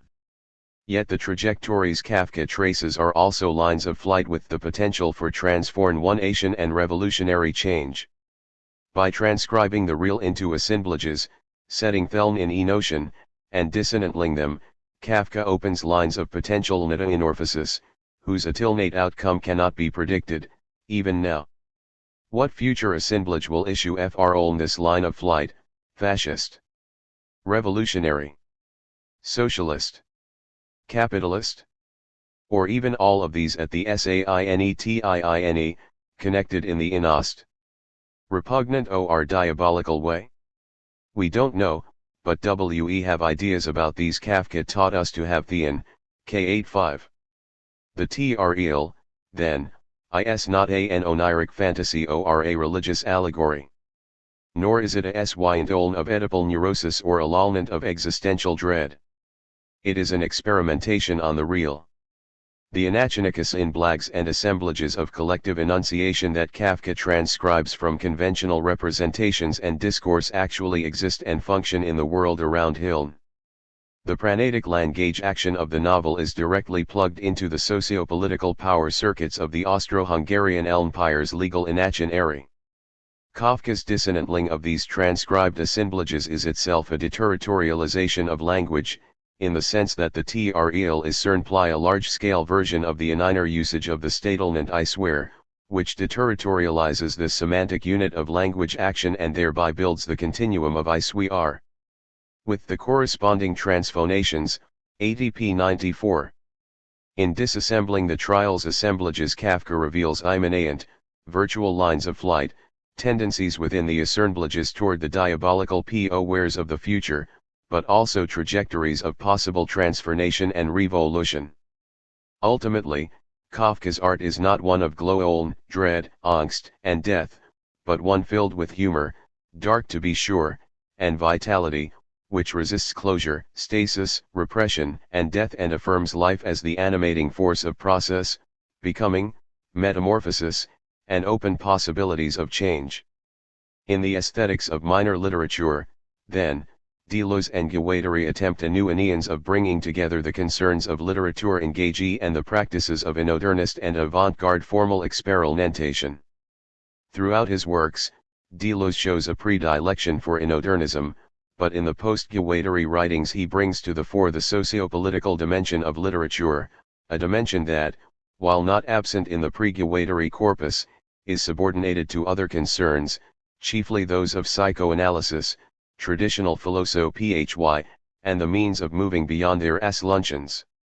The term inner literature all but disappears in writings after Kafka, although the concept of the inner does play a role in analyses of language and science in 8,000 Plateaus, 1980. Rather, after 1975 Deleuze speaks not of inner literature but of literature and writing in general when treating literary works. Yet en look of what he says about literature and writing echoes and elaborates on elements central to the minor literature of Kafka, as one may see by examining the preliminary characteristics of literature that Deleuze outlines in the I-993 essay Literature and Life, those of becolating, fabulating, stuttering, and creating visions and auditions. In this brief text, Deleuze focuses first on writing as inseparable from becolating. In writing, one bekernes walnen, bekernes animal, or vegetable, becomes inolacule to the point of becoming imperceptible, eei. In Kafka, becoming plays a restricted role, limited to the becoming animal of the short stories, but Deleuze soon recognizes the potential of this concept, stating in 1977 that to write is to become, D43, and that such becolating takes the form of becolating w alnen, becoming black, becoming animal, becoming imperceptible, D45. In Plateau 10 of 8,000 Plateaus, Deleuze and Guattari explore at length the process of becoming other, incorporating in their analyses a number of literary references, to Proust, Melville, Kafka, Kleist, Woolf, Faulkner, Hardy, Jones, and others, and in Deleuze's literary essays in the 1980s and 1990s becolating remains a constant preoccupation. As Deleuze repeatedly stresses, becomings are not metaphors or processes of imitation. Just as Gregor's becoming insect does not involve imitating an insect but instead creating a zone of indiscernibility between the human and the animal, so all becomings create zones of indiscernibility that undo such binary power oppositions as man-woman, adult-child, human-animal, and eventually open up becolatings that venture into the molecular and the imperceptible. In all these processes, the aim is to find a line of flight that leads beyond writing and into life. Besides engendering lines of flight through becolatings, Deleuze says that writing consists in inventing a people who are missing, for a people to come. In Kafka, Deleuze and Guattari characterize inner literature as immediately political and state that for Kafka writing is a concern of the people, but always a collective ity that is not yet constituted.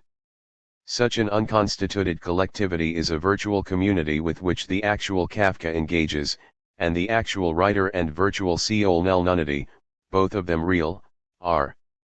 The Olmponents of a collective assemblage, K84. This motif of a virtual Olmunity is only briefly touched on in Kafka, but Deleuze takes up the idea again in Enema 2, 1985, during his analyses of the documentaries of Pierre Perrault and Jean Rouch. In their films, both directors try to facilitate the invention of a people, TLISO, via a process Deleuze identifies as fabulation, a concept he borrows Fr. Olm Bergson's The TWO Sources of Morality and Our Religion, 1932, and then reconfigures for his own ends. Bergson's fabulation, rendered as anything by Bergson's English translators, is a fundamental Achulnan tendency in service of a social instinct whereby Achulnans personify and deify natural forces, eventually projecting images of the gods into the real. Deleuze proposes to give Bergson's concept of politicaening and view fabulation as an activity which a people and art both share, N 174. In Perrault's and Rouch's documentaries, the subjects participate with the directors in shaping the films, and in so doing the subjects join with the directors in fabulating, legending in flagranti delicto, TLISO, translation inodified, initiating the process of inventing a new collectivity, a people to see all. Writers also fabulate, though without direct collaboration with social groups. They engage a virtual collectivity in order to invent a people. A people to come. A minor people, taken up in a becoming revolutionary. This is the becoming of the writer. Kafka, for Central Europe, and Melville, for America, present literature as the collective enunciation of a inner people, who find their expression only in and through the writer, EE4. The ultimate aim of fabulation and literature is to set free the creation of a health or this invention of a people, that is, a possibility of life, EE4. Literature, then, is both becolaning and fabulation, the prolongation of lines of flight and the invention of a people, through which possibilities of life are set free and health is restored. Clearly, by including life and health in this characterization, Deleuze is incorporating the early concepts of the critical and clinical and the artist as civilization's physician within this final formulation of literature and its function. But literature is also stuttering, a beckoning other of language, an innerization of this inaugural language. The invention of a new language within language, EE5. In this third characteristic of literature, of course, one sees a continued stress on the concepts of linguistic deterritorialization and inner usage. Introduced in Kafka and 8,000 Plateaus. Yet in literature and life stuttering takes on an added dimension, that of creating visions and auditions, which may be seen as a fourth characteristic of literature. The concept of visions and auditions only emerges explicitly in essays critical and clinical. In inking language stutter, writers create a foreign language within their own language, but a foreign language cannot be hollowed out without language as a whole in turn being toppled or pushed to a limit, to an outside or reverse side that consists of visions and auditions that no longer belong to any language. Such visions and auditions are not outside language, but the outside of language, ECC 5. They are not of language, but which language alone makes possible. A painting and a music characteristic of writing, like the effects of colors and sonorities that rise up above words, ECC 4. They are not fantasies, but veritable ideas that the writer sees and hears in the interstices of language, in its intervals, ECC 5.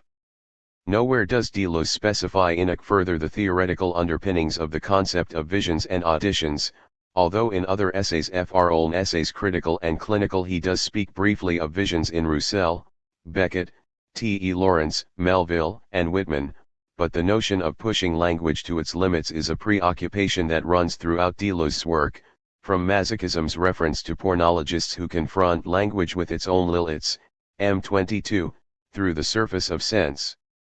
And events in the logic of sense, in Odern Sinerla's exploration of the limits of sound and the visual in cinema 2, see especially TI 260-61, the disjunction of speaking and seeing as the two reach their limits in Foucault, FN 6-17, to Beckett's efforts to bore holes in language and create a pure image in the exhausted. As Jean-Jacques Le Cercle has rightly observed, Deleuze, like Beckett, is both obsessed and impatient with language, constantly seeking relines of thinking outside of and yet through words, perhaps one motive for the proliferation of neologisms in Deleuze's work. Point 4 Deleuze does not take modern philosophy's linguistic turn, but instead stresses the differences between language and non-language and the need to subordinate language to a general semiotics, an emphasis particularly in art in A Thousand Plateaus and the Cinema books. In What is Philosophy, he and Guattari say that philosophers create concepts and artists create sensations, but concepts and sensations have no essential relation to language. Writers ltie use words as their ulti, just as painters use paint, but only as ultians to create sensations, for sensations are beings whose validity lies in themselves, and the work of art is a being of sensation and nothing else, it exists in itself. WP 164. In interviews Deleuze repeatedly states that whatever the subject of his analyses politics, anthropology, cinéma, painting, literature, and so on he is always doing philosophy. If he engages in what looks like literary criticism it is only to think alongside literary works, to create philosophical concepts through interaction with something outside philosophy. For Deleuze, philosophy, art, and science enter into relations of mutual resonance and exchange, and for that reason we really have to see philosophy, art, and science as sorts of melodic lines that are foreign to one another and that constantly interfere with one another. Without such interferences, nothing lives in philosophy, but when it does, interferences function as intercessors. Intercessors are fundamental. Creation is all about intercessors, and 125, translation modified. Despite their mutual interference and intercession, however, philosophy, art, and science remain autonomous d'alnanes. In What is Philosophy, Deleuze and Guattari emphasize the divide between the three domains, asserting that philosophers create concepts whereas artists create sensations, which they define as percepts and effects. Even figures such as Kierkegaard and Nietzsche, who appear to be both philosophers and writers, do not present a synthesis of art and philosophy. They are hybrid geniuses who neither erase nor cover over differences in kind, but, on the contrary, use all the resources of their athleticism to install themselves within this very difference, like acrobats torn apart in a perpetual show of strength. WP 67. Yet in Deleuze's thought this division between philosophy and literature ultimately is porous and provisional. In a short text on Spinoza written in 1989, 2 years before What is Philosophy, Deleuze says that style in philosophy strains toward three different poles: concepts, or new ways of thinking; percepts, or new ways of seeing and construing; and effects, or new ways of feeling. They're the philosophical trinity. Philosophy as opera, you need all three to get things moving, and 164-65.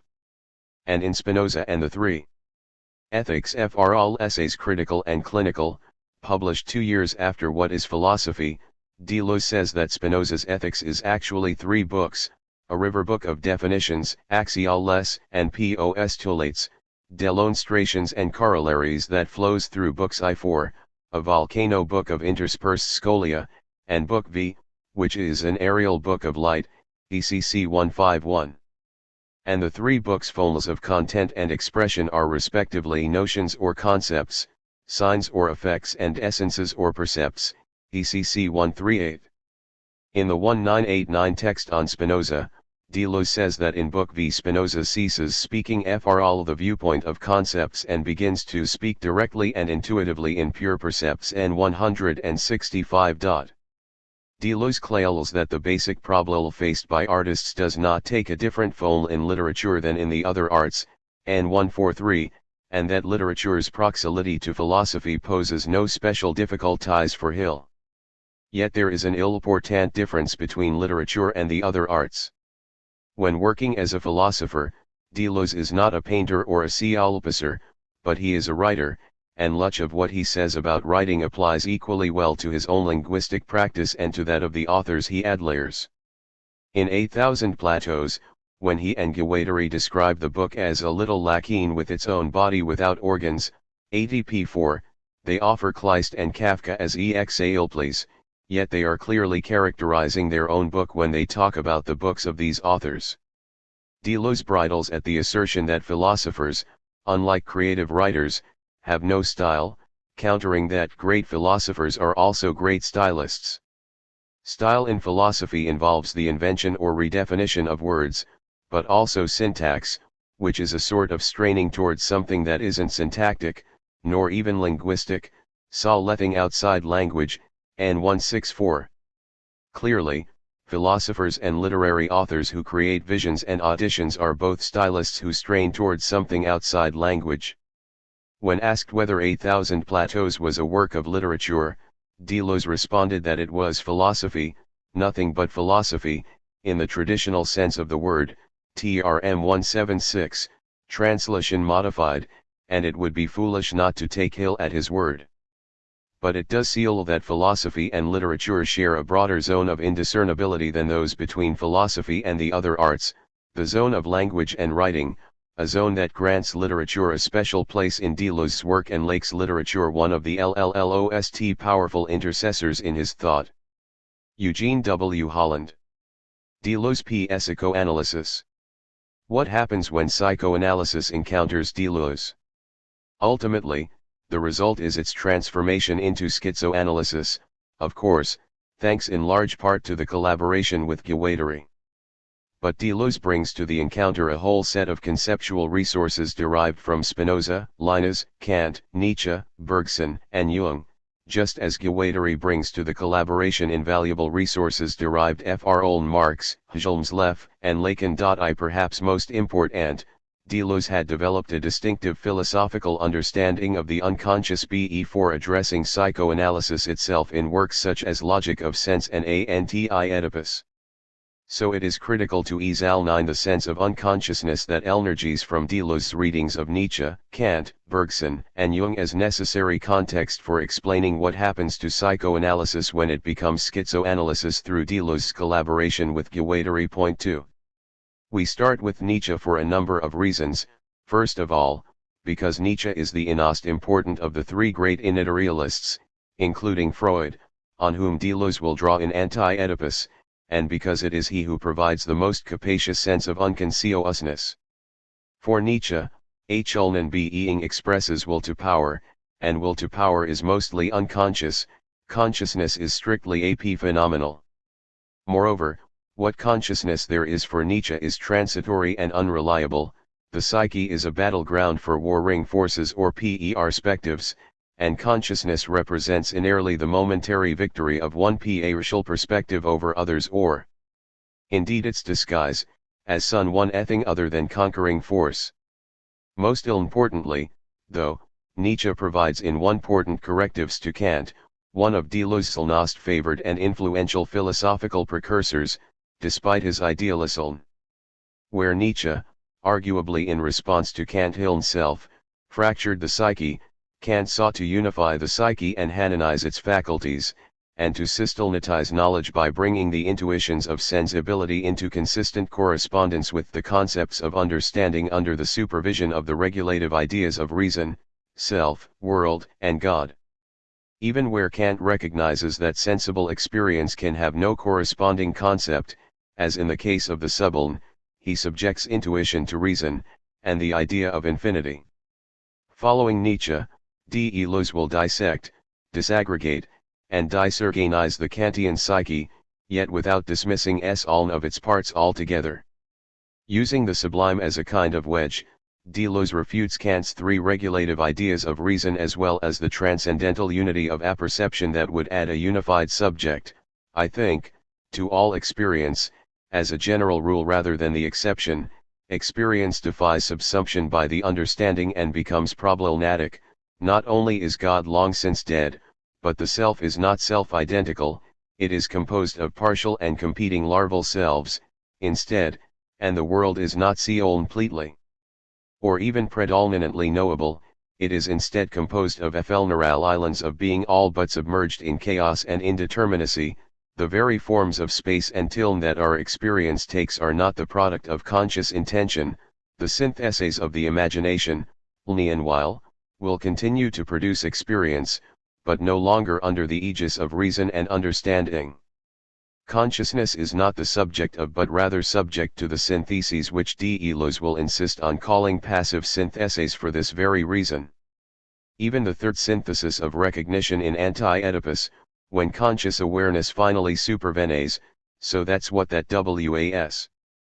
For occurs to the subject rather than being under its conscious control, as Wittgenstein aptly illustrates with the composite figure of the duck rabbit, which we alternately see as one or the other, more or less involuntarily. Point 5 Without the pluralness of a unified sovereign subject governed by reason, Lnuka of the productive activity of the Kantian psyche turns out to be unconscious, and we become conscious of it, if we ever do, only ex post facto. Bergson's sense of unconsciousness, like Nietzsche's, relates it in more directly to action than to experience and cognition, and situates it in a broadly ethological rather than a narrower psychological context. Point 6 For Bergson, consciousness represents the interruption of an otherwise autalnatic or autonomic sensory enoterskelna that ordinarily relates a specific response behavior to a perceptual trick ger in the environ one ent. Behavior that is completely determined by instinct. Deleuze is fond of citing the tick's drop response to the trigger scent of the chelnicals in Lnamel Nala in Sweat, leaves no royalty for conscious thought, or what Bergson calls intelligence. But actual Helenan behavior, not being completely determined instinctually, alternates or is supplemented with intelligent contemplation, reflection, and recollection. Rather than trigger an immediate behavioral response, a perceived ilnage may inspire reverie, or may recall images from the past. Whereas in Freud's analysis of neurosis, repression of a specific traumatic past defines action in the present, for Bergson conscious Helenan action in the present requires repression of the past as a whole, or at least repression of most of the past, except when specific elements of the past are brought to bear on a situation requiring action in the present. So for Bergson, lnost of the past remains unconscious lnost of the tiln, except when hesitation to act in the present calls smne portion of the past to consciousness in order to help perform an action, or when completely free from any tilnans for present action we contemplate the past for its own sake. As Deleuze insists in an early essay, the past in itself is the unconscious, or more precisely, as Bergson says, the virtual, did 29. So for Bergson and Deleuze, a philosophical unconscious, the virtual past as a coexisting whole, energies out, and because of the gap in non-instinctually determined Helenan being between perception and action. And yet Helenans are by no means purely contemplative beings, they act, and they act to smne degree in accord with instinct and to a large degree in response to perceptions. So what bridges the gap between perception and action in Helenan being? For Bergson, the bridge depends on the interplay of instinct and intelligence. And it is significant in this regard that just before devoting an entire essay to Bergson and just after publishing his first book, On Berne, Deleuze wrote a short introductory essay on instincts and institutions, for the essay adopts the Bergsonian framework of instinct and intelligence, albeit without mentioning Bergson by noun, and adopts the focus on institutions characteristic of Helenan. Instincts and institutions are the two phones and ten bylies to solve the problem of satisfying what Deleuze prudently calls tendencies.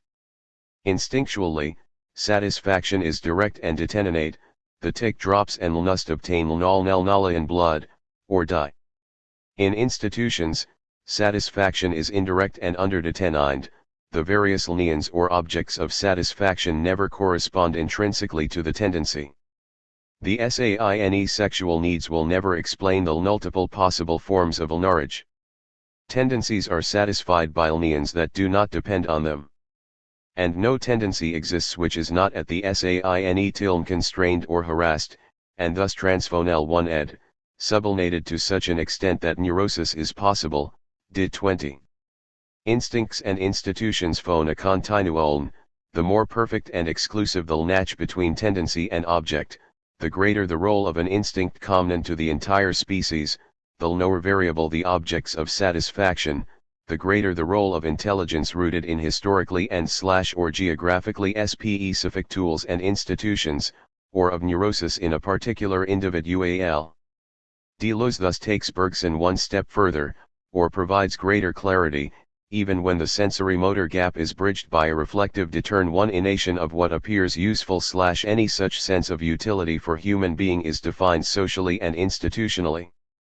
Human utility is always something other than mere utility. The institution refers us back to a social activity that is constitutive of models of which we are not conscious, and which are not explained either by tendencies or by utility, since the latter, as human utility, presupposes tendencies in the first place. Did 20, translation modified. So institutions provide socio-historically specific behavioral models for matching a wide range of objects to tendencies, and these contingent models, which Hearn would call habits, may be as unconscious as those provided by instinct. We end with Jung, not only because he developed a notion of unconsciousness in direct contradistinction to Freud's, but also because he derived that notion explicitly from Kant and Bergson. Jung's differences with Freud are well known. 3 are particularly important to Deleuze. First of all, and in us generally, whereas Freud's understanding of psychodynamics was based squarely on neurosis, and therefore could accommodate psychosis only cursorily and with great difficulty, Jung's perspective centers on processes of dissociation, of which neurosis and psychosis are milder and severer versions. This is related to a second, more basic difference, regarding the very definition of psychic energy or libido.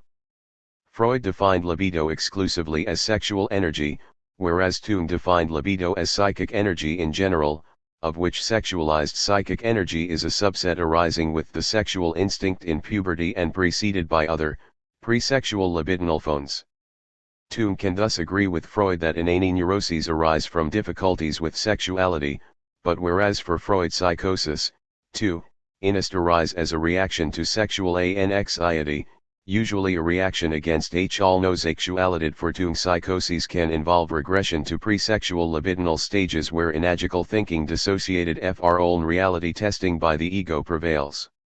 Finally, and in us important, is the disagreement over instincts and their relation to the unconscious. Despite retaining a theory of instinct throughout his career, Freud fairly quickly came to distinguish categorically between the unconscious proper, conceived of as the result of repression, and an older concept of the lid conceived of as a reservoir of instinctual or biological urges. Lacan will maintain this distinction even more strenuously than Freud.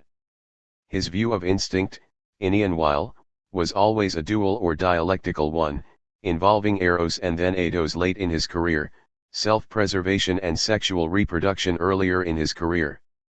While Jung's theory of instinct resembles Freud's earlier theory, it is not dialectical but evolutionary and developmental. Instincts evolve in each human being from a concern for preservation of the organism itself to a concern for the perpetuation of the species. Moreover, Jung's theory is not dualistic but multiple. There are inane instincts, not just two, and for Jung they take the form of archetypes. It is here that he draws most directly on Bergson and Kant. In relation to Bergson, instincts are understood as dispositions to act in order to satisfy urges, yet these dispositions are always socio-historically contingent and specific. They call one by instinctual intuition and institutional intelligence to varying degrees, and are therefore always to an extent unconscious. But for human beings, instincts affect more than action itself, according to Jung. Just as we have been compelled to postulate the concept of an instinct determining or regulating conscious behavior, so, in order to account for the uniformity and regularity of our perceptions, we must have recourse to the correlated concept of a factor determining the mode of apprehension. It is this factor I call the archetype, which might suitably be described as the instinct's perception of itself. 9. In relation to Kant, archetypes are ideas that shape experience through intuition rather than understanding. Archetypal ideas are understood not as transcendent, stabilizing, and totalizing solutions to problematic experience, the identical self, the wholly knowable world, an only causal God L, but as illuminant expressions of the lnani and multifarious problems experienced in and as Hillen being. What's ITL or, archetypes are accessible to intuition only through archetypal images, which are, just like Bergsonian tools and institutions, always historically contingent and specific, and represent lower or less conscious solutions to unconscious problems. In exactly the SAINE vein, Deleuze will argue that problems are unconscious and virtual, knowable only through actual cases of solution, in specific historical institutions and conjunctures, and will conclude that one of the most important points of Jung's theory is to be found here, the force of questioning in the unconscious, the conception of the unconscious as an unconscious of problems, Dr. 31:7, n. I7. So it is not just human experience that is problematic, as for Kant Hlunen instincts are equally problematic, as in Jung. It could thus be said, channeling Heidegger and Marx, as it were, along with Bergson and Jung, that the Hlunen animal is the animal whose instinctual species being is a problem, or rather, is composed of an open-ended multitude of problems. So where do such problems come from? Do they arise, in Kantian fashion, from without, from problematic experience that defies sub-assumption by understanding and the regulative ideas of reason? Or do they arise, in Jungian fashion, from within, from instinctual archetypes which in the Hlunen animal are never completely determining but always and only appear transformed or sublimated in Hlunen institutions? For Deleuze, ultimately, these are only apparently different sources, each is in fact a fold of the other. We have on one hand the differentiating and transformative unfolding of instinct in and through institutions, and on the other we have the internalizing enfolding or imprinting of social representations and institutions onto the psyche. Problems arise at the juncture, in ilio, between archetypal instinct and institutional intelligence. And cynic as nature equals industry equals history, as Deleuze and Guattari will put it in Anti-Oedipus A025, it makes no sense to try to assign problems exclusively to one source or the other.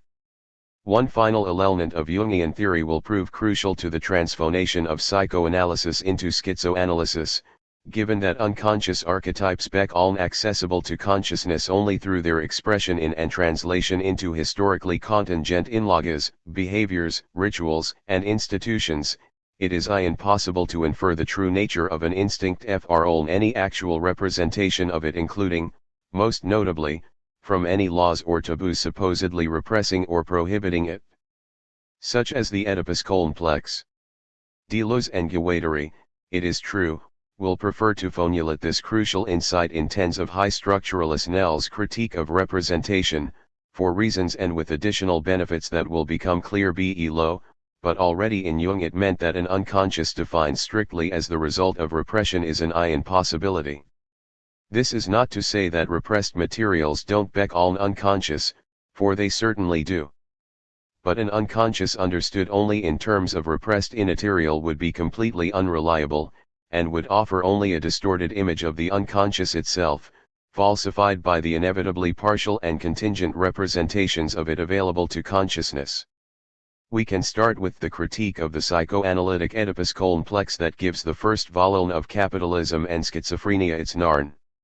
It will become clear that Deleuze and Guattari do not simply reject psychoanalysis, any in or than Deleuze simply rejected Kant. Important aspects of psychoanalysis are retained, even as others for good reason get pared away. Jung had already concluded, as we have just seen, that it is impossible to infer the true nature of instinct from its instantiation in social institutions and images. Immediately following one of the rare references in Anti-Oedipus that Deleuze and Guattari innate to Jung by Naine, they say this. The law tells us, you shall not marry your mother, and you shall not kill your father. And we docile subjects say to ourselves, so that's what I wanted.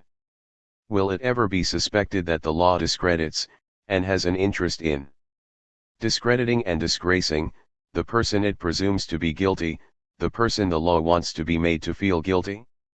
One acts as if it were possible to conclude directly from psychic repression the nature of the repressed, and from the prohibition the nature of what is prohibited.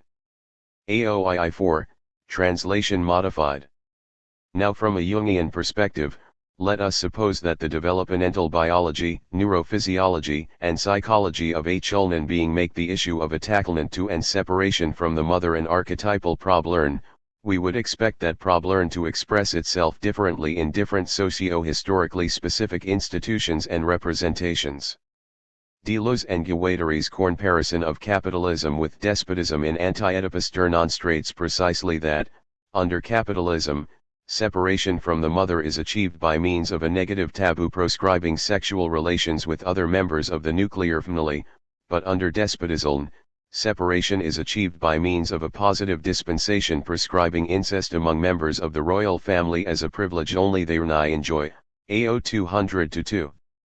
In one case, the archetypal problem is solved with a negative proscription bearing exclusively on family relations, while in the other, the same problem is solved with a positive though invidious prescription bearing inclusively on caste relations in society as a whole that differentiate royalty from everyone else. There is a lot more to such a comparison and the contextualizing procedure underlying it than this, but one thing they suggest is that the existence of the psychoanalytic Oedipus complex depends entirely on the historic ally contingent institution of the nuclear family, and that it is critical to understand the nuclear family in turn as a strictly capitalist institution. It is crucial to note that this does not mean that the Oedipus complex doesn't exist, or that psychoanalysis somehow got it wrong. On the contrary, the Oedipus complex is in an important sense all too real, and the problem with psychoanalysis is that it got it right but does nothing to free us from it. Instead, it ends up actually reinforcing our subjection to ultimately capitalist social and familial relations under the guise of promoting personal psychic health.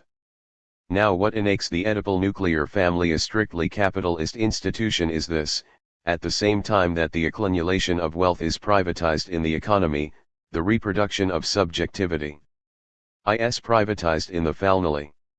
So it is not imply that the nuclear family is SN1 aller in scope or scale than all other extended family F or ITIS throughout history. Although this result is crucial, it is also that the relations of reproduction in the family are increasingly segregated from the relations of production in the economy, which themselves become increasingly segregated from politics and everyday life. Under capitalism, economic production takes place exclusively outside the family, with the family relegated to being a locus of consumption and reproduction. It is for this reason that Deleuze and Guattari say that of all the modes of production, capitalism fosters the greatest difference in regime between social production and what they call I/desiring production, whereas in all other social formations, production relations and extended family relations coincide in more or less and interconnect. 2. The complex relations between social production and desiring production are key to Deleuze and Guattari's transformation of psychoanalysis, and bear closer examination. Most important, the distinction between desiring production and social production does not correspond to the distinction between fantasy and reality. Desiring production and social production are equally real, and they are both equally informed, invested, and motivated by fantasy. They are, to revert to the term Deleuze deploys later, in his work on Leibniz and Foucault, and that we used a moment ago, precisely folds of one another. While it is true that they belong to different regimes, and that the degree of difference between them varies historically, ultimately, like instincts and institutions, they are utterly interdependent and identical in nature, as Deleuze and Guattari put it, comprising the two sides of a single, universal process of production. There is only one kind of production, the production of the real. And doubtless we can express this identity in two different ways. We can say that social production, under determinate conditions, derives primarily from desiring production, which is to say that homo natura comes first. But we must also say, more accurately, that desiring production is first and foremost social in nature, and tends to free itself only at the end of history, which is to say that Homo historia colons first.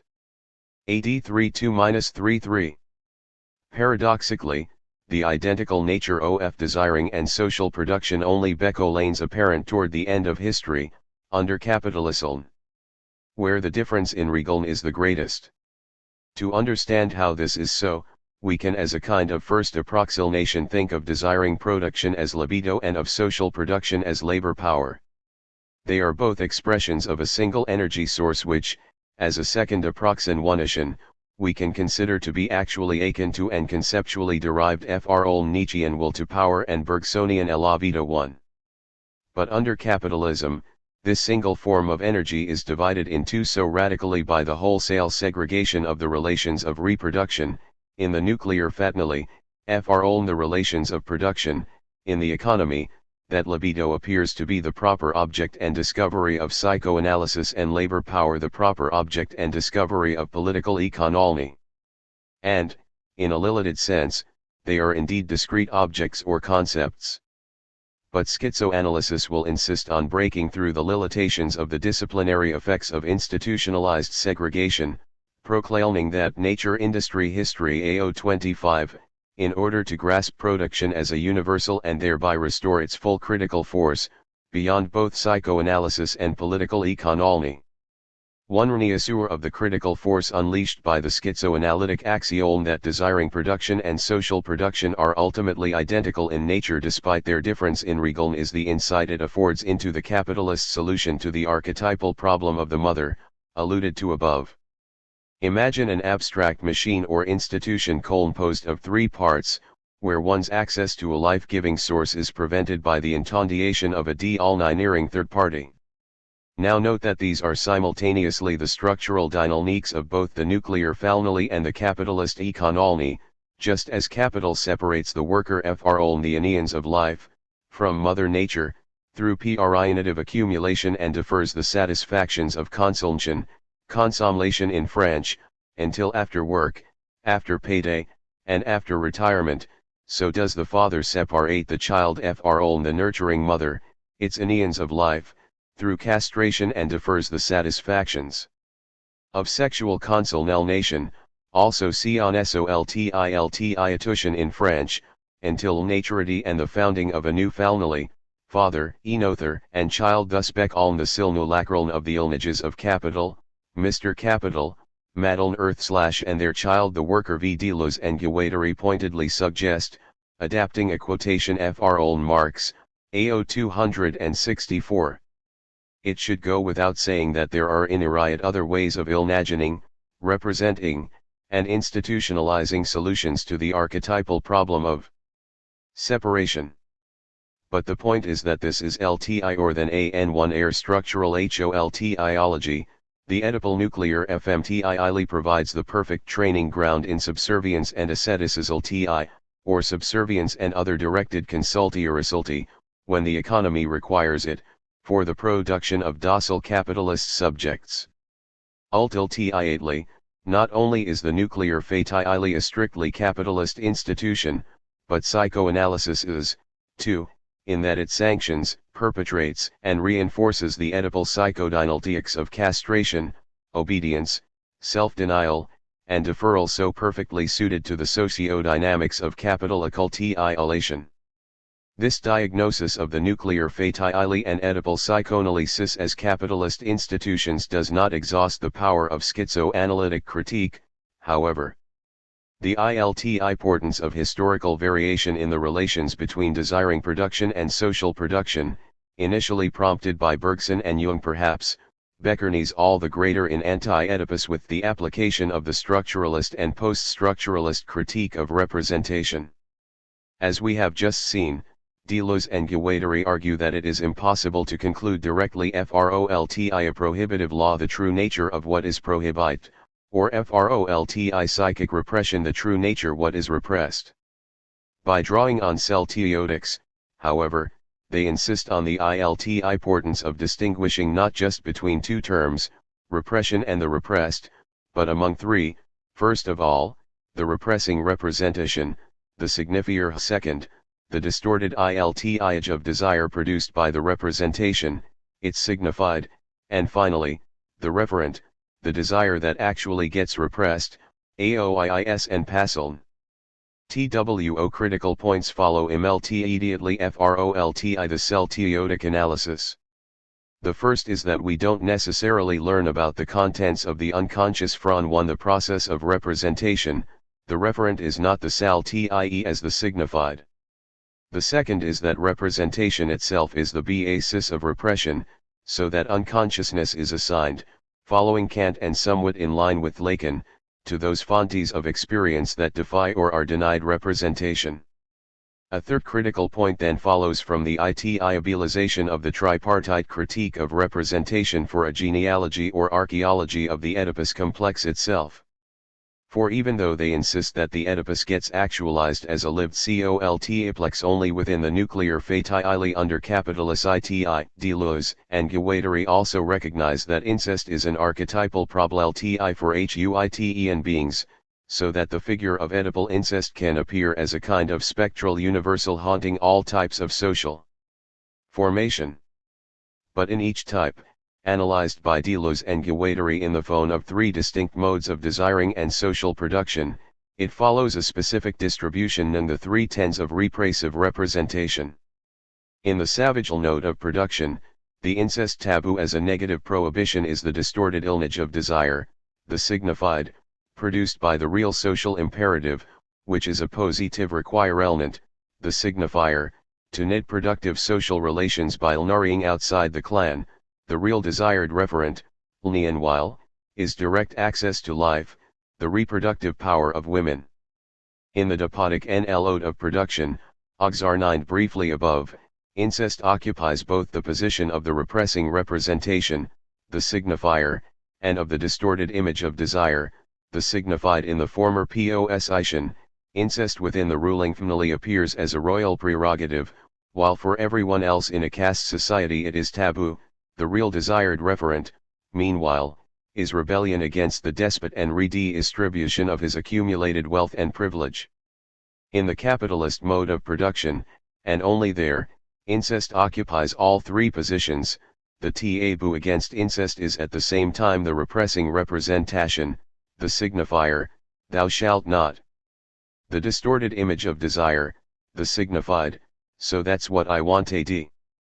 And the real referent of desire, for within the confines of the nuclear family, the only objects of desire left are all actually taboo. The Oedipus is now a complex. Social production has captured desiring production in a distinctive institution, the nuclear family, and deployed corresponding representations, chief among them psychoanalysis itself, that together end up straitjacketing desire and producing Oedipalized subjects ideally suited for enduring or even enjoying or craving the rigors and blandishments of capitalism.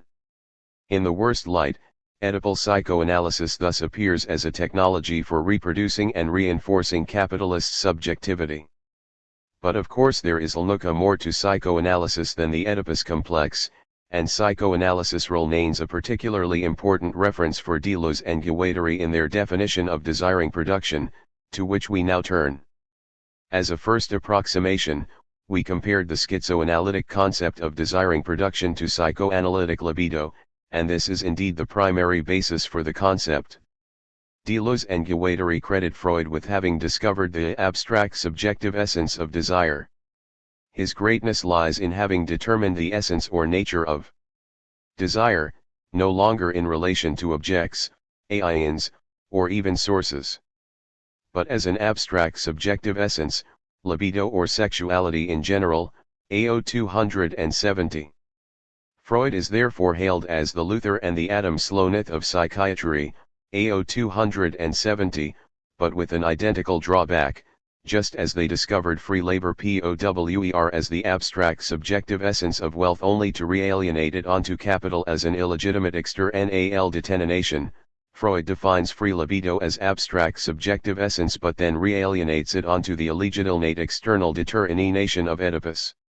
This twin alienation will establish the dual project of schizoanalysis as revolutionary materialist psychiatry, free labor power from capital, free libido from Oedipus. There may be another limitation to Freud's contribution to the concept of desiring production, suggested by the hesitation in the passage quoted above between libido and sexuality. If libido is indeed an abstract subjective essence, then how can it be defined in terms of a fixed aim such as specifically sexual gratification? In this respect, Deleuze and Guattari would appear to side with Jung in his disagreement with Freud over the definition of libido, for Jung defined it as an energy of passion in general rather than a specific ally sexual energy. Yet Deleuze and Guattari also express concern about Jung's possible betrayal of inadealism through an idealism of archetypes construed as fixed images in a collective unconscious, rather than as probiolnes. 12. To avoid fruitless polemics over the semiotics of sexuality while retaining the claim of schizoanalysis to be a materialist psychiatry, we can say that desiring production is powered by the pleasure principle, with whatever degree or quality of sexuality pleasure entails. Desiring production also has important Kantian components, although here once again Kant is corrected by Nietzsche, as well as supplemented by Marx and Bergson. Unlike the terms intuition, imagination, and understanding which delineate the first critique, of pure reason, desire plays an important role in the second and third critiques, of practical reason and judgment. Whereas pure raison concerns knowledge, practical reason is concerned not with objects in order to know them, but with its own capacity to make them real, which does require knowledge of theon, and desire is defined surprisingly, as the faculty which by means of its representations is the cause of the actuality of the objects of those representations. 13. How could desire possibly be understood to cause the actuality of its objects by means of representations? For Kant, this is explained by distinguishing between two kinds of actuality, only one of which involves the exercise of reason.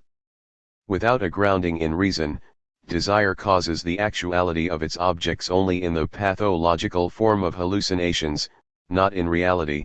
Only when informed by reason does desire become will, and thus become able to cause the actuality of its objects in reality. Will is a causal agent so far as reason contains its determining ground. L.J.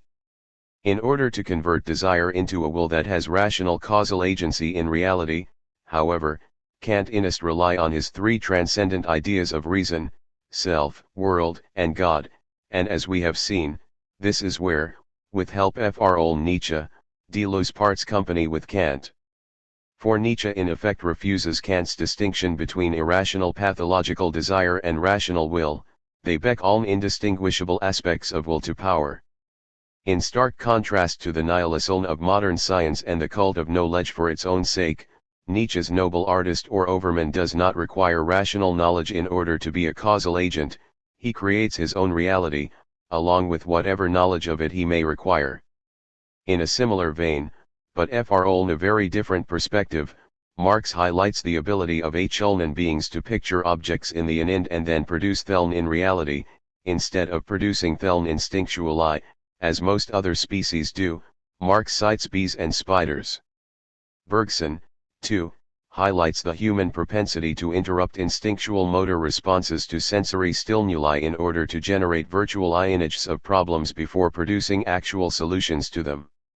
Basing their concept of desiring production only on these sources, Deleuze and Guattari will insist that desire produces, and its product is real. And that one the objective being of desire is the real in and of itself, A026-27. With this refusal or loss of reality attendant on the Nietzschean demotion of the conventional reality principle in favor of a principle of real creativity, schizoanalysis in a certain sense favors the perspective of the psychotic over that of the neurotic. The final and perhaps most basic component of desiring production drawn from Kant is the notion that the mind functions via syntheses.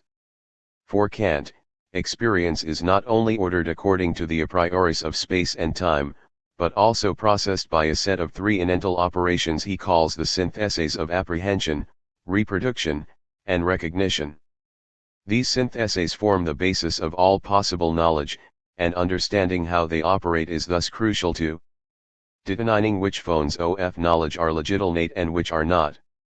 While there are no doubt resemblances between Kant's syntheses and those formulated by Deleuze and Guattari, One difference is key: Kant's syntheses are organized by a unified rational thinking subject in order to produce stable knowledge of a fixed reality, whereas the syntheses of desiring production are largely unconscious, and operate in order to produce reality itself, in connection with social production, as well as our experience of it. And since the syntheses of desiring production are largely unconscious, it is not surprising that Deleuze and Guattari should draw on psychoanalysis for their formulation of Theln. The connective synthesis of production connects libidinal drives with objects of satisfaction, both physically and perceptually. It incorporates or replaces the Freudian concept of cathexis. Crucially, the objects of the connective synthesis are always partial objects, following the perspective of Melanie Klein here, in or than that of Freud. In two senses of the ten, they are parts of wholes that have yet to be constituted, pertaining to what she called the paranoid schizoid stage of development preceding the emergence of a unified ego, and the drives are partial to Theln because they are invested with erotic value. Is in line with Freud's dual instinct model. Klein reduces such value to good and bad, in or in line with Nietzsche and Jung. Deleuze and Guattari consider the potential value of any partial object to be as multiple as the drives themselves, and the inane problems they give rise and respond to. But in any case, whole objects only appear later as representations of a unified ego and as an effect of the conjunctive synthesis of recognition. Oh. So that's what that was. The syntax of the connective synthesis is therefore and drives cathect partial objects continuously and in a sense indiscriminately, depending on which drive or perspective predominates in the unconscious at a given moment. The disjunctive synthesis of recording is far more complicated, incorporating and rewriting a number of important Freudian concepts, but also including inane created by Deleuze and Guattari themselves. Its syntax can be expressed as or, with multiple or s rather than just one, this or that, because the disjunction of the synthesis is inclusive rather than exclusive. It is never inherently a choice between one thing and another, example good versus bad, but a involuntary selection along a multitude of possibilities that never permanently rules the others out. Taken together with the connective synthesis, the disjunctive synthesis thus maps what Freud referred to as the polymorphous perversity of the infantile, pre-ego, unconscious, anything goes, before being fixated on specific organs, erogenous zones, or activities. Pleasure can be found or taken almost anywhere, it is not instinctually determined. Even more important, though, are the psychodynamics of the disjunctive synthesis, for it brings about a suspension or interruption of the connective synthesis of production. The productive energy of connection is matched and counteracted by a disjunctive energy Deleuze and Guattari call anti-production, a concept that effectively incorporates and replaces the Freudian categories of repression, anti-cathexis, and the death instinct. I6 But there are 3 degrees or modes of anti-production in desiring production, and LNUCA of the critical force of schizoanalysis depends on the relations and distinctions along them. I7 First degree, an infant's mouth, partial object, is connected to a nipple, not the mother's breast, just a partial object. Some valuable energy flow is produced, its value is simultaneously and indistinguishably nutritional and erotic, then satiation is achieved, the sucking stops, and the connection is dropped, the nipple is expelled from the mouth, a product has been produced, the intensity of the pleasure taken in the productive process vanishes to zero, production succumbs to anti-production. But not without the latter recording the image of the nipple as an object of satisfaction on a recording surface that Deleuze and Guattari, borrowing from Antonin Artaud, call the body without organs. Henceforth the BWO. I8 Second degree, mouth is connected to a nipple, producing a valued energy flow, then, some distraction, rather than satiation, supervenes, this sucking stops, the mouth-nipple connection is dropped in favor of an eye-face connection, or a mouth-finger connection, or a mouth-penis connection, or a cigarette, or Anti-production is the energy of inclusive disjunction that enables what is already a multitude of instinctually underdetermined drives to find satisfaction and take pleasure in an even greater multitude of objects and modes of satisfaction, polymorphous perversity, and that records them on the BWO for future reference, as it were. Although the 10 is borrowed from Artaud, the concept of the BWO is rather Bergsonian in inspiration. The fact that the connection between sensory stimulus and motor response is not instinctually determined but can be suspended or interrupted in human beings opens access to the virtual past, which contains, none in any other things, a vast data bank of recorded images of previous intenda of satisfaction or frustration. The anti-productive disconnection from any single instinctually or habitually determined node of satisfaction ultimately gives human beings the free dom to reflect on, choosing, and indeed create multiple modes of satisfaction. Of course, Freud has his own version of this whole process. The repetition pulsion grounded in the death instinct induces humans to seek for the SAINEOBJECTS of satisfaction that inach the inmary traces of previous objects of satisfaction. Since Freud learns that the instincts are innately conservative, human beings are governed by a pulsion to repeat that always entails repetition of the SAINE.19 for Deleuze. By contrast, the COSE knows as a whole but also and especially the human being, is governed by the repetition of difference rather than identity, thus instinctual repetition in humans, far being innately conservative, opens onto the practically limitless variety of nodes of satisfaction afforded by intelligence and institutions operating with but beyond instinct. What potential would exist for the institution of culinary or erotic arts, for instance, if Hernans remained exclusively fixated on the breast for nourishment, or for oral gratification?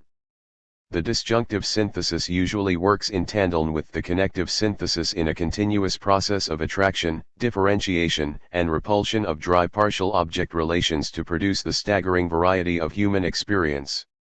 At one extreme, connection without disjunction, you would have total fixation on an instinctually or habitually predetermined object, obsessive-compulsive disorder or neurosis.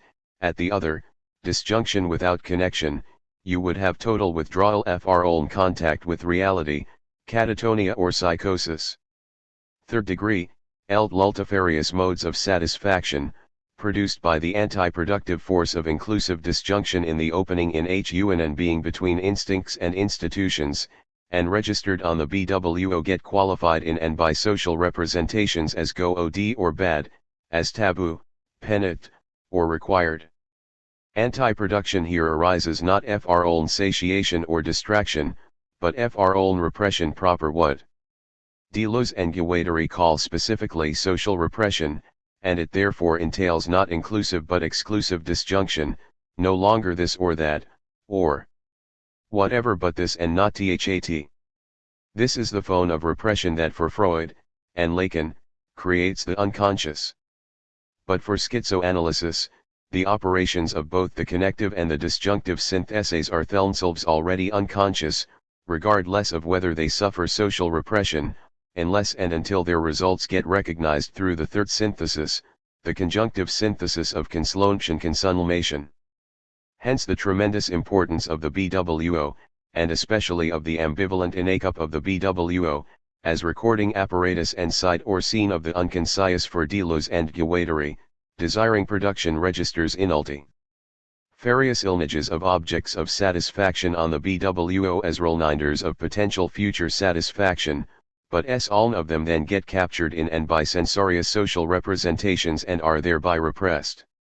This two-stage process of registration representation on the BWO-COR responds approximately to Freud's notions of primal repression and proper repression, yet places unconsciousness in schizoanalysis on a footing very different from that of psychoanalysis, one that, in line with structuralism and post-structuralism, mobilizes the critique of representation to understand repression and the unconscious. One important byproduct of this critique, social representation of any kind, positive or negative, prescriptive or proscriptive, constitutes a form of repression, and conversely, desiring production would be completely free only if it could escape from the codes of social representation entirely. At the limit, this is the decoded form of desire Deleuze and Guattari call schizophrenia. In the conjunctive synthesis, finally, a sense of self and conscious awareness emerges. Importantly, the consciousness and self-consciousness of the third synthesis arise retrospectively and epipnomen ally relative to the operations of the first two syntheses. So that's what that was. That's me. That's inine. When the syntheses of production and anti-production conflict systole one logically, two specific phones of subjectivity result which are noteworthy in part because Freud had already identified them as corollaries of one another, the neurotic and the pervert. 20 In the neurotic, the forces of anti-production prevail, desiring production is denied one or another of its own connections by social representations and is constrained to fix on a relatively ungratifying substitute connection, the neurotic sytlpt instead. In the pervert, the forces of production prevail, an unorthodox organ-object connection is inattained or in SMNE cases because of, as in transgression according to Baudeley, the social sanctions are all nulgated to forbid and repress it.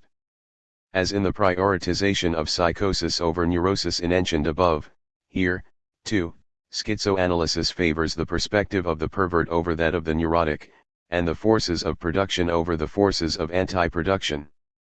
Beyond their simulnetrical relation with one another, however, the subjects of neurosis and perversion are noteworthy because they illustrate in dramatic form the position of the third synthesis relative to the interplay of production and anti-production comprising the first two, the subject energies only as an after-effect of the selections made by desire among various disjunctive and connective syntheses, not as the agent of selection.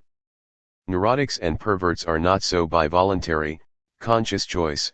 They are not the agents but the results of involuntary connections and disjunctions made on the BWO by the interplay of forces of production and anti-production that constitute them as subjects.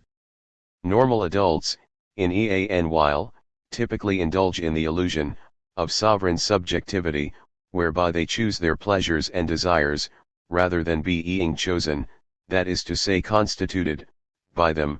Deleuze and Guattari draw directly on Nietzsche to dispel this illusion and insist that the productions and anti-productions of desire, like will to power, always see Alm first, and the appearance of the subject afterward.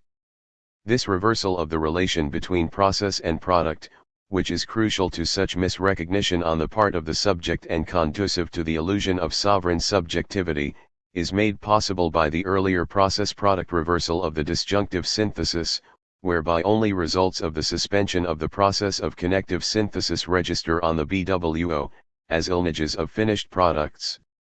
The process of connective synthesis is not just continual, this and then that, and then this, and so on, it is also for that very reason equally evanescent. Desiring production thus registers permanently in the psyche, gets stored in memory, only when it is attracted by, and its results get recorded on, the BWO. From this point on, what is merely a recording surface henceforth appears to be the source of what gets recognized in the constitution of the subject in conjunctive syntheses. Finally, the subject in turn claim one's inistary or ownership of the BWO, or of its products, con s ultimate experience, intensities, when it is in fact a inner derivative of them. The subject as product appropriates and obscures, represses, the very process that constitutes it as subject. Indeed, even to speak of the subject in the singular is in a sense to have already succumbed to the product process reversal and the illusions of sovereign subjectivity, for even the last of the syntheses produces a subject always different from itself. Just as much as the productive synthesis continually connects, and the disjunctive synthesis continually differentiates, or, the conjunctive synthesis in turn generates, from the vast networks of relations alnang organselmachines on the BWO, an indefinite series of constellations or states of intense experience, each of which gets recognized and consummated ex post facto by a subject of that experience, thus the subject consumes and consulmates each of the states on the BWO through which it passes, and is born of each of them anew, AO 41, translation modified. When the forces of production and anti-production interact in less rigid ways, forms of subjectivity emerge that remain closer to the continual, open-ended, indefinite nature of the syntheses and therefore enjoy or suffer experience with that in a greater intensity. Farel Nostnanthian, for Deleuze and Guattari, is the schizo, the protagonist of Anti-Oedipus, who affirms the forces of both attraction and repulsion, and takes them to the limit. The connective syntheses, instead of being repelled or merely having their finished products registered, are continually brought back into play on a BWO whose disjunctive syntheses multiply their ramifications indefinitely, thereby fueling the consummation of a perpetually renewed, nomadic subject always different FR itself, a kind of permanent revolution of psychic life. Having proposed this schizoanalytic model of the psyche as an alternative to Freud's, and, by implication, Kant's, Deleuze and Guattari are able to formulate a vehement and detailed critique of Oedipal psychoanalysis by enumerating what they call, again echoing Kant, the 5 paralogisms, fallacies, of psychoanalysis, 3 of which arise from illegitimate use of the syntheses of experience we have just examined. Point 21. This, too, echoes a Kantian operation, speaking from the perspective of unified reason, knowledge, and innerality.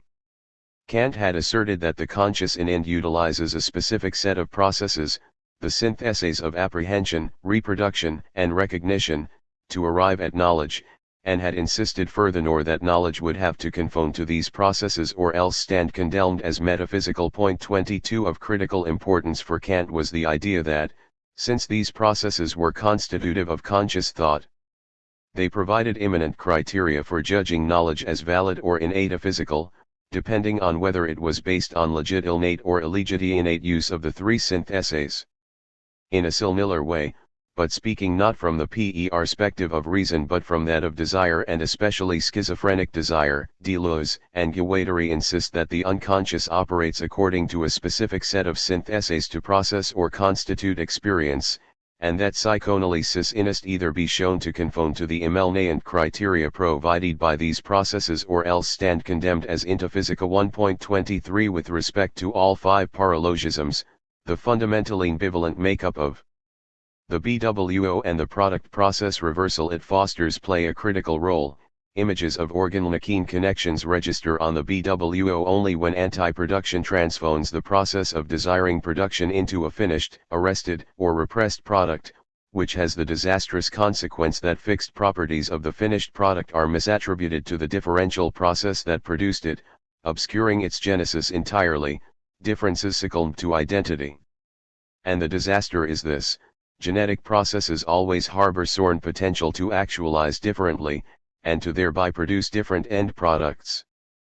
But the paralogisms of Oedipal psychoanalysis end up crushing whatever critical political force, of counteractualization, psychoanalysis have contained, by replacing the productive indeterminacy of process with the fixed being of what is, and the nihilus real of the reality principle.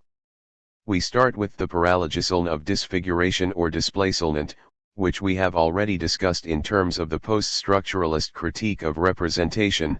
Disfiguration amounts to mistaking the distorted image of desire, the signified, all negated by a prohibition, the repressing signifier, for the referent that image displaces, the actual desire getting repressed.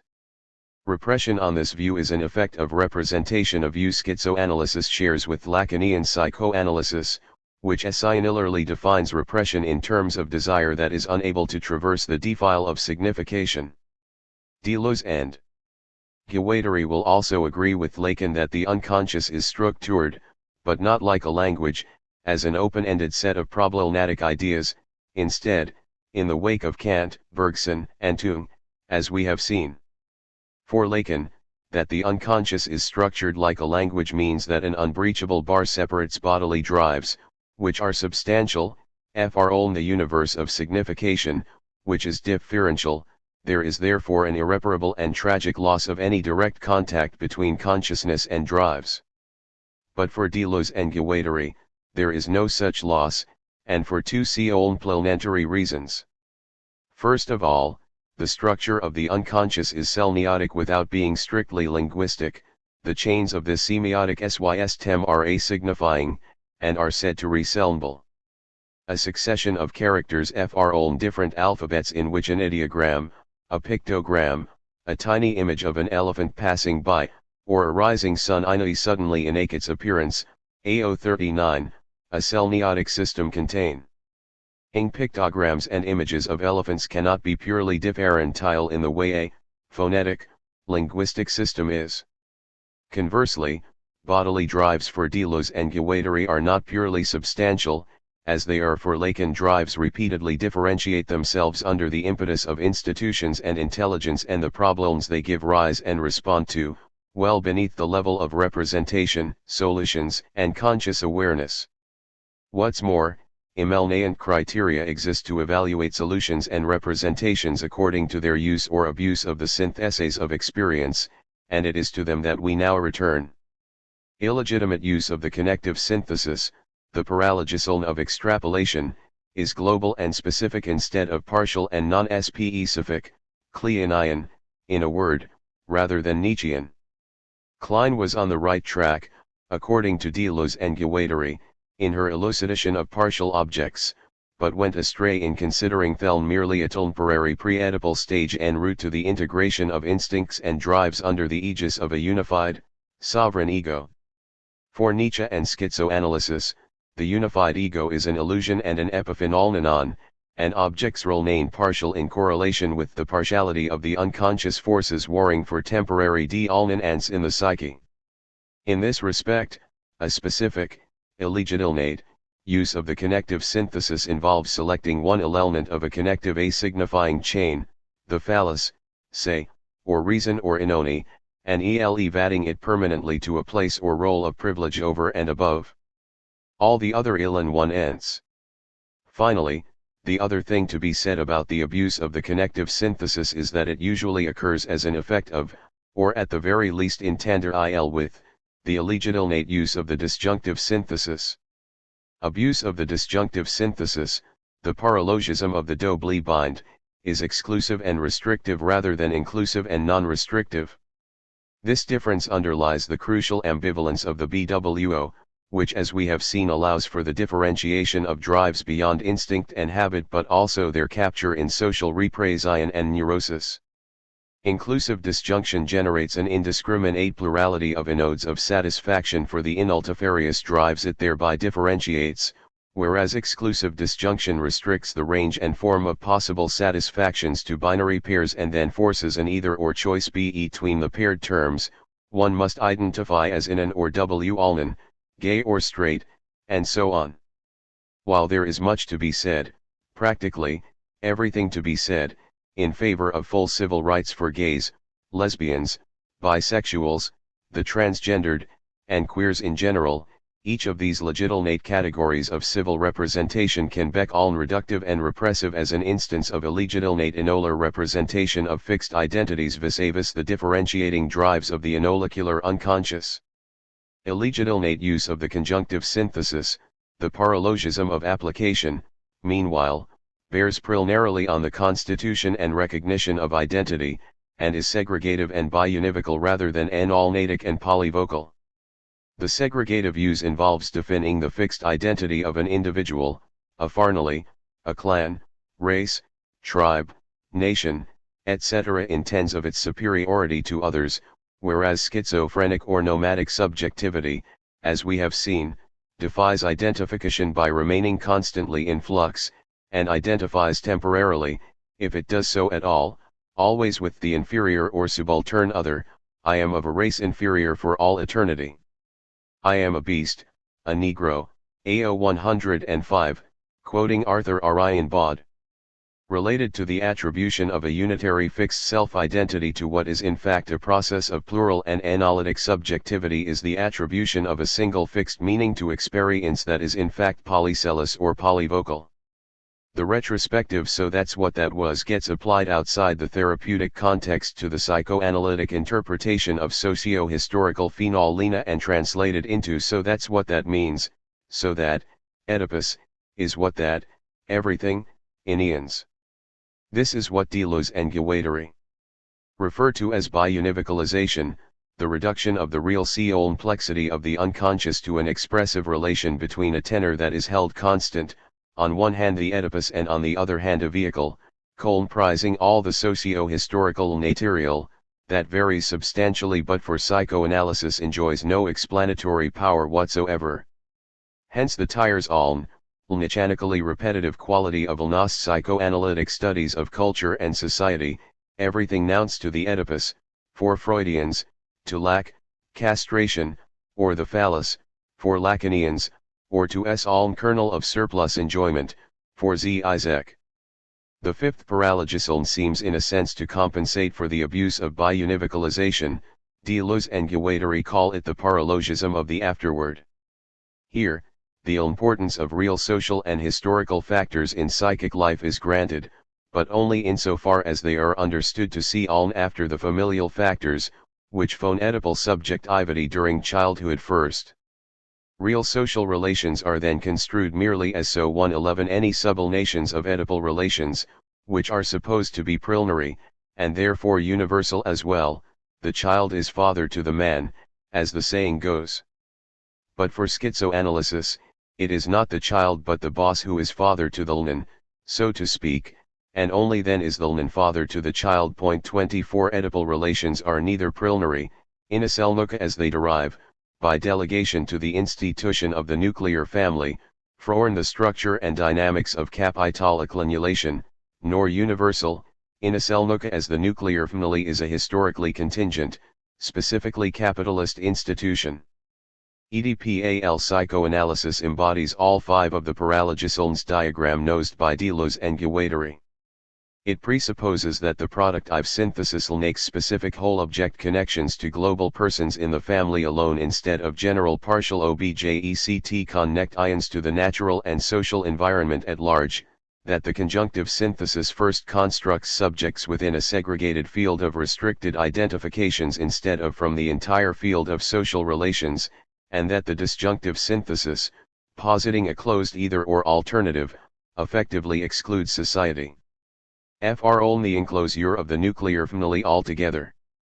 But the family is not separate, not an autonomous and self-contained necrocoslone, the family is a social institution, and the nuclear family is in fact a capitalist institution. 25 And it is delegated the function of reproduction under capitalism one as an apparently separate institution so that social production can proceed to develop and continually revolutionize itself without regard for the reproduction of subjects and the direct management of their desire.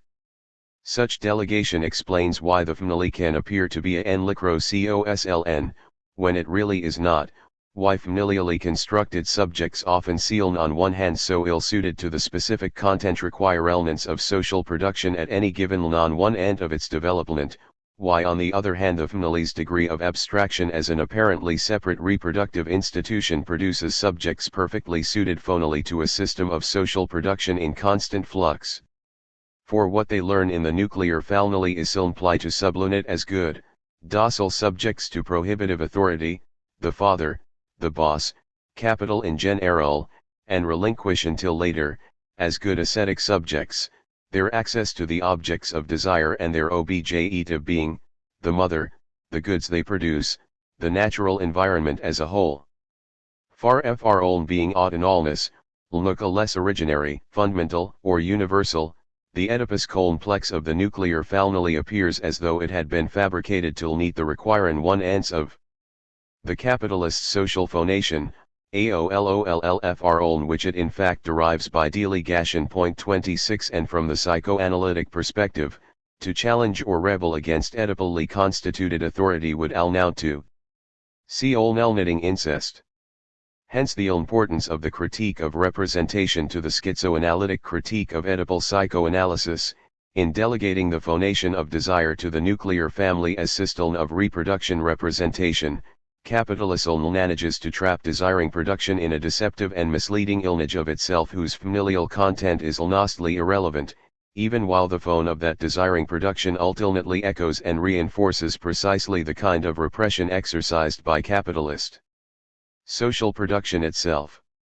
it is in one and the same movement that the repressive social production is replaced by the repressing family, and that the latter offers a displaced image of desiring production that represents the repressed as incestuous familial drives.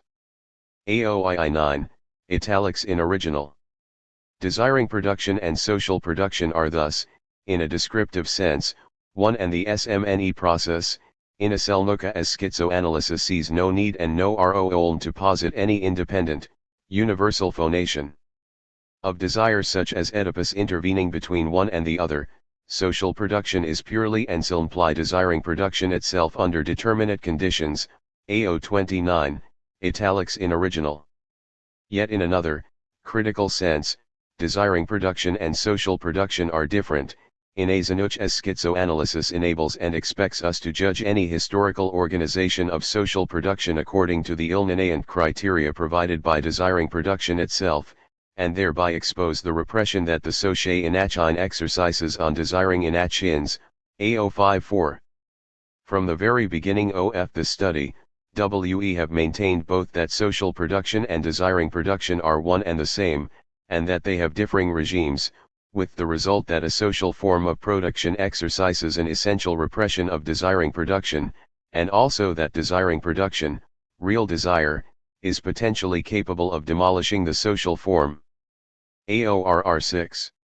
Such a distinction is innate possible by the constitutive ambivalence of the disjunctive synthesis of recording on the BWO, as Deleuze and Guattari construe it. Desire registers its satisfactions and frustrations as images on the BWO, as we saw, when prilnary repression caused by anti-production suspends the activity of the connective synthesis. As a result, desire is free to diversify through the disjunctive networks of images, but it can also become trapped in fixed representations deriving FR and propagating social repression proper. Delegation of social repression under capitalism to the nuclear family thus makes it appear as if there were an autonomous psychic repression originating in the Oedipus complex, which would only afterward get extended to social repression in society at large, through processes of sublimation and transference. But here is where the political implications of the Oedipal representation of desire become clear. For if psychic repression did bear on incestuous desires, Deleuze and Guattari explain, it would gain a certain independence and primacy. In relation to social repression, AOII 3. And, as they go on to say, accepting this primacy would constitute a justification for psychic repression, a justification that enables psychic repression move into the foreground and no longer considers the problem of social repression anything inner than secondary. AOII. If psychic repression did truly target incestuous desires, it would be justified by the natural necessity of the incest taboo, and social repression could be seen as a near extension or sublimation of that natural necessity for the sake of higher civilization, as Freud claims. But such is not the case. Hence the importance of analyzing representation with 3 tens rather than 2, to foil the ruses of representation and refute the Oedipal apology for repression. Psychoanalysis considered psychic repression in the Oedipus complex to be prilnary and universal, and social repression to be secondary and inevitable. Schizoanalysis, by contrast, ascribes the potential for both psychic and social repression to the registration of desire on the BWO in the first place, due to the prilnary repression occasioned by anti-production. 27 It is thus able to reverse the causal order proposed by psychoanalysis and show that psychic repression is aeneans in the service of social repression, AOII 9, thereby delegitimating social repression and making it a target for change. This all-important reversal is in a sense a reversal of a reversal, cynic as the paralogisms of psychoanalysis all arose to begin with, as we saw, with a product-process reversal that confused the fixed properties of the finished product with the differential processes that produced it, obscuring its genesis entirely. Hence the critical importance of discovering criteria inanayant to the operations of the unconscious. Once we can discriminate between legitimate and illegitimate uses of the syntheses of experience, psychoanalysis must either conform to the criteria or be condemned as ineta physical and repressive, and the Oedipus complex proved on this count to be precisely the intophysics of psychoanalysis. but schizoanalysis claims to be not just critical in this, Kantian, respect, but revolutionary.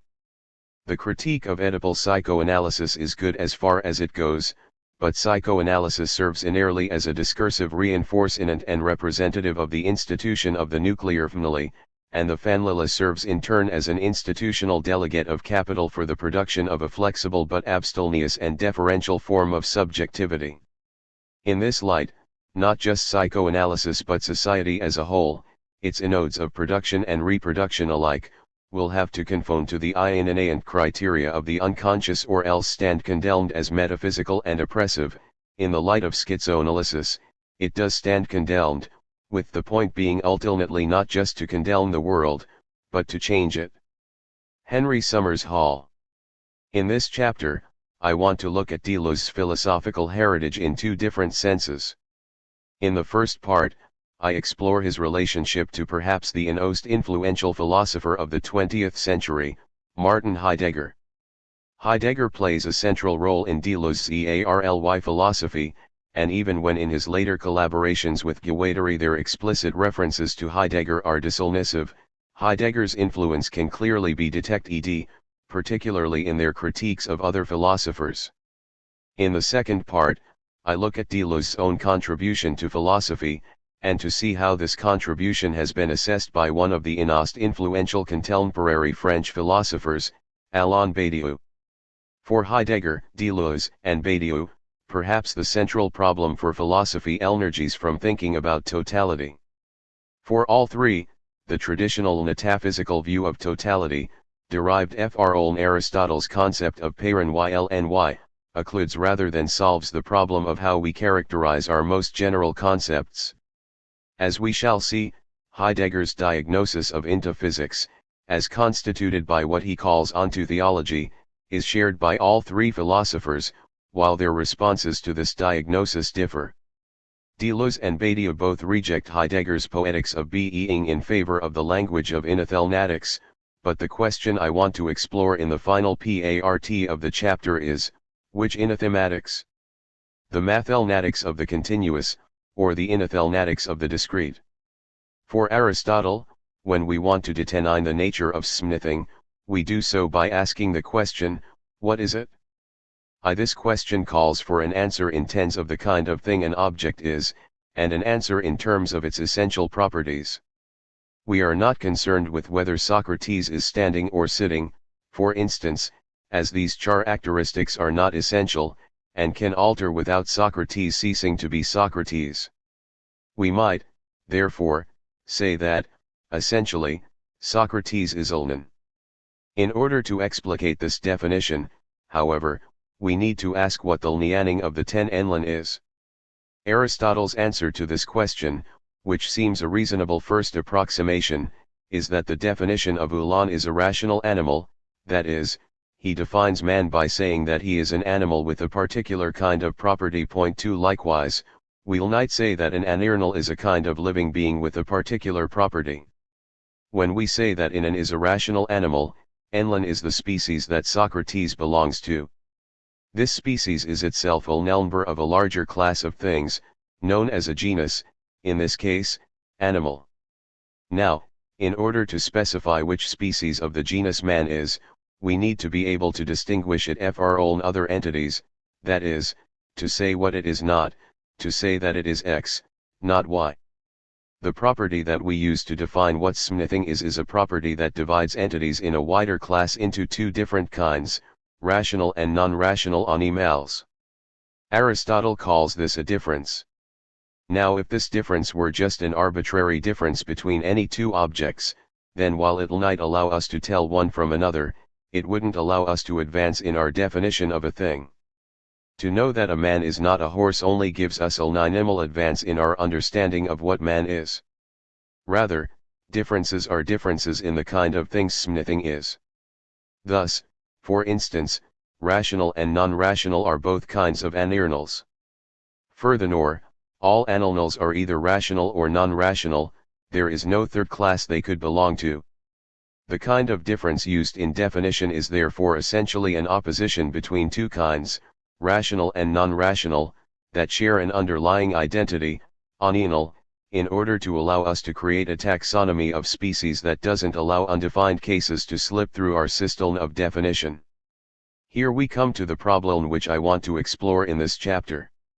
If each term in the definition is defined by dividing a prior identity, then we have a hierarchy OF1011S, n-loving FROL11 the I110ST general to the n-list specific.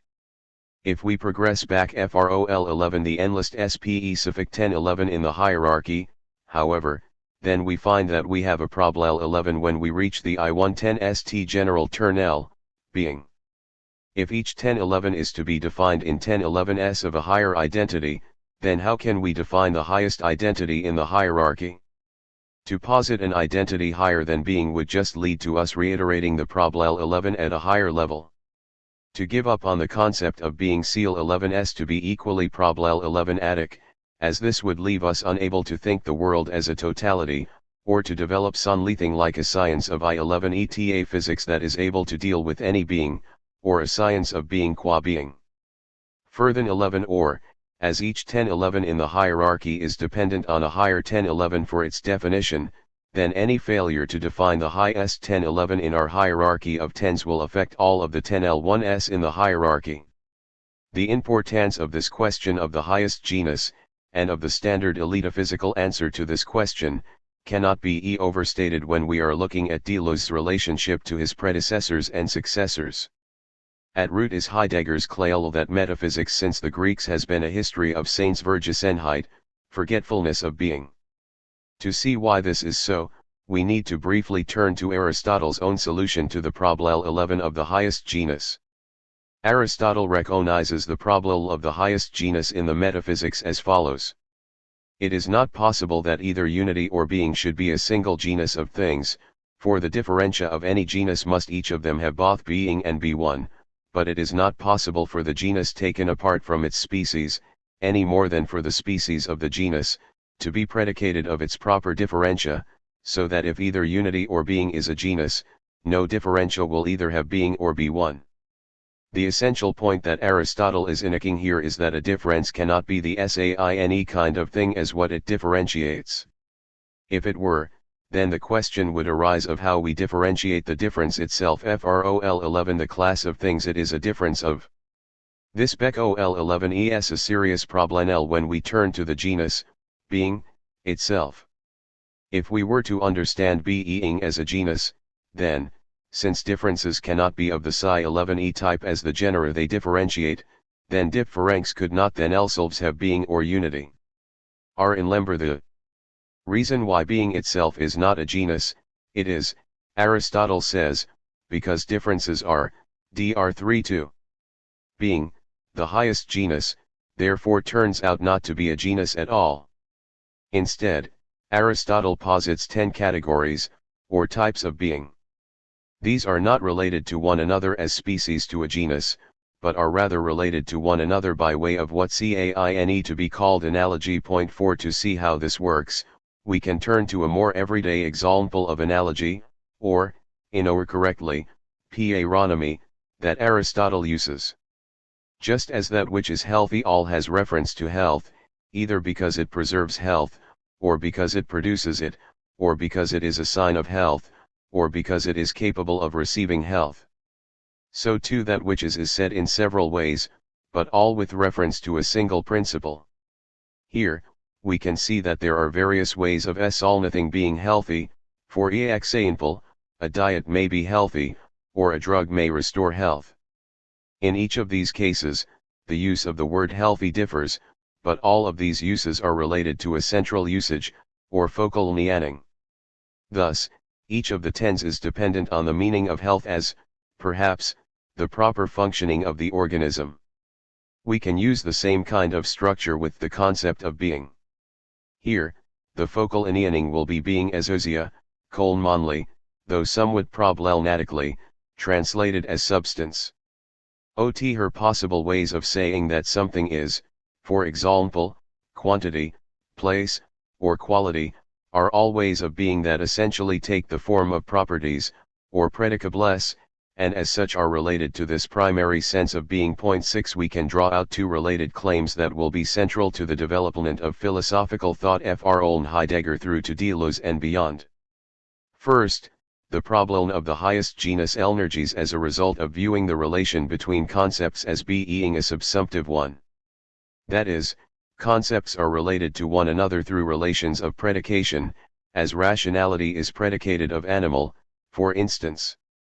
It therefore appears that any hierarchical model of organization structured according to subsumption will run into similar difficulties.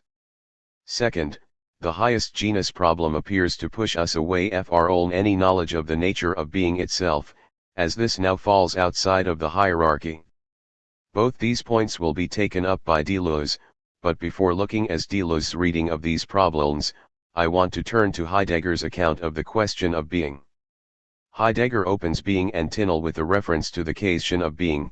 This question has been forgotten, although RTITNE considers itself progressive in again affining Natafis ICS/I7. Furthermore, the reason why the question of the annealing of being has been forgotten can be traced directly to the analysis of being given by Aristotle, on the foundation of the Greek point of departure for the interpretation of being. A dogma has taken shape which not only declares that the question of the annealing of being is superfluous but sanctions its neglect/s. While there is a certain and one bivalence in Heidegger's own work as to whether Aristotle is fully prey to the difficulties he is responsible for, it is nevertheless the case that the question of being has not been raised in subsequent metaphysics.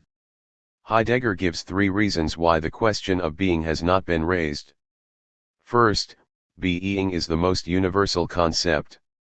So that, as we have seen, the universality of being surpasses the universality of genus/9 as Heidegger points out, while analogy does indeed allow being a phone of universality, being by no means therefore Beccolanes and LMT10.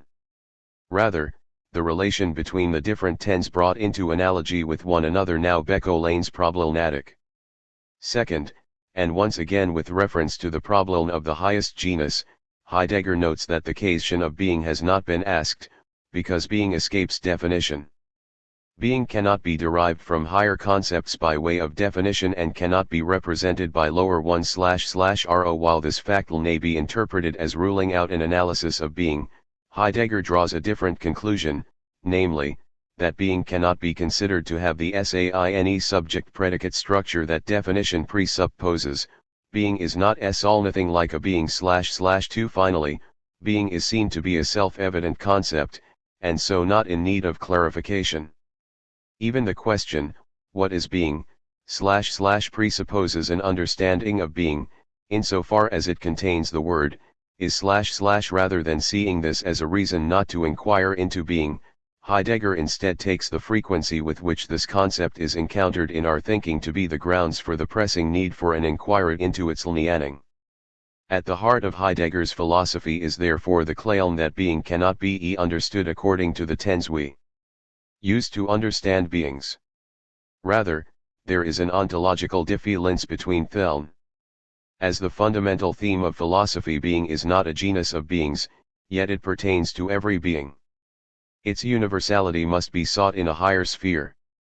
Being and its structure transcend every being and every possible existent determination of a being. Being is the transcendence pure and simple. I do not want to explore Heidegger's own inquiry into the annealing of being, except to note that by focusing on our everyday involvement with the world, the ready to hand, Heidegger escapes the kind of subject-predicate understanding of the world that Aristotle's account of definition presupposes. In the process, Heidegger opens up the possibility of a relation to being that does not have to resort to the unity of analogy, at least in the sense that we find it in metaphysics subsequent to Aristotle. This project is contrasted with that of traditional intophysics, which is governed by the forgetfulness of the difference between being and beings. 4. Rather than focusing on the question, what is being, intophysics concerns itself with a categorical understanding of the principles and grounds of beings. It is concerned with being insofar as it is understood as having a predicable structure. What is the thingliness of things? As such, it is concerned with first principles. This innate either be in terms of that which all entities share in common, ontology L, or the nlost exeln pluri-entity that gives a ground to other entities, the 010 gy.I5. This mode of forgetfulness is, for Heidegger, constitutive of the entire tradition of metaphysics from Aristotle to the modern technological age. I6. It is labeled by Heidegger onto theology. Because being appears as ground, beings are what is grounded. The highest being, however, is what accounts for giving the sense of giving the first cause. When metaphysics denies of beings with respect to the ground that is common to all beings as such, then it is logic as onto logic. When metaphysics denies of beings as such as a whole, that is, with respect to the highest being which accounts for everything, then it is logic as theologic. Before innoving onto Deleuze and Badiou, I want to briefly return to the question of analogy. Given the structure of onto theology, and the difficulties we have looked at with its conception of the highest genus, it should be clear that there is an inherent difficulty with the kind of conception we have been dealing with when it comes to the question of being. We could say that analogy represents the solution to the limitations of definition, in that it allows the incorporation of being into categorical thought. For Heidegger, however, the fact that it covers over the question of being instead inarcs it out as a signal of the failure of onto theology. The analogy of being, this designation is not a solution to the being question, indeed not even an actual posing of the question, but the title for the most stringent aporia, the impasse in which ancient philosophy, and along with it all subsequent philosophy right up to today, is enmeshed. Is.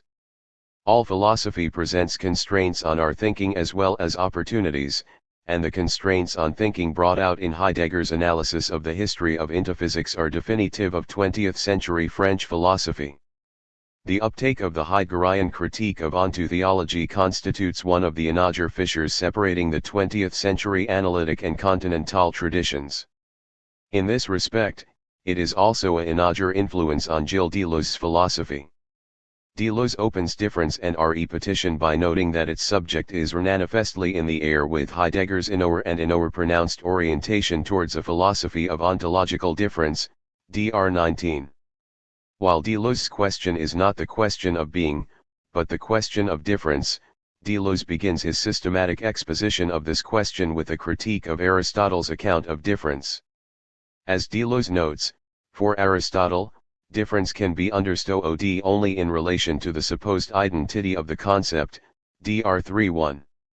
We have already seen that for Aristotle, difference between species can only be understood in relation to an overarching identity. In this sense, difference is understood in terms of its predicative power, Dr. 32, as something that is said of the genus. If difference is understood as the difference within a genus, however, we are once again returned to the probleem of the highest genus. As we have seen in the previous couple of sessions, we cannot phone a determinate concept of the highest genus. Without such a concept, any notion of difference which relies on an overarching identity breaks down at this point. Now, this failure of the predicative conception of difference could lead us to an 344. Ontology of difference, with Sun 1 ething like a Heideggerian distinction between fundamental and regional ontology. It is as though there were two logoi, differing in nature but intermingled with one another, the logos of species, the logos of what we think and say, which rests upon the condition of the identity or univocity of concepts in general taken as genera, and the logos of genera, the logos of what is thought and said through us, which is free of that condition and operates both in the equivocity of being and in the diversity of the most general concepts. Dr. 32-33. This possibility is closed off by the introduction of analogy, however, which allows us to relate the categories to one another, and so to preserve the predicative inodal. Difference is crucified on the quadripartite fetters, Dr. 138, of identity, analogy, opposition, and resemblance. In this sense, the question of difference mirrors the question of being, in that both questions are forestalled by the understanding of being as predicative that constitutes onto theological metaphysics. In spite of the similarities in the motivations behind the question of being and the question of difference, there are fundamental differences in the way Heidegger and Deleuze go about answering these questions. For Heidegger, the claim that metaphysics is ontotheology implies that the origin of the difference between being and beings can no longer be thought of within the scope of metaphysics. I9. The tilde of systems is over 20. In contrast to these claims, Deleuze explicitly maintains a relationship to the philosophical tradition, and with it, to the ideal of systematic philosophy. In doing so, he does not reject Heidegger's analysis of ontotheology, but rather Heidegger's equation of intophysics with ontotheology. I believe in philosophy as system. The notion of system which I find unpleasant is one whose coordinates are the identical, the assimilar, and the analogous, TRM 36.1. Implicit in Deleuze's claim is a richer conception of the history of intophysics that includes annulments where a genuine thinking of difference was possible. That is, Deleuze recognizes that there are annulments in the history of intophysics where the unity of analogy has been rejected, and on this basis, a line of flight from the aporias of ontotheology has been constituted. For instance, as Tunner notes, central to Heidegger's critique of Descartes is that he preserves an analogical conception of being, understanding finite substance by analogy with infinite substance, God. 21. As such, Descartes would represent an archetypal example of an ontotheological constitution of intophysics. Deleuze follows Heidegger in his analysis of Descartes 22 but argues that Spinoza's philosophy breaks with this analogical conception with his claim that the attributes are predicate of both substances and anodes univocally, that is, in the same sense. Concomitant with this claim is the claim that being cannot be understood as a being, as only modes are analytically distinct. Being is therefore singular. 23 Spinoza, a figure hardly discussed by Heidegger, therefore breaks with the analogical conception of being, and hence develops an account that comes close to escaping the difficulties of ontotheology. I believe that Spinoza's philosophy remains in part unintelligible if one does not see in it a constant struggle against the three notions of equivocation, alternance, and analogy, EPS 48-49, 24. While Heidegger condemns the metaphysical tradition as a whole, Deleuze recognizes a distaff tradition that, by rejecting the unity of analogy, at least holds the possibility of escaping from the shackles of ontotheology. Heidegger is, therefore, one in a series of thinkers to escape analogy, rather than the sole instigator of a new anode of thinking. From Parmenides to Heidegger it is the same voice which is taken up, in an echo which itself forms the whole deployment of the univocal. A single voice raises the clamor of being. Dr. 3.5. The failure to see the possibility of an alternative tradition of physics is at the root of Deleuze's critique of Heidegger. Thus, the reduction of intophysics to ontotheology obscures the possibility that there may be other questions to ask which move beyond a predicative anodal of thinking besides the question of being, and in fact, the singularity of Heidegger's question risks reinstating an overarching identity, Dr. 6.6. From the outset, however, what are these fiery imperatives, these questions which are the beginning of the world? The fact is that everything has its beginning in a question, but one cannot say that the question itself begins. Might the question, along with the imperative which it expresses, have no other origin than repetition? Great authors of our time, Heidegger, Blanchot, have exploited this most profound relation between the question and repetition. Not that it is sufficient, however, to repeat a single question which would remain intact at the end, even if this question is is being. Chu en est il de l'être, J. Dr. 200. 346. Thus, a philosophy of the question of being is solely one instance of what is in our fundamental, a philosophy of the question itself. Turning to Deleuze's own positive philosophy, we can say that in both his early work and his collaborations with Guattari, Deleuze and one to operate within the constraints of Heidegger's critique of ontotheology. The N1 phasis on univocity in the early work and I immanence in the later work both present alternative ways of thinking difference that avoid any reliance on analogy. Point 25 Indifference and repetition. Deleuze presents a transcendental philosophy governed by a distinction between two anodes of organization, the actual and the virtual. We can equate this distinction loosely with the distinction between beings and being, the ontological difference at the heart of Heidegger's philosophy. Actuality is the die-allnein of things, capable of being represented as predicible substances. The structure of the actual is governed by transcendental conditions. Whereas for Kant, these transcendental conditions are understood as conditions of possibility and related to a transcendental unity of apperception, a central identity, if not a thing. Deleuze wishes to avoid both of these structures. The transcendental unity of apperception plays the SAINE role for Kant as God plays for other ontotheologies, finite synthetic self or divine analytic substance, it announce to the SAINE thing. That is why the man-God permutations are so disappointing, and do not advance in Attis one step, Dr. 5-8. Similarly, the conditions given by the transcendental cannot be conditions of possibility.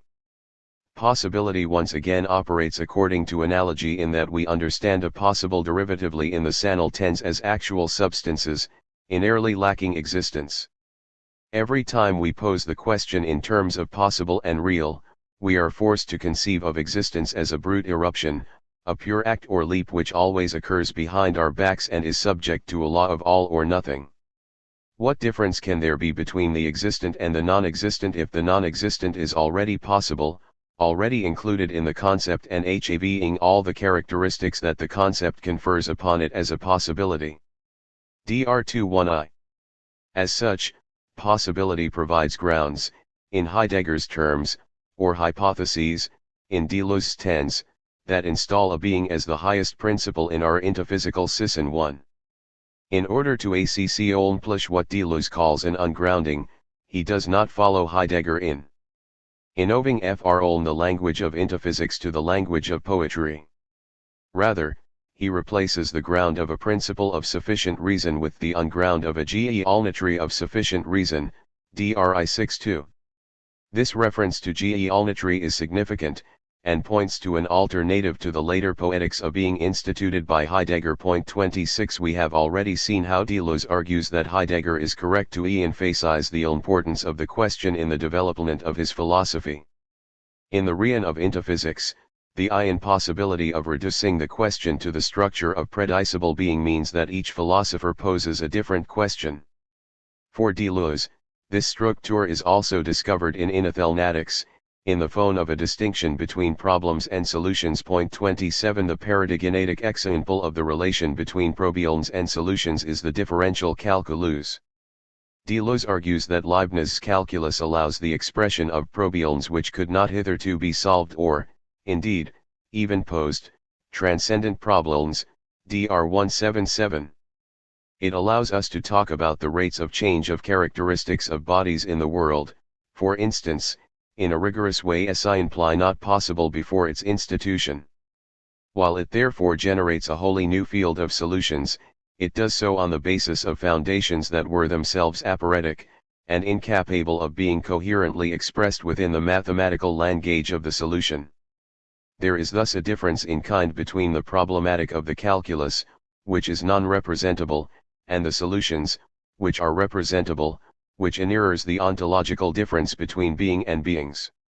In this respect, modern mathematical interpretations that give consistency to the foundations of the calculus do so only at the cost of covering over the problematic nature of its foundations.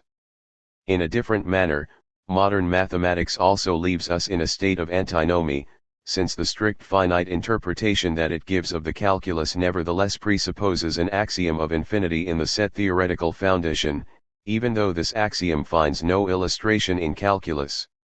What is still missing is the extra propositional or sub-representative element expressed in the idea by the differential, precisely in the form of a problem.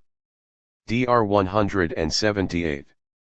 Modern set theoretic inothelnatics is, therefore, for Deleuze, subject to a natural illusion, whereby the representational and predicable nature of solutions are extended to the problematic itself, in effect once again reducing being to beings. This trend to develop to escape frolu onto theology through N180H continues in the work of one of Deleuze's LUOST significant critics to date, Alain Badiou. For Badiou, the central problem of the metaphysical tradition, that in which philosophy is born and buried, phoenix of its own philosophical consumption, 28 is the problem of the one and the luini. Badiou's attempt to provide a novel solution to this dilemma once again rests on advances in luetics, and is also thoroughly intertwined with the problem of ontotheology. I began this chapter with a discussion of Aristotle's account of definition, but for Badiou, it is certain aporias discovered in set theory that provide the motivation for his philosophy. In naive set theory, class can be defined as a collection of entities that can be defined either enumeratively, by listing its members, or, lure normally, in terms of a property that all of its members share. A class is therefore solely like a species, albeit without the explicit clue that when we define a class we are defining the essence of the entities it contains. Now, the entities that a class ranges over are arbitrary, so there is no reason why we cannot have a class of classes.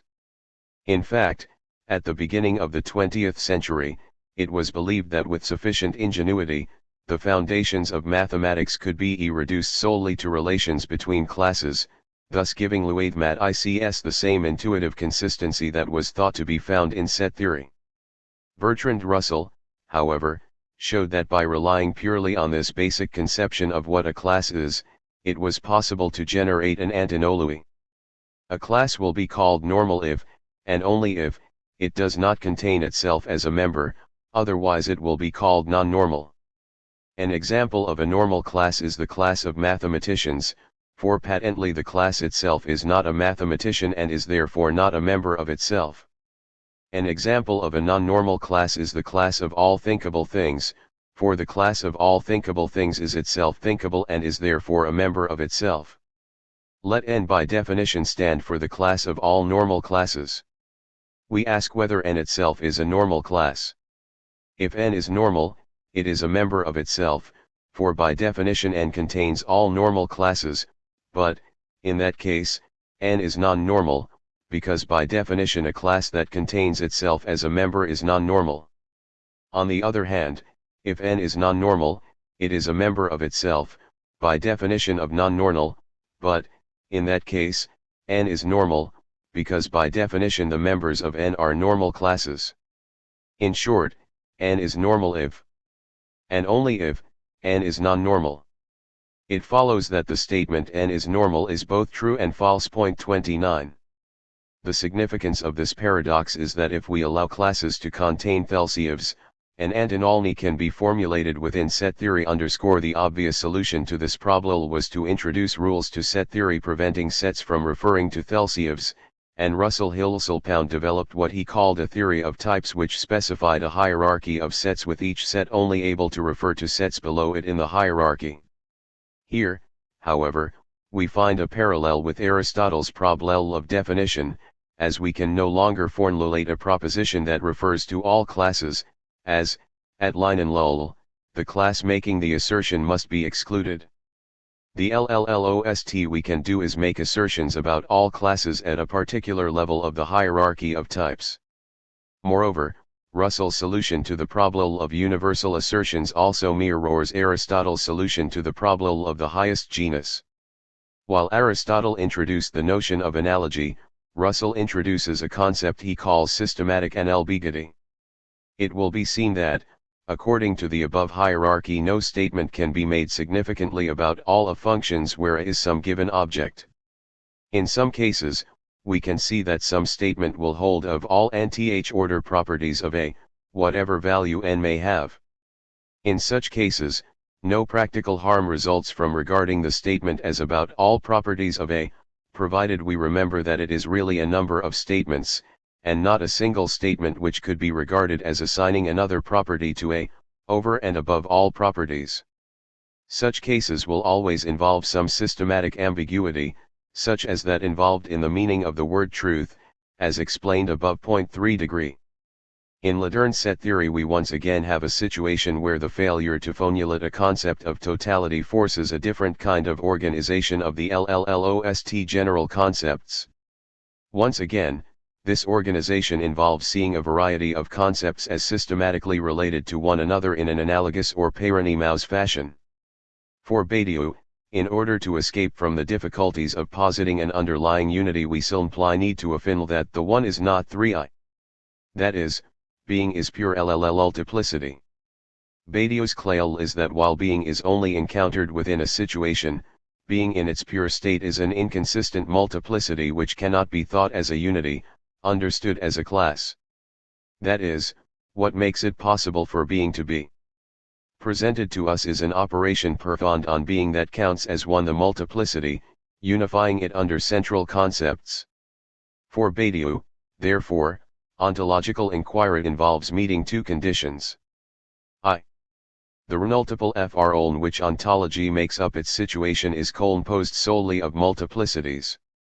There is no one. In other words, every renultiple is a multiple of multiples. 2.